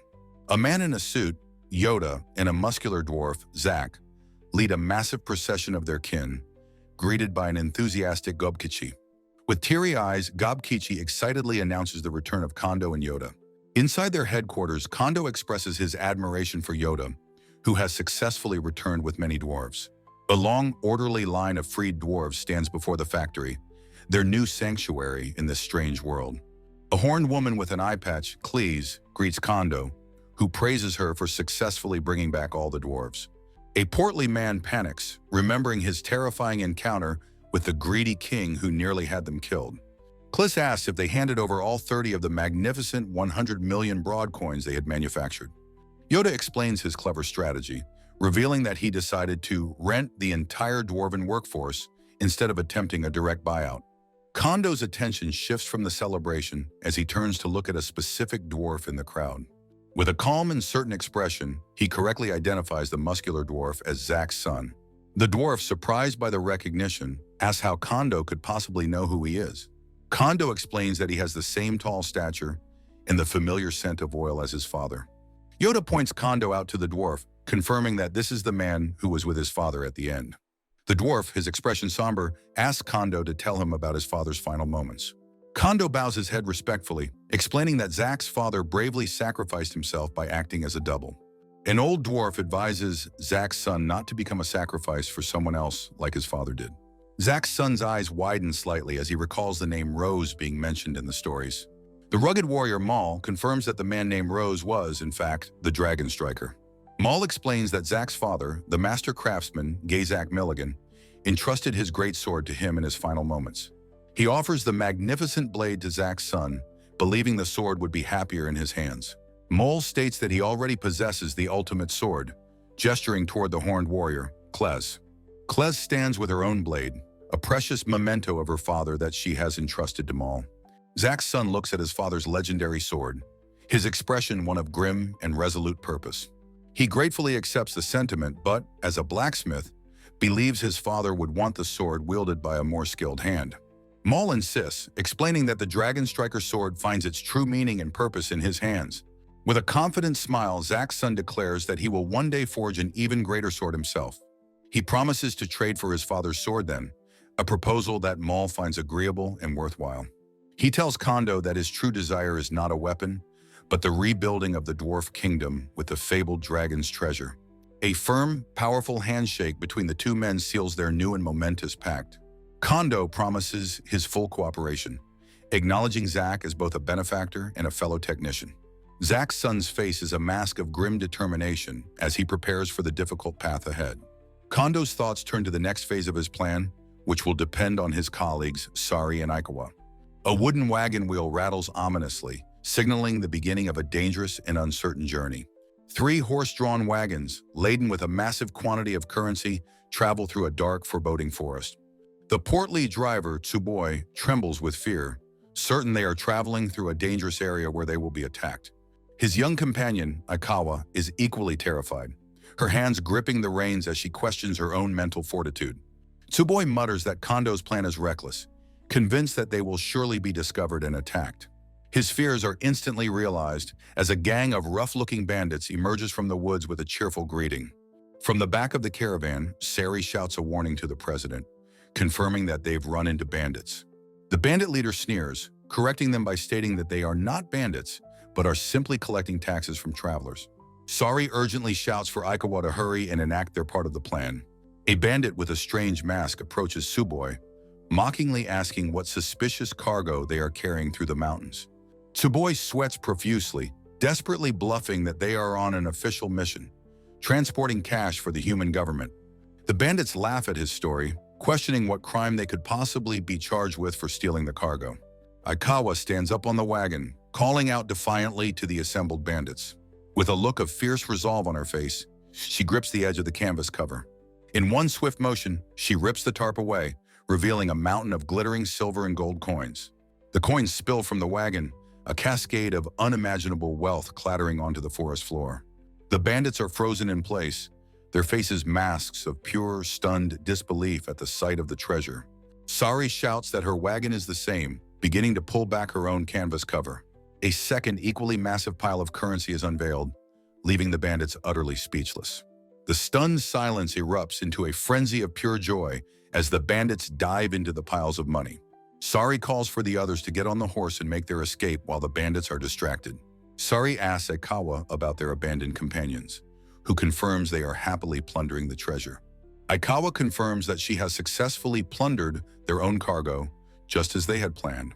With a crack of the reins and a final shout, the group gallops away to safety. The sound of their wagon fades as they leave the dark forest and the ecstatic bandits behind. Having successfully escaped, Sari sighs with relief, though she admits the ordeal was terrifying and not suited for her. Tsuboi questions if their method wasn't a bit too forceful, but Sari laughs it off, saying it was nerve-wracking. Kondo, who had been driving the wagon all along, reveals a crucial detail. The three of them were transporting genuine currency.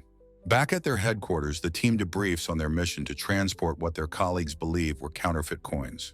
Kondo reveals the staggering value of the cargo, 300 million broad per wagon for a total of 900 million. With a grim and determined look, Kondo states that this sum is more than enough to trigger hyperinflation in the enemy kingdom. Aikawa expresses her concern, questioning if simply scattering money will be effective, as the general populace might not spend it. She points out that most ordinary people, upon receiving a large sum, would likely save it rather than spend it lavishly. Kondo slams his hand on the table, signaling that he has already accounted for this variable. He explains that in any world, there are always greedy, lawless people who are desperate for money. Aikawa repeats his words, confused about who these greedy, lawless people could possibly be. Kondo's expression hardens as he identifies the group he is counting on as antisocial forces. His colleagues are shocked by the revelation, questioning if such forces even exist in this other world. With a cold, calculating gaze, Kondo confirms their existence and identifies them with a single word: bandits. He explains that the entire ambush was a setup, deliberately sending the wagons through a known bandit territory. Tsuboi's face turns pale with horror as he realizes the true, terrifying genius of the cash transport plan. Kondo elaborates that they intentionally allowed 2 of the wagons to be captured by the bandits. The stolen 600 million broad, he explains, will now be spent with wild abandon, flooding the market and kickstarting the economic collapse. Sari asked what the money from the remaining wagon, the one they escaped with, will be used for. Kondo instructs them to purchase a specific list of materials with the funds they have left. He tells his colleague Murata that another part of his intricate plan will be activated by the time they return. Murata smirks, acknowledging that this might indeed be the case, a hint of the scheme in his eyes. The scene shifts to the imposing, multi-tiered fortress of the human kingdom of Kimo. Inside the royal treasury, a chest is opened, revealing stacks of magnificent, gleaming 100 million broad coins. King Black Moa caresses one of the coins, his face a picture of pure avarice and lust as he admires its texture. Standing alone in his vast throne room, he asks his scribe if he can hear the voice of the 100 million broad coin. He weeps with joy, believing he has finally obtained the ultimate treasure, a prize that has come to him naturally. He commands his scribe to record his divine oracle for the kingdom's official history. As he holds the coin up to the light, the intricate dragon emblem on its surface begins to crackle with an unnatural energy. The square center of the coin, which had been seamlessly fitted, starts to detach from the main body. The king watches in utter disbelief as the coin he holds begins to break apart in his hands. The small square piece, once the coin's core, falls away with a faint metallic clink. A perfect, gaping hole is now left in the center of the coin, marring the dragon's image. The king's face contorts into a mask of pure, uncomprehending horror, his eyes wide and white. Kneeling in his grand hall, he screams, unable to process how his precious 100 million broad coin could have been broken. His hands tremble as he holds the now worthless coin, a symbol of his utter ruin and the beginning of his kingdom's collapse. A grim-faced minister informs King Blackmoa that all his other coins are ruined. Inside a treasure chest, every coin has its center punched out, revealed as counterfeits. The king screams in denial, insisting they are identical to his genuine currency. A flashback shows his minister suggesting an exchange with a neighboring kingdom.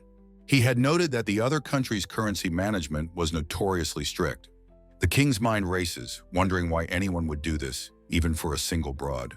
He recalls the smiling peddler who orchestrated the deal, realizing it was a trick. His minister grimly states that it was not just the peddler's work. He explains the coins were perfectly crafted for their centers to fall out. The minister concludes with certainty that this is the work of a master craftsman.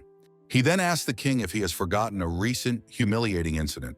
The king remembers the supposedly indestructible shield with a perfect hole punched through it. The face of the one who pierced his shield flashes in his mind with dawning horror. A memory shows Kondo holding the punched-out piece, identifying him as the craftsman. King Blackmoa explodes in a fit of rage, vowing he will never forgive them.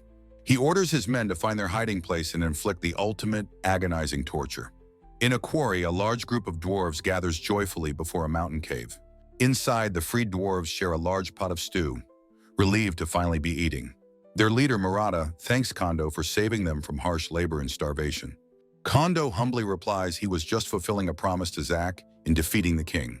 He holds up one of the counterfeit coins, calling it the reward for their freedom. Kondo officially declares to Murata that the dwarves are now free people. He instructs them to return to their homeland and focus on its restoration. Murata thanks him profusely, promising to repay the debt with a hidden treasure. Kondo, pushing up his glasses, states that treasure is not what he desires. He expresses his sincere wish to one day create things together with the dwarves. At a feast, a colleague marvels at the counterfeit coin, asking how it was made. A gruff craftsman, Murasan, dismisses him, saying he wouldn't understand the explanation. The colleague holds the coin, noting that even the king couldn't see the seam.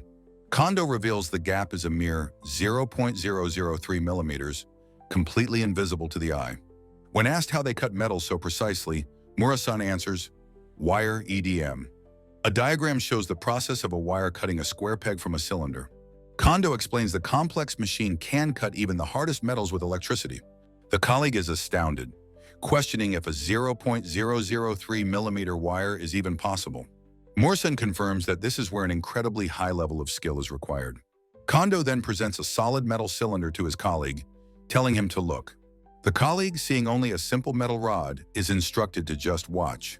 A close-up shows the seemingly solid, flawlessly polished metal object.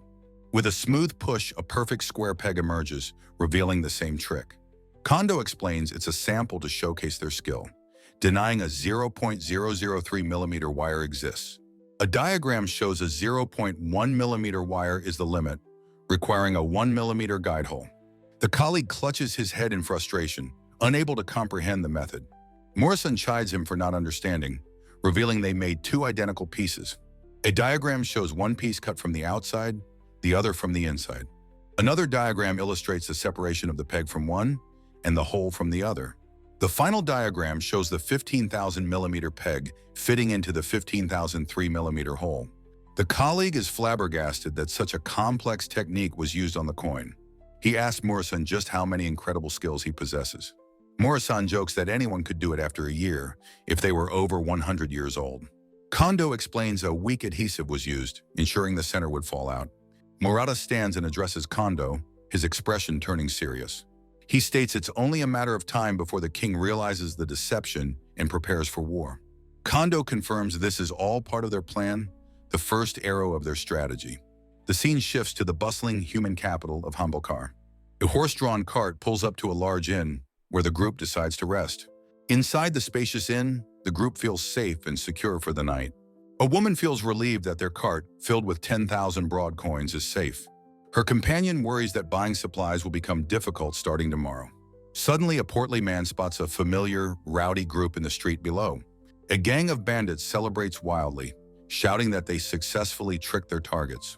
From the inn window, the observers note how much fun the bandits seem to be having. The bandits, unaware the coins are fake, revel in their ill-gotten wealth. The woman at the window remarks that just as Kondo predicted, they are spending freely. A sack of the counterfeit coins is poured out, glittering as they fall. A mustachioed merchant stares in shock at the mountain of currency on his desk. A brutish bandit leader leans in, asking the merchant if he wants the money. The merchant explains that he was suddenly ordered to build a giant castle. He nervously tries to explain that there are procedures, and it will take time to start. The bandit leader cuts him off with a gruff, "Shut up!" He declares that the merchant is the designer, and he is the client. It will be done. The merchant nervously agrees to make the castle his absolute top priority. The bandit leader simply replies that he understands. He then makes an incredible offer. He will pay 100 times the estimate. The merchant is completely stunned, stammering to ask if he's serious. The bandit confirms it, demanding immediate payment to start their giant castle. The bandits then flood the streets, shouting their plans to build a castle and buy up supplies. From the inn window, the women watch the escalating chaos with concern. The portly man joins them, his face a mask of worry. A woman wonders if this means prices are about to go up. She realizes the bandits are buying up everything at ridiculously high prices. Her companion confirms that this will cause scarcity and a rapid price hike.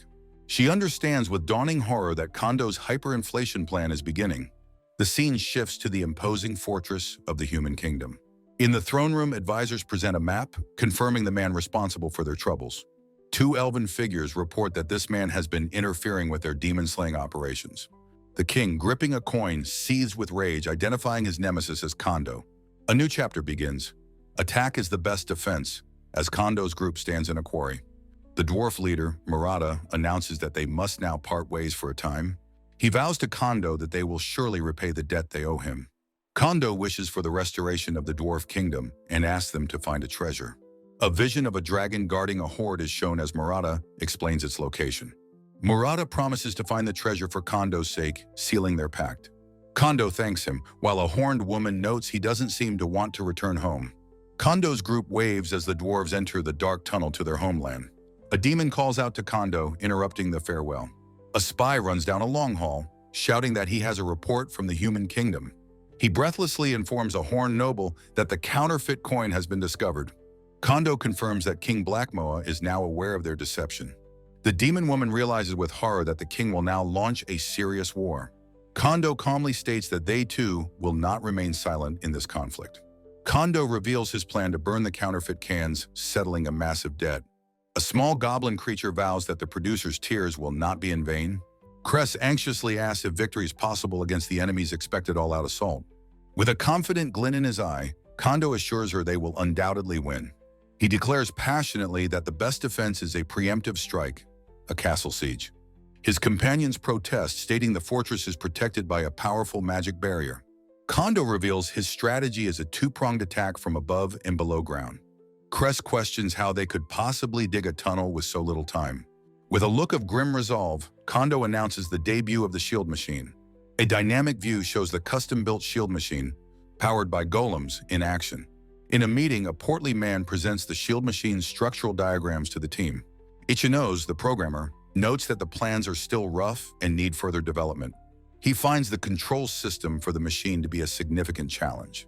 Ima, the golem user, asks if he really intends to use 3 of her creations. Kondo confirms this, explaining the machine is like a modern subway excavator. A diagram shows the massive scale of a real TBM, which Kondo admits is too big. Their smaller version, he explains, will borrow the strength of golems for propulsion. He notes the immense torque required, necessitating a special gear to amplify power. Murata, the master craftsman, correctly identifies the needed planetary gear system. An illustration shows how the planetary gear converts high-speed rotation into powerful torque. Kondo entrusts the difficult manufacturing task to Murata, who roars in acceptance. Ima approaches Ichinos, stating she expects a significant reward for her help. Her golem's energy source, she explains, is her healing, and she needs care. Ichinos, a man of pure logic, is completely baffled by her abstract requirement. Ima asserts her role as the creator who breathes life into the golems. Ichinos calmly informs her that he has already solved her energy problem. Her eyes widen in shock as she asks if he intends to heal her. He explains that true healing is preventing fatigue through hyper-efficient programming. With a confident grin, he declares this is his chance to showcase his skills. Ima is left completely flustered, realizing he totally misunderstood her meaning. Kondo watches them, smiling at their good chemistry and having high hopes for them. The scene shifts to the bustling human capital of Hanbokar, a large city. Inside a tavern, Sari and Masui are on a mission with their colleague Tsuboi.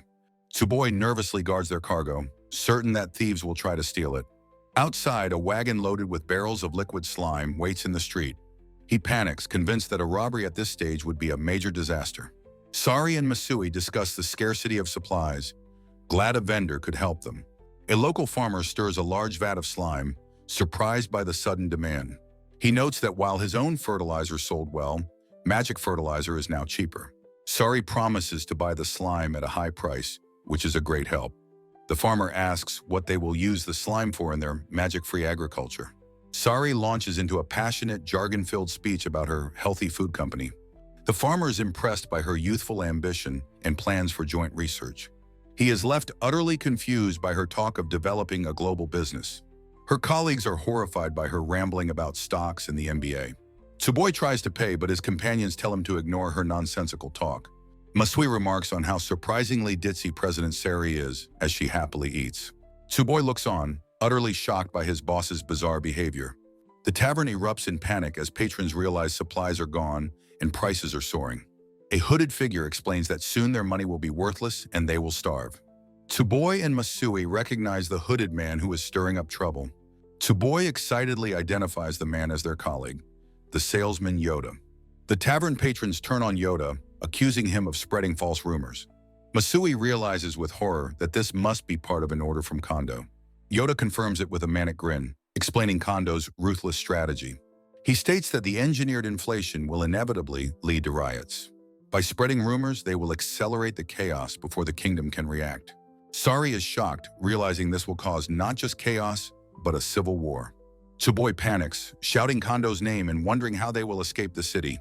The scene shifts to a lone, rain-swept hut in a desolate area. Inside, a captured dwarf is bound as a figure with tongs approaches him. The muscular dwarf, bruised but defiant, glares at his captors. A black-helmeted knight holds up a handful of 10,000 broad coins. He notes that it's an impossibly large amount for their country to have minted. He demands to know why a common thief would possess such a sum. The dwarf smirks, spitting that money simply makes the world go round. The knight reminds him that counterfeiting their currency is a grave crime. He heats a pair of tongs and a brazier, preparing for a brutal interrogation. He presses the hot tongs to the dwarf's face, demanding to know the source. The dwarf remains silent, knowing he faces execution no matter what he says. The room is littered with the bodies of his comrades, their money spent. A soldier reports to his captain with new information from another captive. He presents a document for the captain to review. The captain learns from the interrogation that the dwarves attacked a cash transport. The document includes a sketch of the portly, buck-toothed man being transported. The captain's eyes widen, realizing this was a coordinated strike, and orders a public interrogation. The chapter begins with Ima meticulously licking the surface of a massive stone golem. Below, the programmer Ichinos wrestles with a complex technical problem at his desk. He's amazed that the entire shield machine tunnel is being dug by golem power alone. A diagram shows the machine, but Ichinos realizes the control program is flawed. In a simple animation, one golem is told not to push too hard on its handle. The other golem understands this means the handle is getting lighter, so it pushes harder. The core problem is that the mute golems cannot communicate to coordinate their actions. Ima worries that forcing them to work will increase the load and break them. Ichinos clutches his head in frustration, trying to find a way to make them dig efficiently. His anguish suddenly transforms into a manic, ecstatic grin of pure programming joy. Ima is creeped out by his strange smiling and asks him what's wrong. He completely ignores her, lost in his work, which only angers her more. She puffs out her cheeks in frustration at being so thoroughly ignored. She furiously demands to know why he isn't listening, saying her golem work is almost done. She glares, thinking to herself that he's completely absorbed and can't see anything else. Ichinos stares at his screen, feeling that something is missing from his solution. A thought strikes him. Is something missing? That's it, he realizes with a jolt. Ima explodes, shouting that there's not enough love, a point he himself once made. With a determined blush, she decides she must be the one to teach him about love. She gently pokes his shoulder to get his attention, her voice soft. Leaning in close, she sultrily asks if he'd like to talk with her about love. Ichinoshi stares back, his logical mind completely failing to process her suggestion. Ima is horrified by his blank, confused reaction to her advance. She grabs his shoulder, her attempt at a romantic connection having failed spectacularly. The engineer Kondo sits at his desk, pondering a difficult problem and muttering technical acronyms. Suddenly, a brilliant idea strikes him as he shouts his realization: Internet of Things. His outburst leaves the horn golem user, Emma, completely startled and confused. He excitedly explains his plan to network the three golems for efficient excavation. Ima, blushing slightly, confirms that a shared consciousness between golems is indeed possible. Overcome with gratitude for the inspiration, Kondo suddenly embraces a surprised Emma. He thanks her profusely, explaining this will help maintain the shield machine's speed. Flustered by the sudden hug, she tells him to stop, her face bright red. Her initial resistance fades as her hand hesitantly rests on his sleeve. Her grip tightens slightly, her protest becoming less forceful. She tells him not to take her words seriously as Ichinos witnesses the awkward moment. Pulling away with a shy apology, she leaves a bewildered Kondo behind. In the factory, a massive gear is lowered by a crane for the machine. The rugged craftsman Murata carefully operates the crane controls from below. The manager greets him warmly, calling out his name with a smile. Murata asks the manager for an estimate on how long the shield machine will take. The manager estimates 1 to 2 weeks, a time frame Murata thinks is tight. The manager confirms the time frame is perfect, allowing other teams to prepare. In town, President Sari is shown procuring necessary supplies for the operation. Meanwhile, Mal and Klez train a horde of goblins for the coming battle. Murata voices his concern about a potential enemy attack during their preparations. The manager confidently tells him not to worry and to focus on his manufacturing. As Murata welds a component, he is overcome with a sense of nostalgia. He reflects on his past of endless failures, now finding purpose in his work. He finds himself feeling more comfortable in this new world of focused craftsmanship. A scarred worker watches, thinking Kondo will bear the responsibility for what happens next. The imposing fortress of the human race stands on a high cliff. Inside, an advisor reports to King Blackmoa about the delayed demon attack. The advisor explains that riots have broken out due to food shortages. The furious king orders the rebels and their entire families to be executed. His advisor is horrified by the king's cruel and drastic measures. The king roars that his command is absolute, second only to the gods. The advisor can only sweat in silent terror at his king's tyranny. Sari's team is shown with their wagons loaded with barrels in the city. They discuss their supply run, noting they've bought many herbs for potions. However, they still haven't acquired the full quantity of potions they need. The president makes a deal with farmers to secure a large supply of liquid slimes. In the market, citizens complain about the impossibly high prices for goods. The president's wanted poster lies trampled in the dirt. From his balcony, King Blackmoa watches as fires rage across his city. His advisor asks how the war can proceed with the riots escalating. He explains that most soldiers are busy suppressing the unrest, making a deployment impossible. The king, confused, demands to know the cause of the widespread riots. The advisor reveals they were tricked into causing hyperinflation by mass-producing currency. The king faces a mask of horror as he realizes he's fallen into a trap. He looks out at his burning city as his advisor continues his grim report. The advisor reports that an elite enemy unit is now advancing on the castle. The main demon army, a horde of goblins, is also on the march. The king grips the stone railing, his knuckles white with rage and panic. He screams for his mages to raise a barrier to protect his land. Sari's caravan desperately races to escape the now burning, chaotic city.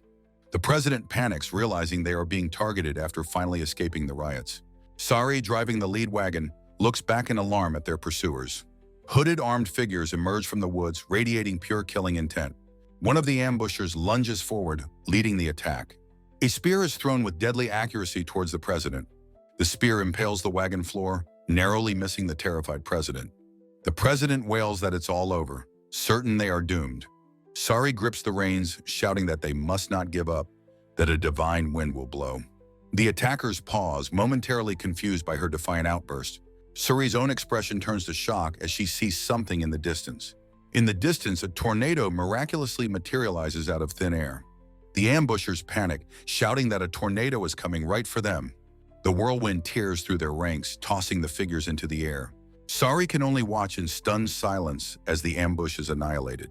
The road is littered with the defeated bodies of their would-be attackers. As the wind dies down, a figure is revealed within the dissipating tornado. The towering werewolf, Sturm, emerges, holding a barrel on his shoulder. He cracks a toothy grin, remarking that it's good to get out sometimes. Deep underground, a massive tunnel is being excavated by a colossal machine. The shield crusher is shown in action, operated by Kondo's team. Emma and Ichinos watch from a platform, confirming the operation has begun. The company president declares that the time of judgment has arrived. On the surface, mages maintain a shimmering hexagonal barrier around a city. Ryan, on a griffin, asks her companion if they can truly win this war. The city is besieged, smoke rising from its towers beyond the barrier. Juna confidently tells her not to worry, as the barrier is unbreakable. King Blackmoa watches the battle from his balcony, his city burning. His advisor reports on the demon army's advance, which is faster than expected. The city's defenses are broken by riots, allowing the demons to pass through. The advisor mentions that the dreaded dragon striker is among the enemy forces. The demon king smirks, comparing the defenders to moths drawn to a flame. Deep underground, the shield machine continues its violent drilling. The tunnel begins to shake violently, debris raining down from the ceiling. The president calls out Kondo's name in alarm as the collapse worsens. Kondo and Ima shield their heads as debris falls around them. Kondo panics, realizing the entire tunnel is about to collapse. The president anxiously hopes for reinforcements to arrive soon. His face is a mask of stress as the situation becomes more dire. A truck arrives, its driver announcing she's brought the requested liquid slime. The president's face breaks into a wide, relieved smile. Ima and Ichinos are completely bewildered, asking what the slime is for. Murata tells them to just watch, as the spiral cannon will explain everything. The driver adds that they also have a gift from Sturm. The president orders Murata to start up the cannon immediately. Murata starts a portable generator, preparing to power the device. With a shout, he fires the cannon, its barrel tilting upwards. The cannon fires a high-pressure spray of small, googly-eyed slime creatures. The slime splat against the crumbling rock walls of the shaft.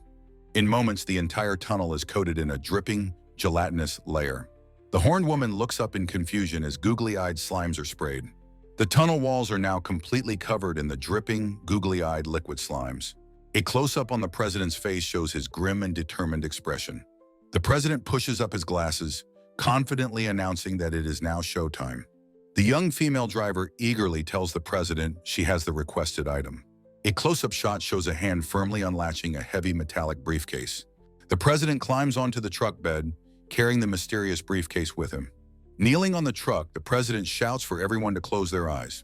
The horned woman and Kondo cover their eyes, nervously questioning the strange command. The president declares with intensity that they will understand when he opens it. A briefcase is opened with a loud snap, revealing a dark, ominous interior. Inside the case, Medusa's serene face is revealed, her hair a mass of snakes. Medusa's eyes snap open, now pure black, unleashing a terrifying silent power. A wave of energy flashes through the tunnel, solidifying the slime-covered walls. A close-up shows the liquid slime instantly petrifying into solid, unyielding stone. The president firmly slams the briefcase containing Medusa's head shut. The president shouts reassuringly, telling his companions it is now safe to look. Kondo and the demon woman stare in utter shock at the transformed tunnel. The tunnel is now a solid stone passage, the liquid slime completely petrified. The demon woman realizes in horror that they used Medusa's petrifying gaze. A heavy metal case is presented with text explaining it contains Medusa. The young woman drives with a confident smile, her portly colleague laughing heartily.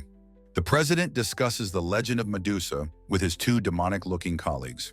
A powerful wolf man stands triumphantly in a ruined chamber filled with bones. The horned demon woman smiles confidently, explaining that Sturm brought the special item. The president looks excited, declaring their plan to advance directly under the castle. A large, imposing fortress on a cliff rumbles from an unseen underground force. The horned woman with an eye patch points forward, commanding her forces to attack. A projectile splatters against a hexagonal energy barrier, fired by a goblin army. The hexagonal energy barrier cracks under the impact, shocking the unseen defenders. A magical hexagonal barrier shatters from a powerful, unseen impact. The elf mage stares in disbelief, recognizing the weapon that broke her barrier. A horde of goblins cheers as they operate their large, crude dung cannon. With a confident V sign, the horned demon commander reveals her secret weapon's unique property.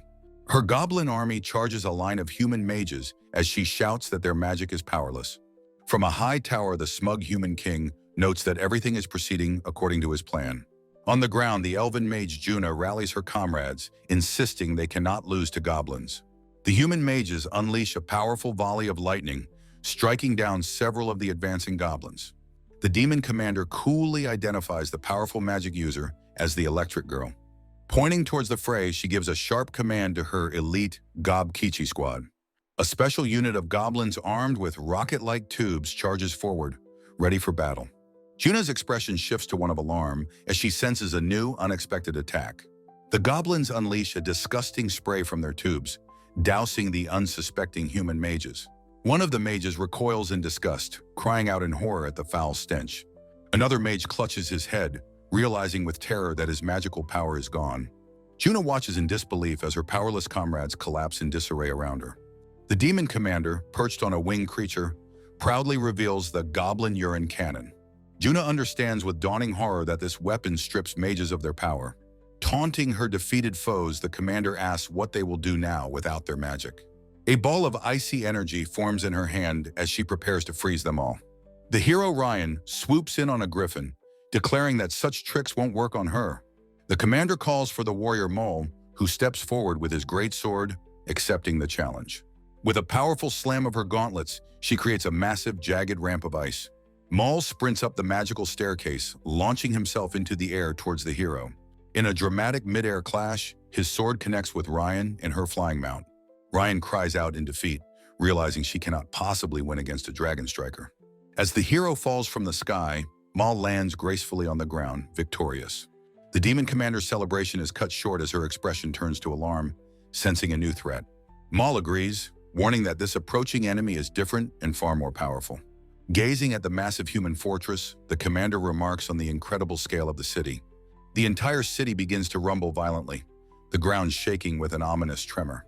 A colossal shark-headed reptilian monster bursts through the city's walls with explosive force. From a high balcony, King Blackmoa triumphantly commands his son, the dragon striker, to emerge. The warrior Mole realizes with grim certainty that his sword will be useless against this new foe.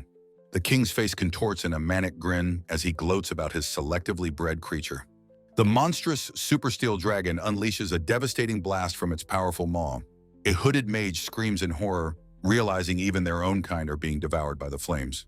The great dragon roars, vowing that it will not let them have their way. With a furious shout, the king declares that in war, a light sacrifice is a mere trifle. The title page for Chapter 35 reveals King Blackmoa's trump card as a skeletal dragon flies over a burning city. With insectoid limbs and a bony frame, the terrifying dragon unleashes a powerful blast of fire. An advisor on a balcony identifies the creature as King Blackmoa's selectively bred super dragon. The king smirks with absolute confidence, telling his subordinate to simply watch and see what happens. On the ground, the swordsman Moru stands over his defeated dragon, recognizing this is the enemy's final gambit. The demon race is rendered powerless as the dragon's fiery assault engulfs the entire city. The horned woman Kuresu stares in shock as the ice staircase she created melts away. She understands her ice magic is fundamentally incompatible with the fire-breathing dragon's power. Despair fills her as she realizes their only hope now lies in the dragon striker's sword. Kuresu grips her own sword, its icy power useless against the overwhelming heat of the battle. Seeing her despair, Moru gently tells her not to look so defeated. He introduces himself as the former captain of the dragon strikers, vowing that he will not lose. His tone becomes commanding as he orders Kuresu to quickly create another staircase for him. A new, impossibly long ice staircase erupts from the ground, with Kuresu shouting that it will be a long one. She unleashes her full power, her face a mask of determined concentration as she forms the ramp. Without hesitation, Moru is already sprinting up the newly formed, impossibly steep ice steps. From the ground, his own dragon companion roars in support, watching its master ascend to battle. Moru leaps from the top of the ice ramp, a small figure soaring towards the colossal skeletal dragon. A muscular ally on the ground throws his hands up in triumph, certain that Moru has reached his target. With a brilliant flash of energy, Moru's sword strikes the dragon's back with immense force. Kuresu watches the impact, her mouth agape in awe and shock. The enemy king is equally stunned, his face a mask of disbelief at the powerful attack. Below, the allied dragon roars Moru's name as the warrior is thrown back from the blow. The powerful sword shatters on impact with the dragon's incredibly tough hide. Moru is sent reeling, his face contorted in a pained shout from the recoil. The enemy king gloats, revealing the super dragon's skin is coated to be harder than steel.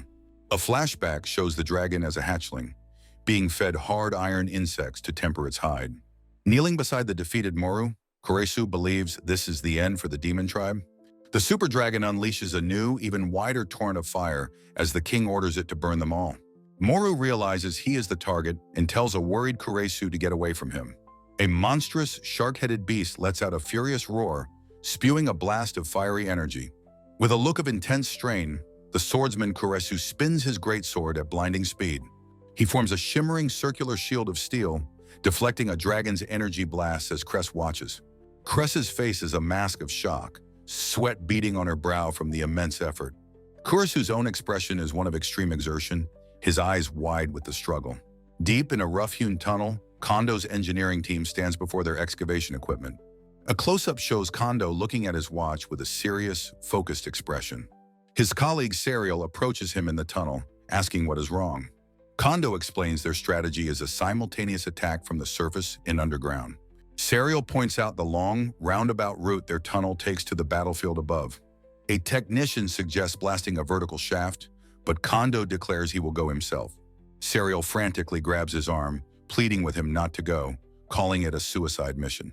The entire tunnel begins to shake as Emma and her colleague look up in alarm. Kondo and Serial are startled by a strange sound, wondering if the enemy has found them. Kondo looks up, his mouth agape in surprise at the commotion from the ceiling. Emma tells her panicking colleague to calm down as he frets about being killed. A brilliant beam of light blasts through the ceiling, striking the tunnel floor with explosive force. Kondo and Serial stare in utter shock at the hole that has appeared above them. A team of powerful bearded dwarves, led by Zack, bursts through the rubble. Zack smiles cheerfully, confirming they are professional diggers who have come to help. When Kondo asks how they knew their location, Zack credits Kondo's own comrades. The elegant horned Schenker arrives, thanking the dwarves and promising them Seiki as a reward. His subordinate eyes him with suspicion, finding his inaction during the war strange. Schenker takes command, telling Kondo and the dwarves to head for the surface. His subordinate is stunned into silence by his sudden, authoritative command. Tsuboi whispers to her that Shenkar is undoubtedly plotting something sinister again. She confronts Tsuboi, declaring his own wickedness is worse, as Kondo watches with a knowing smile. Schenker states that he is simply repaying a debt from a previous time. He reminds a former colleague that they are comrades who work together in the same place. With a serious expression, he warns them to be careful as a dragon has appeared. Kondo and Zack look up, their faces filled with concern at the ominous news. Emerging onto the surface, Kondo's gaze is fixed on the burning city before him. The biomechanical dragon unleashes a massive, devastating torrent of fire from its maw. The blast of fire engulfs Kurisu, who struggles to withstand the raging inferno. Kurisu screams at Crest to lead the demon tribe in a retreat while he holds the dragon off. Crest defiantly shouts back that she could never abandon a comrade in battle. Kurisu smiles grimly, telling her not to worry, accepting his fate as a dragon striker. With tears in her eyes, Crest understands this is his true wish if he is to be killed. Kondo and Zack watch in horror from below, screaming Kurisu's and Crest's names. Kurisu is overwhelmed by the flames, his sword glowing an intense cherry red from the heat. Zack exclaims in alarm that Kurisu cannot possibly withstand such an incredible temperature. Kurisu strains against the fire, gritting his teeth as he admits his arm is at its limit. The dragon rears back, its fiery assault ceasing for a brief, tense moment. Kurisu is left kneeling on the scorched ground, exhausted and badly burned but still alive. The dragon looms over its defeated opponent, its maw open, ready to strike again. A small dark moth flutters into view, hovering just above the dragon's head. The moth rapidly grows into a colossal, beautifully patterned insect with a fuzzy, bearded face. A close-up shows the moth's large, dark, and surprisingly expressive compound eyes. From the moth's perspective, the heroes on the ground wonder what this creature is attacking the dragon. The moth's gaze seems to focus intently on the small group of allies below. Kondo and his companions stare up in disbelief, Kondo murmuring about the giant insect. The moth speaks in a familiar voice, asking them why they look so surprised. Kondo's face breaks into a wide, joyous smile as he declares he knew they would meet again. The chapter title page shows the besieged city, smoke rising from its grand buildings. The giant moth, Rose, hovers in the air, its magnificent wings beating gently. From the ground, Kondo and Maul watch as Rose confronts the dragon high in the sky. Kondo smiles, recognizing the voice of his dear friend Rose. A new chapter begins, featuring Zack tearfully understanding that forms may change. Riding atop the moth, a dwarf warrior declares he is Zack Milligan, Maul's father. Kondo watches, a wave of profound relief washing over him that his friend is alive. The moth Rose greets Kondo, overjoyed that they could finally see each other again. From the moth's perspective, he announces to the heroes below that they have come to help. Kondo asks Maul how this is possible, as his father was trapped inside the worm. Maul confirms this, amazed his father could have survived in the creature's venomous interior. The moth, Rose, confirms their story, declaring that struggling is what life is all about. A flashback shows Zack crawling through the worm's innards, vowing not to simply fall.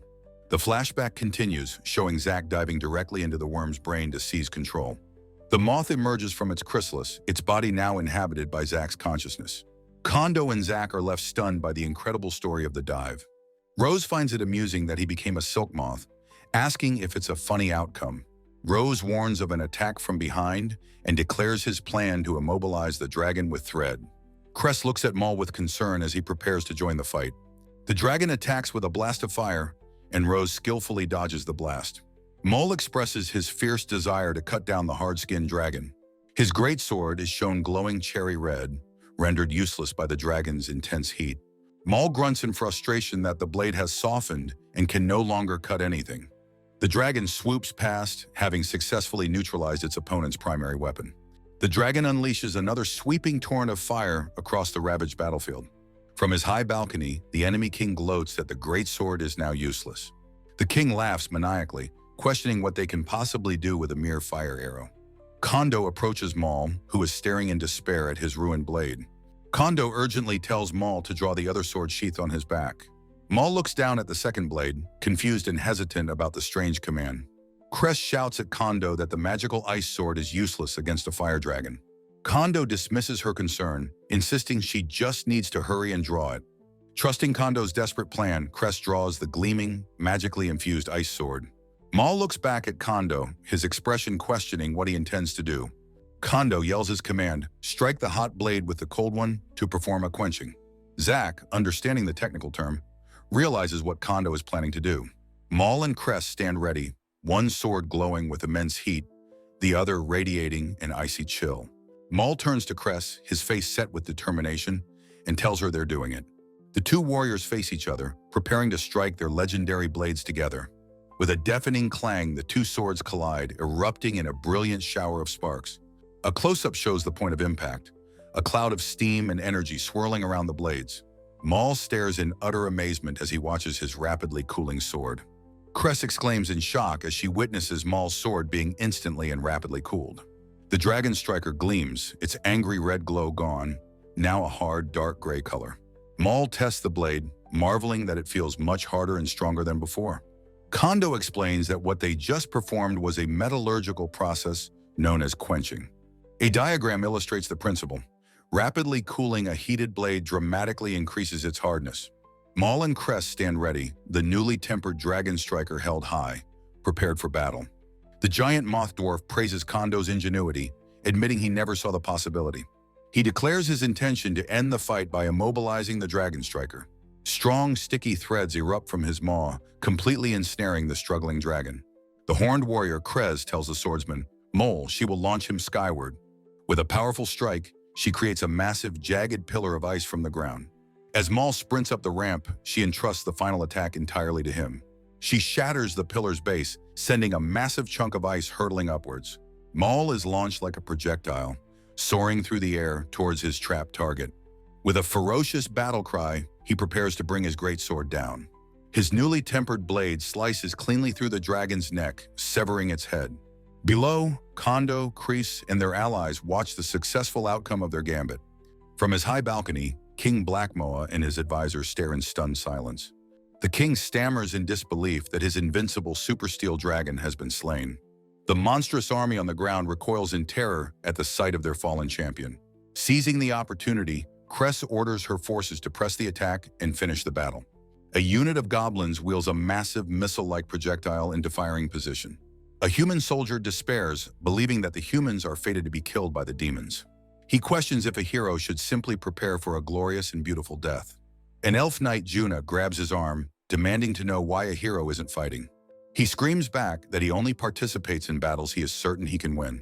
From a high tower, a furious voice calls out to King Blackmoa. The king callously orders his cowardly advisor, Paco, to jump down and fight.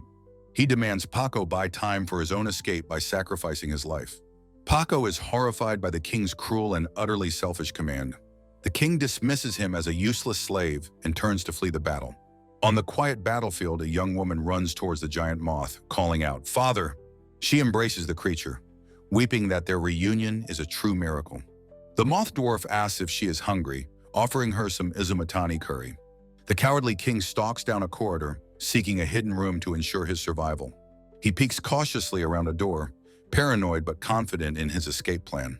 Believing he is safe in the secret underground chamber, he prepares to hide. He curses the demon tribe, vowing to survive and bide his time for revenge. His arrogance is fueled by his belief in his own inherent value as the king. He declares that the one with the most value is the one who deserves to live. He stands alone in his vast treasury, surrounded by chests overflowing with gold. A deep, ominous rumbling begins to shake the very foundations of the room. The king's face freezes, his eyes widening in a dawning, abject terror. The massive circular vault door at the far end of the chamber explodes inwards. His expression contorts into a mask of pure, uncomprehending shock and horror. The colossal drill head of a tunnel-boring machine smashes into the treasury. The king stands frozen, his last hope for escape violently torn away from him. A man in a work uniform calmly steps through the breach in the shattered wall.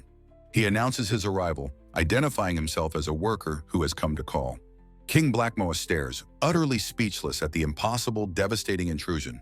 The man, Kondo, questions if the king is calling him a mere laborer. A new chapter begins as Kondo and his team stand ready for the final confrontation. The king demands to know who they are, calling them insolent for entering his castle. Kondo calmly asks if the king has forgotten their previous, fateful meeting. A jolt of recognition flashes across the king's horrified, enraged face. He remembers the craftsman who punched a clean hole in his priceless shield. Kondo points at the king, promising his castle and country will soon be destroyed. His colleagues watch as he clarifies that they are not laborers, but are in fact technicians. The king accuses them of siding with the demon race in this conflict. An elegant, long-haired demon, Schenker, confirms the king's accusation is correct. Schenker declares that the king has lost and the demons will now rule the country. The king sputters in rage, completely unable to accept his sudden and total defeat. He clutches a treasure chest, insisting that everything in the room rightfully belongs to him. He screams in defiance, refusing to be ruled by the lowly demon race. Kneeling before his horde, he repeats his desperate claim of absolute ownership. Kondo asks the king if he understands that he is the sole cause of his own downfall. He lectures the monarch on his arrogance in underestimating the workers who supported him. The king retorts that he is of a different class entirely, chosen by destiny. He insists that he is on a completely different level from a mere laborer. Kondo holds up a single scorched can of food, reminding the king of his actions. He speaks of the pride and effort that went into making each and every can. The king dismisses this sentiment, questioning what a mere goblin could possibly achieve. A goblin nods, agreeing that they were only using the tools they were given. The king accuses them of simply being skilled with their strange, unfamiliar tools. Kondo crushes the can, stating only those with superior genes should pass them on. The sudden, violent motion punctuates his lecture on the true nature of worth. His team of technicians stands behind him, a silent and formidable show of force. Schenker is taken aback by Kondo's sudden and uncharacteristic aggression.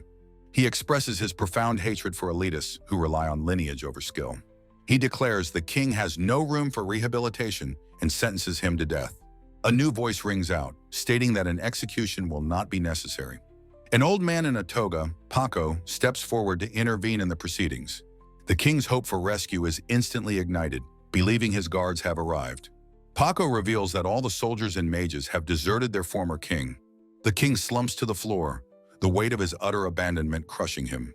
Paco declares that the king is now just a powerless old man, not worth killing. A female colleague asks what should be done with the defeated monarch now. Paco offers himself for public execution, taking responsibility for the kingdom's fall. He states that the blame for letting the king get to this point is his alone. Schenker's sister suggests they release the king in exchange for sparing Paco's life. Schenker rejects the idea, warning that a freed king would only cause more trouble. Kondo calmly tells Schenker that his own plan will surely work. He explains that the king will be exiled, as he would not be understood here. He tells the stunned king to go to another country and start his life over. Kondo extends a hand in a gesture of unexpected grace and opportunity. He offers the defeated king a job, a chance to learn a real, honest skill. He promises that if the king returns, he will be hired at Izumatani Manufacturing. Kondo's colleagues are flabbergasted by his offer, questioning his sanity. Kondo asks Paco to remain in the castle as a representative of the human race. The king sits, broken and defeated, his face shadowed with utter humiliation.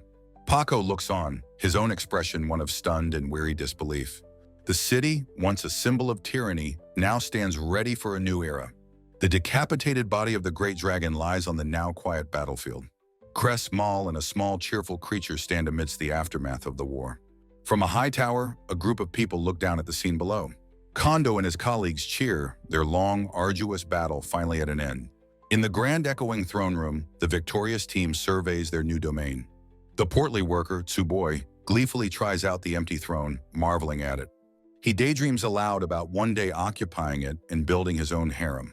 The demoness Lilith disgustedly remarks that he's definitely thinking of something lewd. Ichinose, a young technician, considers this as Lilith suggests a private development room. She leans in very close, her face inches from his, getting his full attention. Lilith teasingly asks what he thinks about them being alone in the castle. Ichinose becomes flustered, his mind racing for an appropriate response to her flirtation. He asks if she means getting a bedroom, and she coyly confirms it. She playfully tells him not to make her say such embarrassing things aloud. He panics, stating the castle probably lacks internet, which infuriates the demoness. On a high balcony, the group discusses the immense task of post-war cleanup. The horned nobleman, Shenkar, notes there will be backlash from the human populace. Serial confronts Kondo, demanding to know how he'll fix the hyperinflation he caused. Kondo looks weary as she asks if he even has a solid plan. He admits that as a technician, he has no idea how to solve it. Serial is horrified, realizing he acted without considering the economic consequences. Sari Kajikawa calmly suggests denomination as the solution, baffling her colleague. She explains they will unify currency, exchanging 100 human coins for 1 demon coin. Shenkar and Kondo are stunned by her brilliance as she asks if they underestimated her. Kondo entrusts economic matters to President Sari, turning to a more important task. He gestures to the battlefield below, pointing out the many wounded soldiers. He declares they must protect the injured, and Sari asks how it can be done. Kondo announces his plan to create a workers' compensation system and pay reparations. Sari and Tsuboi smile, moved by his compassionate and forward-thinking leadership. Far across the sea, 2 large, griffin-like birds soar through the clouds. They fly towards a magnificent, white-walled kingdom built on a seaside cliff. A guard on a palace balcony spots something approaching through his binoculars. A small, simple boat carrying King Blackmoa and a child rows across the water. Inside the palace, King Peiji XI joyfully plays with his young daughters. He gently tells one of his children that playtime is over, he has work to do. The king sets his daughter down, his warm expression shifting to one of duty. An armored guard enters, announcing that King Peiji has an unexpected visitor. King Peiji turns, his expression becoming cold and dismissive as he asks who it is. The visitor in the boat identifies himself as King Blackmoa of the Liver Kingdom. Blackmoa, his face grim, states that he has come to speak with King Peiji. A new chapter begins, showing Blackmoa entering the cold, imposing throne room. An officer reports to King Peiji that the construction of warships is delayed. He explains there are material shortages and trade issues causing the problem. King Peiji expresses his frustration, wanting to eliminate the pirates as soon as possible. He decides to personally visit the production site to motivate the workers. A guard announces the arrival of the exiled King Blackmoa to the court. King Peiji leans back smugly, telling Blackmoa he has been kept waiting. He boasts about the many troubles of his maritime nation, feigning importance. Blackmoa dryly remarks on how prosperous Peiji's kingdom appears to be. Peiji condescendingly asks what business the exiled king has with him. Before stating his purpose, Blackmoa notes he heard Peiji's castle was recently attacked. Peiji is momentarily thrown, surprised by how well-informed Blackmoa is. He explains that his own country has a long-distance communication network. Blackmoa proposes an alliance to reclaim his lost kingdom from their mutual foe. Peiji scoffs at the idea, asking why he should help a failed king. His expression is cruel as he dismisses the notion of a potential alliance. Blackmoa insists that with their combined power, they could defeat their enemies. Peiji looks on with a calculating, disdainful gaze, coldly considering the proposal. Blackmoa argues that harboring him would tarnish Peiji's reputation among other nations. Peiji coldly dismisses the threat, telling Blackmoa to leave his court at once. The king's hand trembles with barely suppressed rage as he rejects the plea. Blackmoa reminds Peiji of all the support he provided him in his youth. Peiji cruelly retorts that Blackmoa only had value back then when he was useful. He sneers that Blackmoa is now just a filthy old man with nowhere to go. Blackmoa roars in defiance, insisting he is still the rightful king of his land. Peiji screams that his strong nation does not accept losers like him. He points a trembling finger, declaring Blackmoa lower than a goblin or a kobold. He orders his guards to throw the old king out of his country. As he's dragged away, Black Moa makes one final, desperate warning about their common enemy. The throne room doors slam shut, sealing King Black Moa's fate. Page sighs, annoyed by the encounter, but his thoughts turn to a new problem. He contemplates whether to make the powerful Izumatani Works Group an enemy or an ally. An overview shows the castle, now a sprawling industrial complex run by the new faction. A group of dwarves gathers as an older one warmly greets a younger man. The young dwarf, Maul, tells the older one he and his moth father will go on ahead. The older dwarf agrees, asking Maul to thank Kondo for their newfound freedom. Maul, riding the giant moth, tells his father not to worry about anything. The moth assures him that they will certainly meet again someday in the future. It declares that as technicians, they are bound to reunite at another worksite.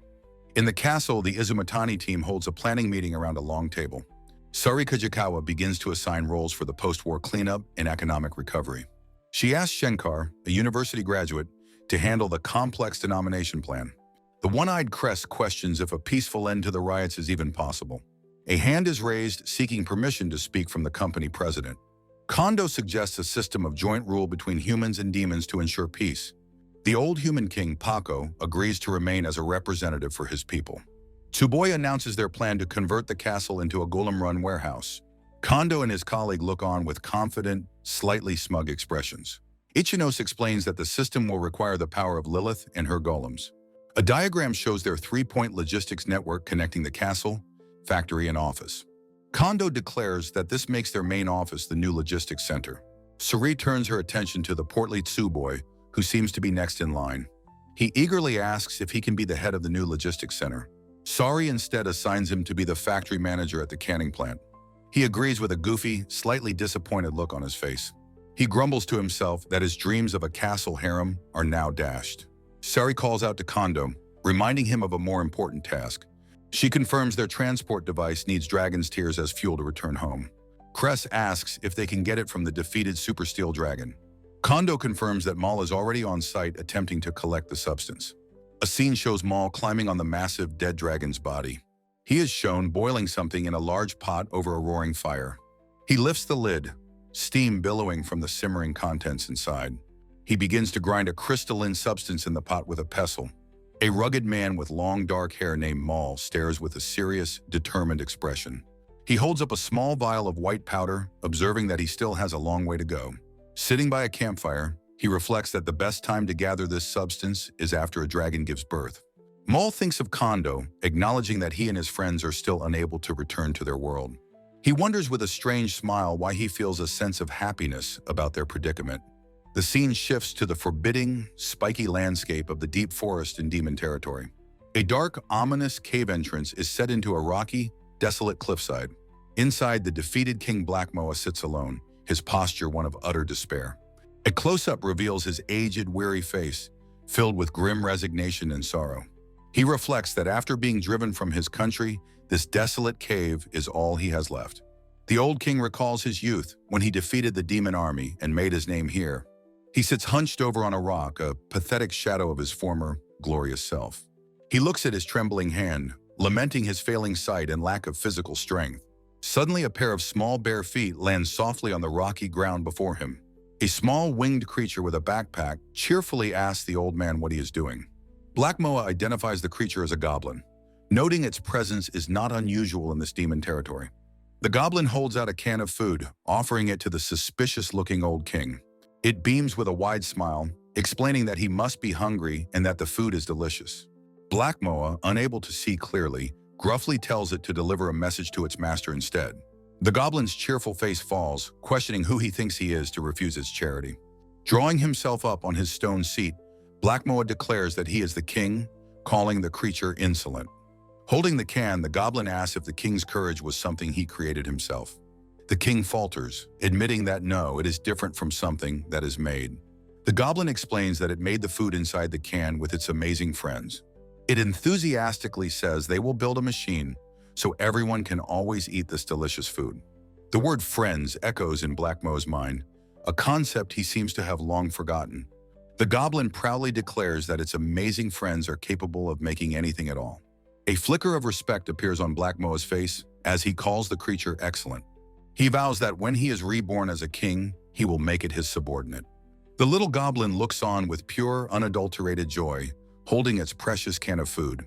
His final vow made, the old king pitches forward, his strength finally giving out. King Blackmoa collapses face first onto the rocky ground, his journey seemingly at an end.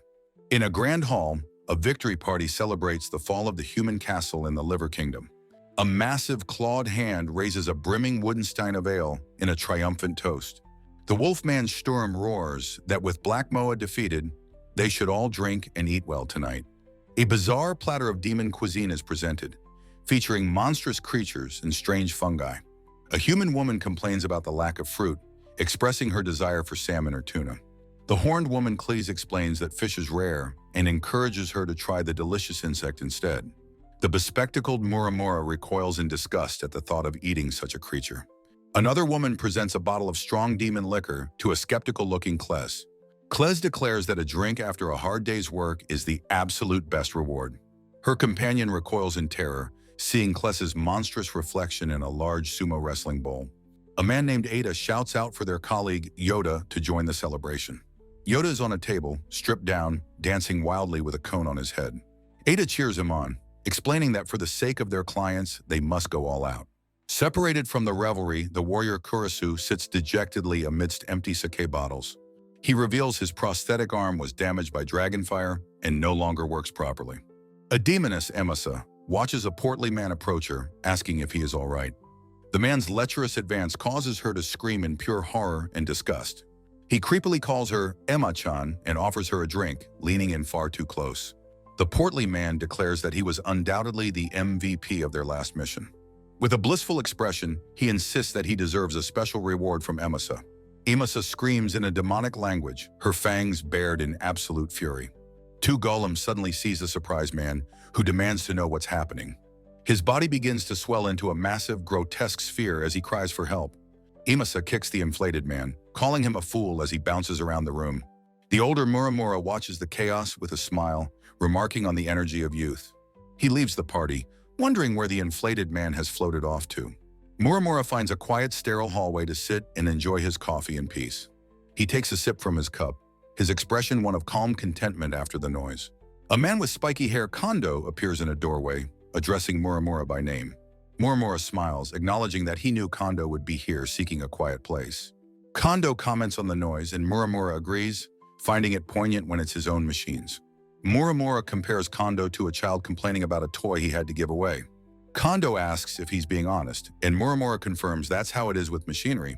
He explains that a creator always worries about flaws, like a parent telling a child to show their belly. Kondo takes a sip of his drink, calling Muramura a finicky and troublesome guy. Muramura simply smiles, accepting the lighthearted jab with a look of serene grace. He reveals his true reason for being there. He heard the Blue Kingdom has very little seafood. Looking at the canning machines, he states they can be used for fish, not just fruit. Kondo listens intently to his colleague's idea, taking a thoughtful sip from his cup. Muramura proposes they go to the neighboring maritime nation and bring back their abundant seafood. His expression hardens as he states there is something he wants Muramura to make there. His hand tightens around his paper cup, his knuckles white with determination. A sly grin spreads across Kondo's face as he asks if he means an ultrasonic fish finder. Muramura smiles back, his own ambitious plan now set in motion. At the Blue Kingdom's palace, a grand banquet is held for refugees on a seaside balcony. The tables are laden with an amazing spread of seafood, a magnificent and lavish welcome. The guests express their gratitude, saying it was worth fleeing the defeated Liver Kingdom. An elegant elf woman, Rhea, notes the luxury, but feels sorry for leaving someone behind. One of the guests expresses their heartfelt thanks to King Page for his hospitality. In a private chamber, King Page XI studies a smooth, egg-like object with a serious expression. A report details the actions of Izumitani Works, who collapsed the Liver Kingdom's economy. The king mutters the name of the mysterious company, his expression deeply troubled. He nervously wipes the smooth, egg-like object with a cloth, clearly unsettled by the report. His finger traces the object's surface, a symbol of the unknown power he now faces. His refined advisor, Weiser, enters and informs him it is time for his address. Back at the banquet, the refugees continue to enjoy the lavish meal on the balcony. King Page appears on a dais to address the assembled guests and welcome them. He gestures to the crowd, asking if they have enjoyed the fine cuisine of his nation. He boasts of his country's maritime resources and the prosperity they bring to his people. He declares that their most important resource, however, is the magic users among them. He asks them to use their skills to heal, fight, and communicate for his country. Weiser watches from the side, a subtle, knowing smile on his face. The king's expression turns sly as he offers to help them learn new communication magic. He spreads his arms wide, promising them preferential treatment in his kingdom. The communication mages are ecstatic at the news, but Ria's suspicion grows deeper. The king welcomes them as others in the crowd discuss learning new magical skills. Weiser watches the scene unfold, his expression cool, calculating, and predatory. King Page beams, basking in the applause, his manipulative plan proceeding perfectly. Hooded mages proceed down a grand column-lined corridor, their steps echoing softly. The mages express their delight and gratitude for a special gathering held just for them. A young woman with long hair and pointed ears, Juna, watches them from a doorway with suspicion. Their refined guide, Weiser, gestures for the group to follow him into the next chamber. They enter a vast room, stopping in awe before a colossal, ancient tree glowing with magical orbs. The mages marvel at the great tree, feeling an immense and powerful wave of energy emanating from it. From a hidden alcove, another woman gasps in shock, recognizing the legendary structure. King Page addresses the mages, revealing his country's revolutionary communication network, Manga. He holds up a smooth crystal, explaining that it allows for the exchange of information from anywhere. All of this information, he continues, is collected and processed by the Great Tree. The mages are astonished, realizing this system allows for mass communication, unlike their own magic. Weiser steps forward, his calm demeanor suggesting there is more to this story. He explains that the tree was developed by an ancient sorcerer, but became a mere legend. Weiser proudly announces that King Page resurrected the legendary tree after thousands of years. The king looks on with self-satisfaction, declaring his actions are for the creation of a better world. Juna, still watching in secret, is horrified that the legendary phantom great brain tree actually exists. King Page, with a confident smile, asks the mages if they would like to see what it can do. He holds the crystal aloft, preparing to demonstrate the incredible power of the network. A projection appears in the air, displaying the Stomach Country news with various headlines. The mages stare in stunned silence, wondering what this amazing display could possibly be. The king explains that this is a compilation of information from reporters scattered across his country. Weiser smiles, noting that his explanation is not yet complete. A diagram illustrates the network's architecture, with crystals connecting to various base stations. The network is shown to extend even to remote underground locations. It links cities, seas, and even secret realms, all feeding information back to the Great Tree. A confused mage asks why their crystals must connect to a base station to function. Weiser points forward, a knowing, almost sinister smile on his face. He reveals two large, box-like objects covered in intricate, circuit-like patterns. These, he explains, are the base stations scheduled for delivery to their locations tomorrow. A mage asks what's inside, noting that only magic users should be able to communicate. King Page smirks coldly, asking the mages if they still don't understand why they are here. The scene focuses on the grim reality hidden within one of the base stations. Two elderly mages are bound and gagged, their bodies being used as living batteries for the network. A close-up shows one of the captives, his eyes vacant and drool escaping his gagged mouth. A woman from the group recoils, her face a mask of pure horror at the sight. King Page asks with chilling sincerity if this isn't a form of good treatment for them. In a full color, the two captive mages sit in the eerie, glowing chamber. The visiting mages express their horror at the cruelty of using people as mere tools. Weiser calmly confirms that the network is built upon the cooperation of these mages. King Page proudly gestures to the great brain tree, calling it a great brain that chews information. Juna peeks from a doorway, disgusted by the king's joyous expression. She whispers to herself, her voice filled with revulsion, "What a cruel and terrible king he is." A hand holds one of the beautiful, multifaceted crystal terminals that access the network. Weiser explains that he developed these terminals, the only way to use the information network. One of the visiting mages demands to know how he, a fellow magic user, could do such a thing. Weiser smiles coldly, stating that their value has already been determined. The king announces that the detention squad will arrive shortly to take them to the base. The visiting mages look on with growing dread and a flicker of defiance. King Page declares that they will become the cornerstones of his new creation. A mage whispers in terror that the king is completely insane. One of the captives asks if they will be worked to death in this place. Weiser reassures them with a chillingly pleasant and untroubled smile. He explains they will be fed, but their consciousness will eventually fade, leaving them as living conduits. The king congratulates Weiser, who admits he struggled to perfect the consciousness-erasing magic. A man from the group erupts in fury, shouting that this is unforgivable and telling everyone to run. Juna's faces a mask of panic as she realizes the true nature of their invitation. She leaps away just as a phalanx of armored guards rushes down the long corridor. The royal guards, spears leveled, completely block their only escape route. The king condescendingly asks the defiant mages what they have done to their fallen comrades. He insists that they should be grateful for the purpose he has so graciously given them. He explains that his country accepts the weak and provides them with work. A woman cries out in fear as a guard presses a weapon against her. The king's face becomes a shadowed mask of malice as he calls them foolish. The mages are brutally subdued by the royal guards, their resistance crushed. King Page declares that with this sacrifice, the world will become a better place. He invites them to build the future together, overlooking his grand seaside kingdom. The scene shifts to the unassuming Izumatani manufacturing plant, Kimonokuni branch office. Inside, a technician is meticulously soldering a complex circuit board with a steady hand. The members of the Izumatani team are busy at work in their modern-looking workshop. A horned woman, Kondo, asks her colleague Shenkar if he's truly serious about going fishing. Shenkar explains that since they have a canning factory, they should also make canned fish. Kondo warns him that he doesn't understand the true dangers of the local sea. Shenkar dismisses her concerns, proposing they use a new ultrasonic fish finder he's developing. A spiky-haired man, Tsuboi, examines the small round sonar device with a focused expression. Tsuboi explains that the device's sensitive electronics can detect fish schools even in deep water. Kondo is unfamiliar with the technology, asking what it is and how it works. Tsuboi explains that with the monitor, they can see what's in the water without leaving port.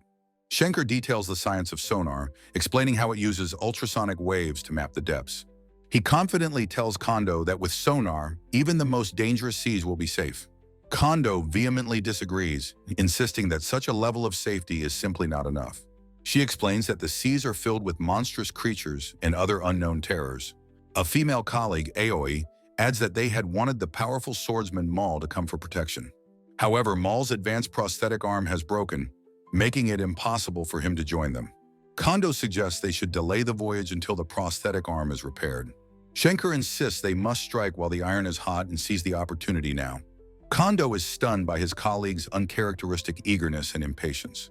Shenkar reminds her that she attended university in the region and can use her magic to navigate. Kondo takes charge, declaring she will handle it and will also fix the prosthetic herself. Shenkar, his confidence restored, states that he has already made extensive preparations for the voyage. At the docks, a large sailing vessel waits, its sail unfurled and ready for departure. A portly man, Yoda, and a young boy carefully board the ship via a wooden ladder. Kondo complains that this is the only sailboat they have available for the journey. Tsuboi, now dressed in a business suit, casually exhales vapor from a modern device. Yoda tells Tsuboi he's lucky to have been chosen for this delicious business trip. Tsuboi smiles, agreeing that being in sales is a relaxing and easy job. Yoda's expression suddenly turns lecherous, his face beaded with sweat. He fantasizes aloud about meeting beautiful mermaids and setting up drinking parties with them. Tsuboi gives a perfunctory thumbs up, dismissing Yoda as a lecherous old man. The factory chief entrusts the factory to Tsuboi's care in his absence. Kondo lets out a weary sigh, thoroughly unimpressed by the chaotic send-off. Waving from the dock, a cheerful young woman, a stout man, and a stern colleague bid farewell. From their departing boat, Kondo and a companion wave back, being wished a safe journey. Aboard the ship, Kondo is surprised to discover the small winged Gobkichi has stowed away. The small vessel sails across the open sea, cutting a steady path through the waves. Below deck, the horned nobleman Shenkar confronts Kondo, revealing he has something important to discuss. Kondo expresses his confusion, as he believes Shenkar's maritime nation was a peaceful one. Shenkar confirms it was once peaceful, but explains that strange phenomena have recently begun to occur. He reveals that mages have been disappearing one after another, causing great concern. Kondo finds this news deeply unsettling, while Shenkar adds that the king is rumored to be involved. The revelation that the king himself is a suspect leaves Kondo visibly shocked and worried. Suddenly, a man named Yoda shouts that the sonar has detected something, possibly a school of fish. An excited Kondo suggests they mark the location, but Yoda's expression remains one of concern. The sonar screen shows that the object is not fish, but a single large box-like shape. The group stares at the screen, noting it doesn't seem to be a living creature or simple debris. Underwater, an ornate box with a maze-like lid rests on the seabed, its purpose unknown. On the surface, a thick, unnatural fog begins to roll in across the calm water. Their ship is quickly enveloped by the dense, disorienting mist, reducing visibility to zero. Schenker's face clouds with worry, sensing the immediate danger the fog presents to their voyage. He understands that the fog obscures their vision, making them vulnerable to a surprise attack. A bead of sweat traces his temple as he realizes an enemy could easily sneak up on them. Hearing a faint sound, Schenker tenses, asking Kondo if he can hear what's approaching. Schenker's senses confirm his fears, and he urgently warns the others that something is coming. Kondo's own expression hardens with focus as he prepares for the unseen threat.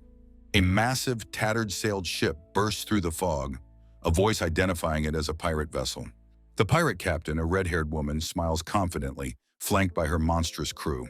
Schenker and Yoda cry out in panic, realizing the pirates are real and not just a legend. The larger pirate ship pulls alongside their smaller vessel, its crew preparing to board. Captain Jimin points, declaring she will be taking all the cargo from King Page's transport unit. Kondo yells for them to wait, desperately trying to de-escalate the sudden confrontation. A group of screeching goblin pirates begins to swing across on ropes to board their ship. The two ships are now locked together on the churning sea, the boarding imminent. Captain Jimin's expression is one of fierce determination as she leads the attack. Suddenly, a colossal, sucker-covered tentacle erupts from the sea, smashing the pirate ship's deck. The title page reveals the chaos of a double encounter between pirates and a sea monster. Captain Jimin stares in horror, exclaiming at the terrible timing of the monster's appearance. The monstrous spin kraken reveals its full, terrifying form, emerging from the waves. Kondo and Schenker shout in alarm, recognizing the extreme danger of their situation. The kraken's attack throws both ships into disarray as a new, greater threat emerges. Yoda and Gobkichi cry out in terror, certain they are about to be killed. On the pirate ship, the kraken's thrashing sends the crew tumbling, their weapons scattering. Captain Jimin frantically tries to rally her panicked crew, shouting their names. Her fish-like crewmen acknowledge her command, ready to follow her orders. She yells for them to get back, warning that it's too dangerous to engage the beast. Schenker sees Kondo moving with purpose and asks where he is going, telling him to be careful. Schenker warns him not to get caught in the kraken's powerful tentacles. Yoda, cowering on the deck, asks what happens if one is caught by a tentacle. A slick, powerful tentacle snakes across the deck with terrifying speed. It wraps around one of the fishmen, Mi, lifting him effortlessly into the air. The crewman is dragged over the railing and pulled underwater with a violent splash. A different tentacle begins to spin rapidly, forming a deadly, drill-like point. The captured crewman is shown being crushed by the immense pressure of the tentacle. His face is a mask of pure terror in his final agonizing moments. Captain Jimin cries out his name, apologizing for being unable to save him. The kraken's head surfaces, its mouth moving as if chewing its victim. The creature seems unfazed, its cold eyes scanning for its next meal. The captain remarks in horror that the beast barely moved after eating her crewman. A sphere of crackling energy materializes in Schenker's outstretched hand. He declares that the creature devours even motionless prey in its final moments. Declaring it a kill-or-be-killed situation, Schenker unleashes his magical blast. The concentrated bolt of power streaks across the deck and strikes the kraken. The explosion is impressive, but the monster is completely unharmed by the attack. Schenker stares in disbelief, realizing his powerful magic was completely ineffective. A crewman cries out to the captain, suggesting they must retreat as their magic is useless. A tentacle slithers across the deck, a voice shouting a warning. With a sudden lurch, the tentacle wraps around Captain Jimin, yanking her off her feet. She realizes with a jolt of shock that she let her guard down. Another of the kraken's tentacles begins to spin into a deadly drill. Her crew cries out her name as she dangles helplessly in the monster's grip. She struggles, refusing to accept her fate in such a place. Kondo watches her plight, knowing he cannot let her die here. He rushes forward, brandishing a strange humming blade, and leaps toward the tentacle. His face is a mask of intense concentration as he prepares to strike. The blade slices cleanly through the thick tentacle with a high-pitched hum. The kraken recoils in pain from the unexpected and effective attack. Kondo's expression is one of grim satisfaction as his weapon proves its worth. Jimin falls heavily to the deck, saved from the kraken's clutches. Her crew stares in disbelief, wondering what kind of sword could do that. Jimin, pushing herself up, demands to know what the weapon is. The Kraken, wounded, retreats beneath the waves, leaving the two ships behind. Yoda and Gobkichi cheer, celebrating that the monster has been driven away. The severed tip of the strange sword clatters to the wooden deck. Jimin muses that only a dragon striker's blade should be able to cut a Kraken's leg. Her eyes are wide with shock as she demands to know what kind of weapon it is. Kondo holds the blade for her to see, identifying it as an ultrasonic cutter. The pirate crew murmurs in confusion, unfamiliar with the term. He explains that the blade's high-frequency vibrations make it easy to cut its target. Yoda realizes with excitement that this was the other device Kondo was building besides the sonar. The pirate crew, still suspicious, demands to know who this strange man is. Pushing up his glasses, Kondo formally introduces himself as a technician from Japan. Jimin questions why he, their attacker, would save her life. Kondo admits his true motive was to test his new sword, though avoiding damage was also a factor.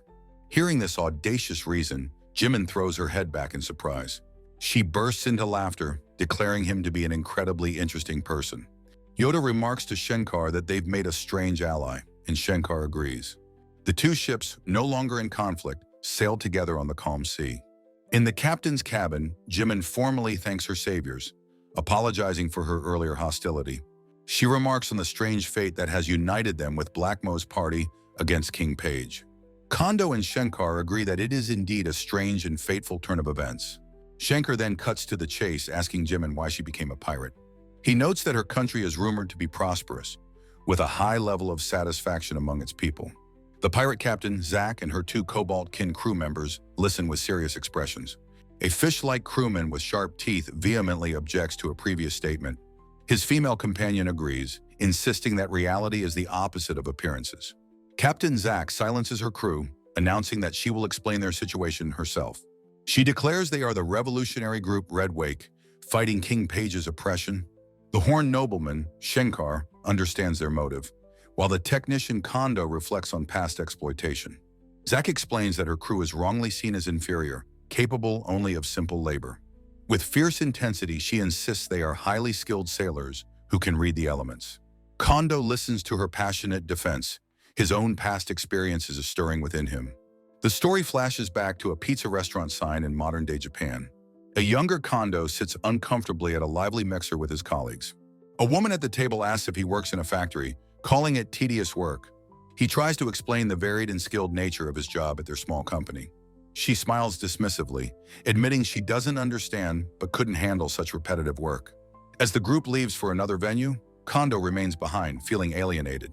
In the present, Shenkar notices Kondo's distress and asks him what is wrong. Kondo clenches his fist, declaring that Zack is a kind and excellent person. Zack is surprised by his sudden, passionate defense of her and her cause. With a look of grim determination, Kondo states that no such thing as simple labor exists. His interest in the stomach country ignites, and he vows that they will go there. A new chapter begins titled Yoda's Kitchen on the Ship, as their vessel sails onward. In the ship's cabin, Shenkar questions Kondo's sudden change of plans. Kondo, his expression hard, states that as a technician, he cannot forgive this injustice. A Cobalt Kin crew member confirms that it is her people who are being oppressed. A small, winged familiar wisely observes that prejudice is a form of information manipulation. The portly salesman, Yoda, looks surprised by the turn of events. Shenkar asks Yoda if this is what his homeland, the modern world, was like. Yoda explains that his factory's bankruptcy was only part of a more complex reality. With a steely gaze, he insists that many profitable and fulfilling enterprises still exist there. Kondo tells Zack that he must go to correct the false perceptions about her people. The rest of the pirate crew looks on as Shenkar sighs, sensing more trouble ahead. A gentle, knowing smile spreads across Zack's face as she recognizes a kindred spirit. Her energy returns as she slams her hands on the table and calls for a feast. With a wide, joyful grin, she declares they will have a party to mark the occasion. Their grand sailing ship cuts through the waves under a bright, clear sky. The ship's mess hall is filled with the crew, celebrating with food and drink. Kondo playfully begins to tickle one of the tough-looking Cobalt Kin crew members. The crewman squirms and begs him to stop, laughing uncontrollably at the attack. With a grin, Kondo remarks that Cobalt Kin are just as weak to tickling as humans. The tickled crewman playfully gets his revenge on a laughing Kondo. Shenkar sips his wine, wondering where all of Kondo's earlier righteous anger has gone. In the galley, the regular cook announces that she is in charge of the meal. Yoda asks what kind of ingredients they have, hoping they aren't too bizarre. A spread of fresh fish, chicken, eggs, and vegetables is laid out. Yoda is impressed, and the cook explains that as a trading nation, they get many foods. She admits, however, that she isn't a skilled chef and can only make simple dishes. Yoda's eyes land on an unused rotisserie, calling it a waste not to use it. A spark of inspiration ignites, a determined and clever look on his face. He puffs out his chest, ready to take charge of the kitchen. With a dramatic flourish, he declares that he, Yoda-chan, will be the chef. Shenker is shocked, but Yoda insists a great salesman must know fine cuisine. The crew is surprised, but Kondo looks on, intrigued by Yoda's hidden talent. Yoda turns to Kondo, asking for a favor for something other than cooking. With a clever smile, he announces his intention to use a certain item. A hand holds a steaming cup of what appears to be coffee or tea. Zack asks her crew if they are really going to cook the kraken they caught. Taking a sip from her mug, she reflects on a nostalgic memory. A high-tech blade hums with power, ready to be used.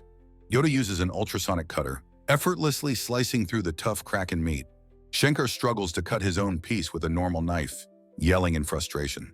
The tough, fibrous meat resists his blade, and he grows tired from the effort. Yoda explains he's breaking down the fibers before marinating the meat in fruit juice. He turns his attention to a large pot of bubbling broth, checking its progress. Taking a small taste, his eyes widen in satisfaction. He declares that shellfish make a delicious broth in any world. Yoda then asks his small winged familiar, Gabukichi, if the egg yolks are ready. Gabukichi confirms they are almost done, gesturing to a bowl of separated yolks. Kondo announces to a surprised Yoda that the tool he requested is complete. He presents a custom-made whisk attached to a power drill, noting its difficulty. Yoda thanks him enthusiastically, ready to put the new device to use. Shenker is tasked with using the power whisk, looking thoroughly unimpressed. He complains about being used and tells Kondo to do it himself.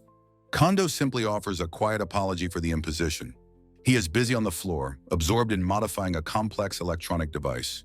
Shenker explodes in fury, screaming that what Kondo is doing is not cooking. A large cauldron bubbles over a fire, its contents steaming invitingly. Zack and her crew peer into the pot, wondering what is being made. In the mess hall, Yoda announces that the white soup is ready. He cheerfully presents a bowl to the crew, encouraging them to eat. Zack and a young crewmate look at the strange dish with apprehension. She identifies the ingredients as milk and shellfish, a surprising combination. With some hesitation, she takes a spoonful and brings it to her lips. Her eyes fly open in astonishment as she declares it to be delicious. She marvels at how perfectly the milk and shellfish complement each other. With delight, she recognizes the tender meat as the fabled kraken. Yoda and Kondo look on proudly as Yoda explains the perfect collaboration of flavors.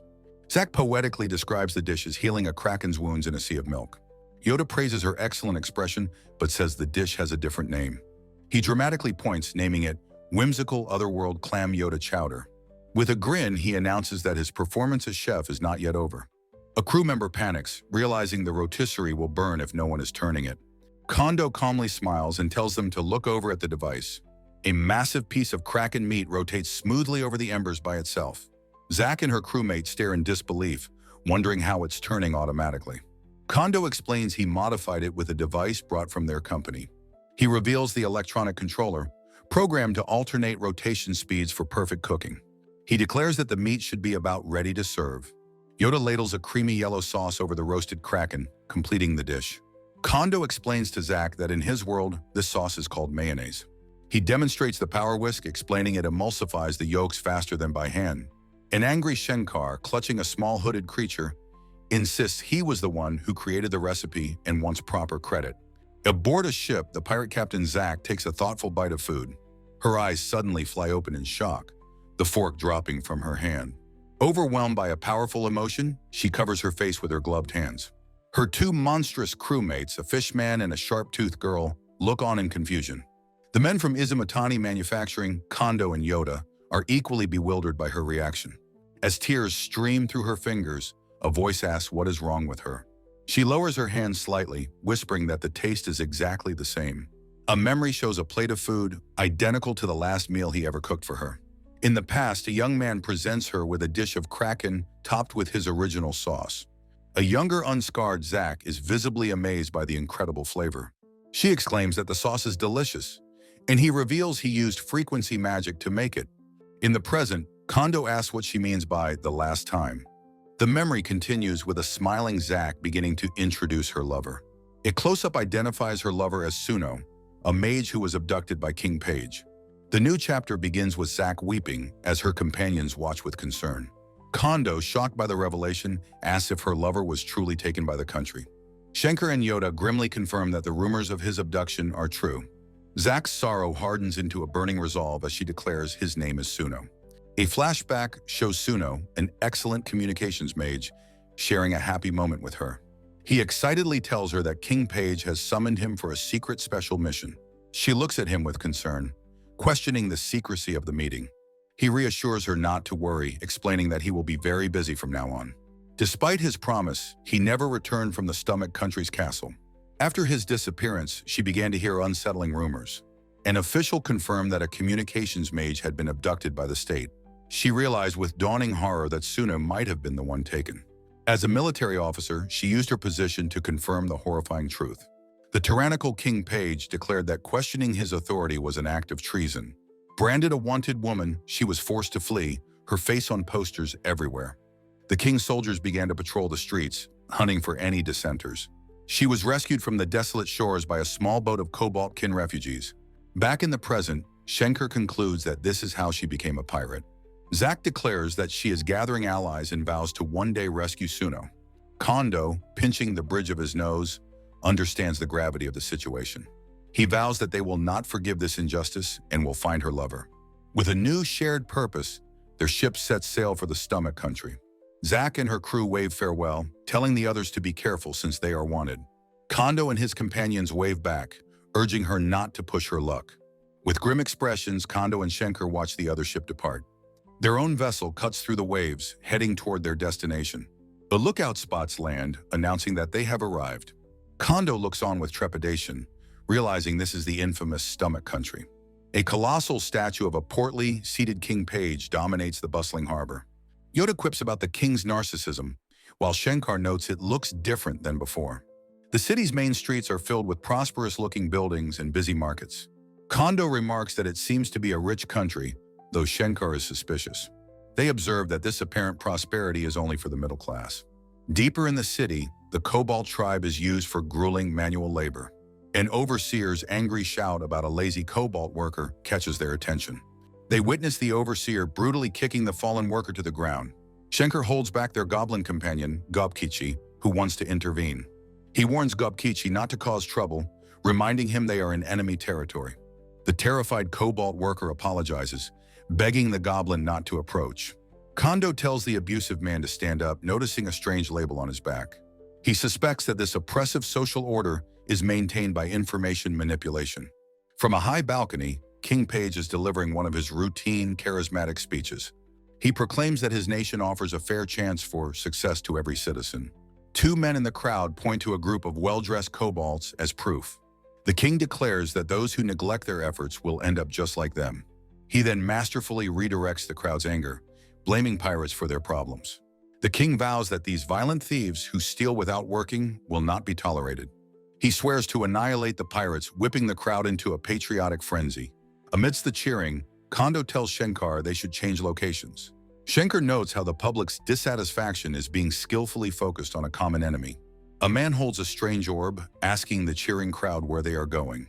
A cartoonish propaganda image depicts the king giving bread to a crying kobold. The group arrives at a local adventurers guild hall to gather information. Inside, Shankar asks Kondo how he could possibly know of such a place. Kondo explains it's a place for adventurers to find quests, like a Hello Work office. Shankar is completely baffled by the modern world term. Yoda realizes this is the perfect place to learn about Zack's missing lover. Shankar looks annoyed at Yoda's conveniently timed suggestion. Two female adventurers, an elf mage and a human warrior, appear in the hall. Shankar erupts in fury, recognizing them as their old enemies, the hero and her companion. The adventurers are confused, demanding to know what is going on. Kondo calmly diffuses the situation, explaining that they just look similar to people they know. He offers them a steaming mug of coffee to calm everyone down. The elf recognizes the drink, and the two groups sit down to talk. Kondo asks them to tell him what they know about the mages who are disappearing. The elf explains that communications mages are captured and taken to a secret base. Yoda and Gobkichi are terrified by this grim news, their faces pale with fear. Kondo asks for clarification about this system that the mages are forced into. The guild door is kicked open as a soldier shouts, "Military police!" A squad of armored soldiers identifies them as the troublesome members of Izumatani Manufacturing. Schenker and another companion are shocked by the sudden arrival of the military police. The commander coldly orders them to come along without resistance. They are taken to a desolate penal colony carved into a sheer cliff face. Inside an open-air cell, the group looks out at their grim surroundings. Kondo and Shenkar stare in disbelief at their sudden imprisonment. Yoda panics, demanding to know why they have been arrested and thrown in a cage. From outside the cell, Zack tells them she's grateful for their attempt to escape. Kondo wonders how their pursuers could have possibly known who they were. He looks past the bars and realizes with dawning horror that he understands. King Page and Suno appear, addressing Kondo directly. Kondo and his companions shout the king's name in shock and anger. Kondo demands to know the reason for their capture. The king smugly states he can't allow them to destroy his mining equipment. Gripping the bars, Kondo asks how he could have possibly obtained that information. A refined man holds up a glowing crystal, revealing that it told him everything. With a look of shock, the technician Kondo questions the existence of the internet. In a rocky landscape, King Page demands to know the intruder's purpose, asking if they seek a reward. From behind bars, Page states he has plenty of money and wants their technical skills instead. Leaning forward with a smug grin, King Page reveals his true price, the management rights to Izumatani Manufacturing. He then extends a surprising offer to Shenkar, inviting her to be the new reform chief. Kondo calmly states that if the king accepts his terms, they will be allowed to leave this place. Shenkar is stunned by the offer of becoming reform chief, realizing the salary would be incredible. The king reassures them that the other employees can simply continue their work as usual. Shenkar's face twists with greed, seeing a golden opportunity for a high salary and immense power. Kondo, however, sees the trap in the offer, his expression hardening with suspicion. He declares that technology enriches people and is not a mere tool for the king's power. Kondo explodes with fury, vowing to show the king his lifelong grudge as Shenkar vehemently refuses the conditions. A new chapter begins, introducing the stubborn and unforgiving penal colony of the Aonokuni. King Page remarks on Kondo's stubbornness to his advisor. The advisor, Wiser, coolly suggests that he could simply let Kondo's group go free. Now imprisoned, Wiser declares he cannot trust them, though Shenkar insists she understands their situation. In a flashback, Wiser sees the wealthy elite looking down upon the toiling citizens and kobolds. He complains to the king about the injustice of the intruder's fine clothes and luxurious lifestyle. He sees that only those with privilege are allowed to fatten their own bellies. Wiser questions why Kondo's group alone possesses advanced communication devices. He calls it a waste, lamenting that if they worked for him, their own meager wages would rise. Inside the cell, Kondo points a finger, calling out to the small creature, Gobkichi. The little goblin defiantly points back, shouting that he doesn't need them. Gobkichi yells at them, calling them bad people and telling them to get lost. Kondo smiles warmly, patting the creature's head and praising him for speaking his mind so well. Shenkar desperately pleads with Wiser through the bars, asking what he plans to do. She fumes internally, realizing this was a chance to scout him, but now she might die here. Kondo scoffs at Wiser, dismissing him as a mere mayonnaise maker and an unsuitable candidate. Shenkar begs him to negotiate more, warning they'll either freeze or starve to death. From their high cliffside prison, Kondo and Shenkar gaze down at the desolate landscape. The king decides to make things quick, announcing they will be executed at sunrise for treason. Kondo confirms to his horrified companions that it will be a public execution. Shenkar frantically tries to get Kondo's attention, telling him to wait. Kondo roars that he would rather choose death than submit to Wiser's authority. With a cold glare, Kondo makes a final, chilling threat regarding his companions. He warns that their internet system will be destroyed, and they will suffer the same fate as King Blackmoa. Wiser questions him, asking if he is referring to the Great Braintree Internet. As the officials depart, Kondo wishes they don't change their minds and bids them farewell. The remaining guard tells the prisoners to be quiet, saying he will be watching them. Kondo grips the bars of the cell, his expression grim and determined. Shenkar and the portly man look at Kondo, asking what he plans to do now. She despairs, believing they should have obeyed, as even her magic can't break the cage. Kondo stands resolute, stating that this is not what he said when he first arrived here. He reveals with a confident smile that there is indeed a way to escape. Shenkar panics, asking how, warning that they will be executed on the spot if caught. Kondo calmly explains that an escape is possible because the guard holds a Roman-style key. A detailed diagram illustrates the complex mechanism of the ancient Roman lock they must pick. The portly man asks if Kondo can make a key, noting their tools are all on the ship. Kondo confidently reveals a knife he had concealed, stating that he has the necessary tool. Schenker and her companion point out that there are no materials in the empty cell. Kondo and his group look out from their high prison towards the sheer cliff face. With a calm expression, Kondo states that their hope is located over there. He and Shenkar look down the cliff at a gnarled tree branch far below. Shenkar recoils in horror, realizing he expects them to retrieve that very branch. Kondo explains that the branch is their only material to fashion a key. Shenkar asks who could possibly retrieve it, wondering which of them is nimble enough. A small, determined foot steps forward on the stone floor. The small goblin, Gubkichi, volunteers, declaring that he will be the one to go. He announces with courage that he will go to save everyone. Kondo and the portly man smile, encouraged by the creature's bravery. In a perilous human chain, the group lowers Gubkichi down the cliff face. The portly man shouts down anxiously, asking if Gubkichi can reach the branch. Gubkichi strains, grunting that he needs to get just a little closer. The gnarled branch is just inches from his outstretched, clawed hand. Kondo yells instructions to the portly man, telling him to hold his legs tighter. Gubkichi grits his teeth, telling himself that he can do it if he just tries his hardest. With a final desperate surge of effort, he lunges for the branch. His companions all shout his name as his fingers finally close around the wood. Gubkichi cries out in triumph, having successfully grabbed the branch. Kondo tells Schenker to hold on for a moment, while she yells at him not to let go. She panics, screaming that they will all fall if he lets go now. Back in the cell, Kondo suddenly begins to take off his pants, shocking his companion. Schenker is horrified, thinking he's giving up and abandoning her at a time like this. Kondo calmly remarks that he should have done this from the very beginning.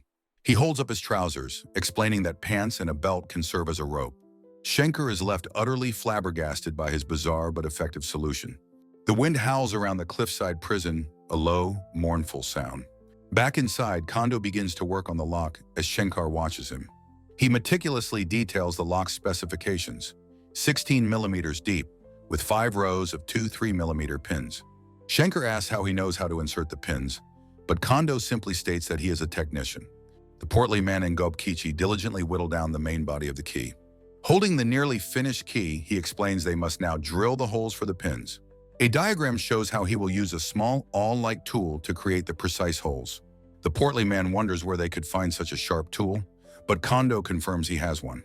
He presents the severed tip of Shenkar's horn, causing her to scream for him to stop. The group wrestles with Shenkar, trying to explain that her horn will grow back. The commotion alerts the guard, who yells at them to be quiet. They quickly feign a harmless squabble, with Kondo pretending someone isn't feeling well. The guard grumbles that they can't sleep, but dismisses any chance of escape.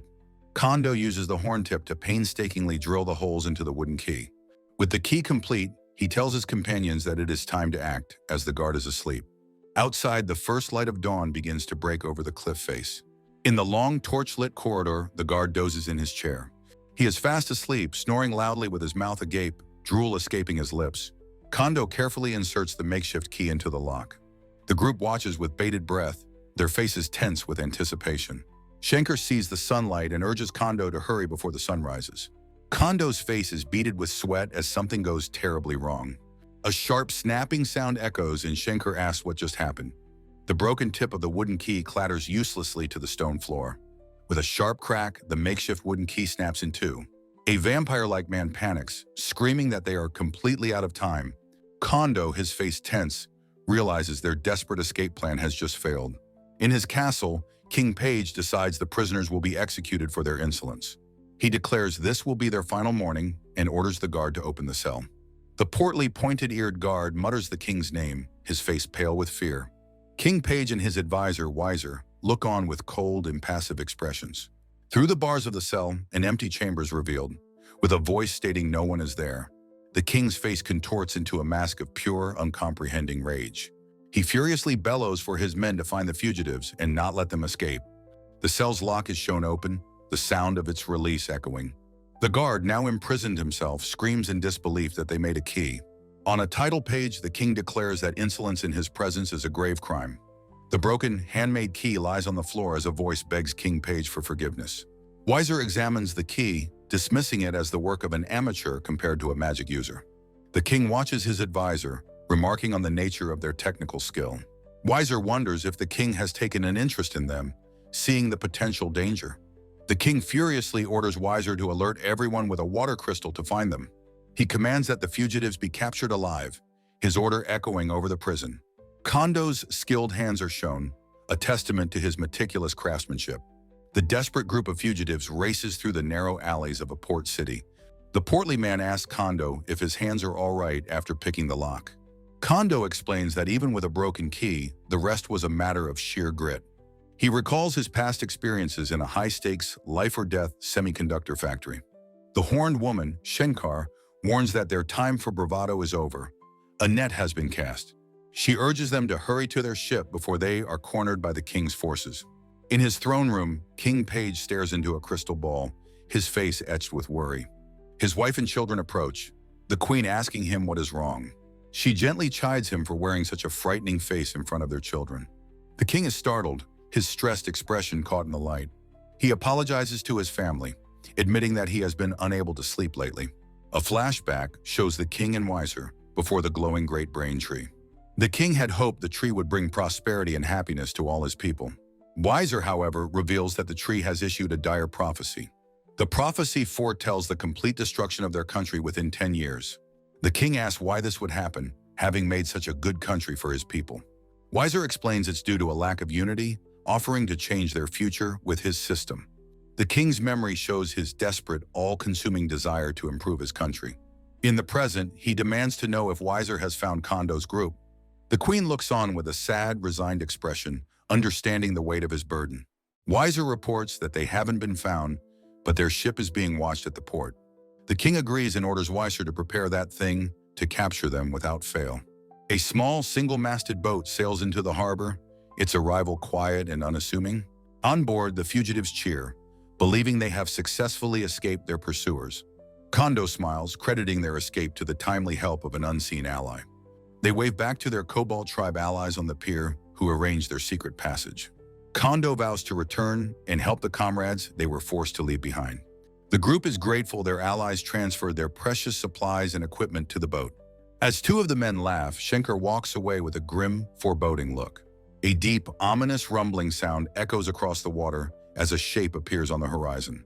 Shenkar's eyes go wide with alarm as she turns to face the approaching threat. Kondo looks back over his shoulder, his earlier relief vanishing into dread. He sees the horned woman, Shenkar, standing with her back to him under the rain. The colossal warship Painkiller crests the waves, Kondo realizing it is over. The massive paddle wheeler is shown in its full, intimidating glory. Weiser smirks from the deck, stating their resistance means they will be eliminated. Kondo and Shenkar stare up in terror at the overwhelming show of force. The group panics as Kondo realizes the ship is preparing a volley of fire. A massive spear-like projectile is loaded into a catapult on the warship. Weiser leans over the railing with a triumphant, condescending look. He declares that what the country needs is a wise magic user like himself. He sneers that Kondo is just an amateur technician who relies on his hands. The fugitives, Shenkar, the portly man, and Gobkichi recoil in terror. Weiser tells Kondo to despair at his own powerlessness and prepare to be erased. A volley of projectiles screams through the rain-swept air toward the small boat. Shenkar desperately unleashes a torrent of fire in a last-ditch defense. Her magic rushes to meet the incoming attack, a futile gesture against its power. The projectile plows through the flames completely undeterred. The sharp metallic tip of the projectile closes in on its target. The projectile strikes the boat with devastating, explosive force. A massive explosion engulfs the small vessel completely. The boat is annihilated, its wooden frame splintering into nothingness. The fugitives are sent flying into the churning, chaotic waves. Weiser watches the destruction with a gleeful smile, bidding the artisans farewell. The boat sinks beneath the waves as the warship sails on, leaving them for dead. Kondo is plunged into the cold, dark depths of the sea. He sinks deeper, his glasses askew, his body limp and bruised. A voice echoes in his mind, asking him what he is doing. A memory surfaces of his mentor, the president, standing before him. The president's face is shadowed, his expression stern and unforgiving. He asks if Kondo has forgotten his words, his core lesson. Kondo, in the memory, admits that it's over, the opponent is too big. The president roars that it doesn't matter if the enemy is a major corporation. Kondo yells back that a professional sees it through, even if they know they'll lose. His hand, battered but determined, reaches for the surface. His face is a mask of defiance, fighting against the crushing water. The word professional solidifies his resolve as he floats in the abyss. Fueled by his experiences, he refuses to be erased as a mere amateur. His hand breaks through the churning surface of the waves. He gasps for air, his arm raised in a desperate plea for survival. He manages to grab onto a piece of floating wreckage, shouting for his friends. He screams that they must live, for Izumotani Seisakusho is not finished. On a desolate beach, the wreckage of a ship is scattered across the sand. Kondo lies face down in the wet sand, motionless and defeated. A pair of black boots steps into the frame, stopping beside his still form. A woman with fiery red hair, dressed as a pirate captain, looks down with concern. She kneels beside Kondo, calling his name and urging him to pull himself together. He lets out a weak groan, his body battered and exhausted. The pirate captain, Kurosu, murmurs that he's alive but in a dangerous state. Kondo, barely conscious, manages to whisper the name of a companion, Jimin. With a look of concern, the pirate captain Kurosu asks about the other three. A voice from a magnificent sailing ship tells her not to worry. Her rescued companions wave from the deck, explaining they were saved during the storm. Kondo, the man found on the beach, manages a faint, relieved smile. Hearing that his friends are safe, he finally succumbs to unconsciousness. The story provides context, showing the unassuming main office of Izumotani Seisakusho. A flashback shows two of Kondo's colleagues loading a van with supplies. A motley crew of pirates and demi-humans is seen pulling a heavy cart. The group comes into view, revealing they are transporting a large cannon. From a high angle, they are seen approaching the factory carrying Kondo on a stretcher. Two of Kondo's colleagues, a man and a woman, watch the procession with shocked faces. The crew carefully carries Kondo's limp form towards the building. The scene shifts to a clean, modern hallway inside the factory. A woman named Jimin bows, formally thanking Kurosu for her help. Jimin gratefully admits that without Kurosu's intervention, they would not have survived. Lying in an infirmary bed, Kondo recalls being attacked by the Ao no Kuni. Kurosu explains that since they helped her before, she was simply returning the favor. She stands watch over Kondo's bed, a horned man beside her. Kurosu recounts their bad luck, explaining their emergency cobalt ship was lost. In a flashback, a crewmate spots a signal flare in the stormy rain. Their own vessel is shown being torn apart by the violent sea. Three of Kondo's companions struggle in the storm, but Kondo himself is missing. Jimin explains they kept searching the coast as the horned man muses about his broken horn. A stern man with spiky hair, Muro, sits vigil by Kondo's bedside. Muro marvels at Kondo's incredible life force for surviving such a ferocious storm. A look of immense pride crosses his face as he acknowledges this is what he expects from his apprentice. Jimin tells Kurosu that despite the use of recovery magic, Kondo remains in a delicate state. Muro speaks to the unconscious Kondo, telling him he must get back to the modern world. Kondo, still unconscious, whispers defiantly that he is not going to die. The scene shifts to the enemy's location, the imposing port city of Sabasu. In a scrying device, the image of King Page appears, his expression stern. The king's advisor, Weiser, holds the device and asks if the news is true. With a smug smile, Weiser reports that Kondo's group resisted and their ship was sunk. King Page closes his eyes, accepting the report with grim satisfaction. Weiser's hand closes around the crystal ball, his mission complete. He stands at the port, reflecting on the successful elimination of his rivals. Weiser scoffs at the idea that an amateur technician could ever challenge a magic user.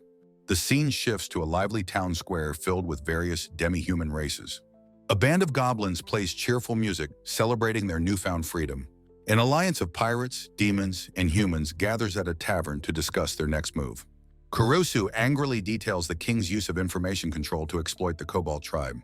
The demoness Cleese agrees, admitting Kondo's group opened her eyes to their own past mistakes. She glances over at a group of goblins enjoying themselves in the tavern.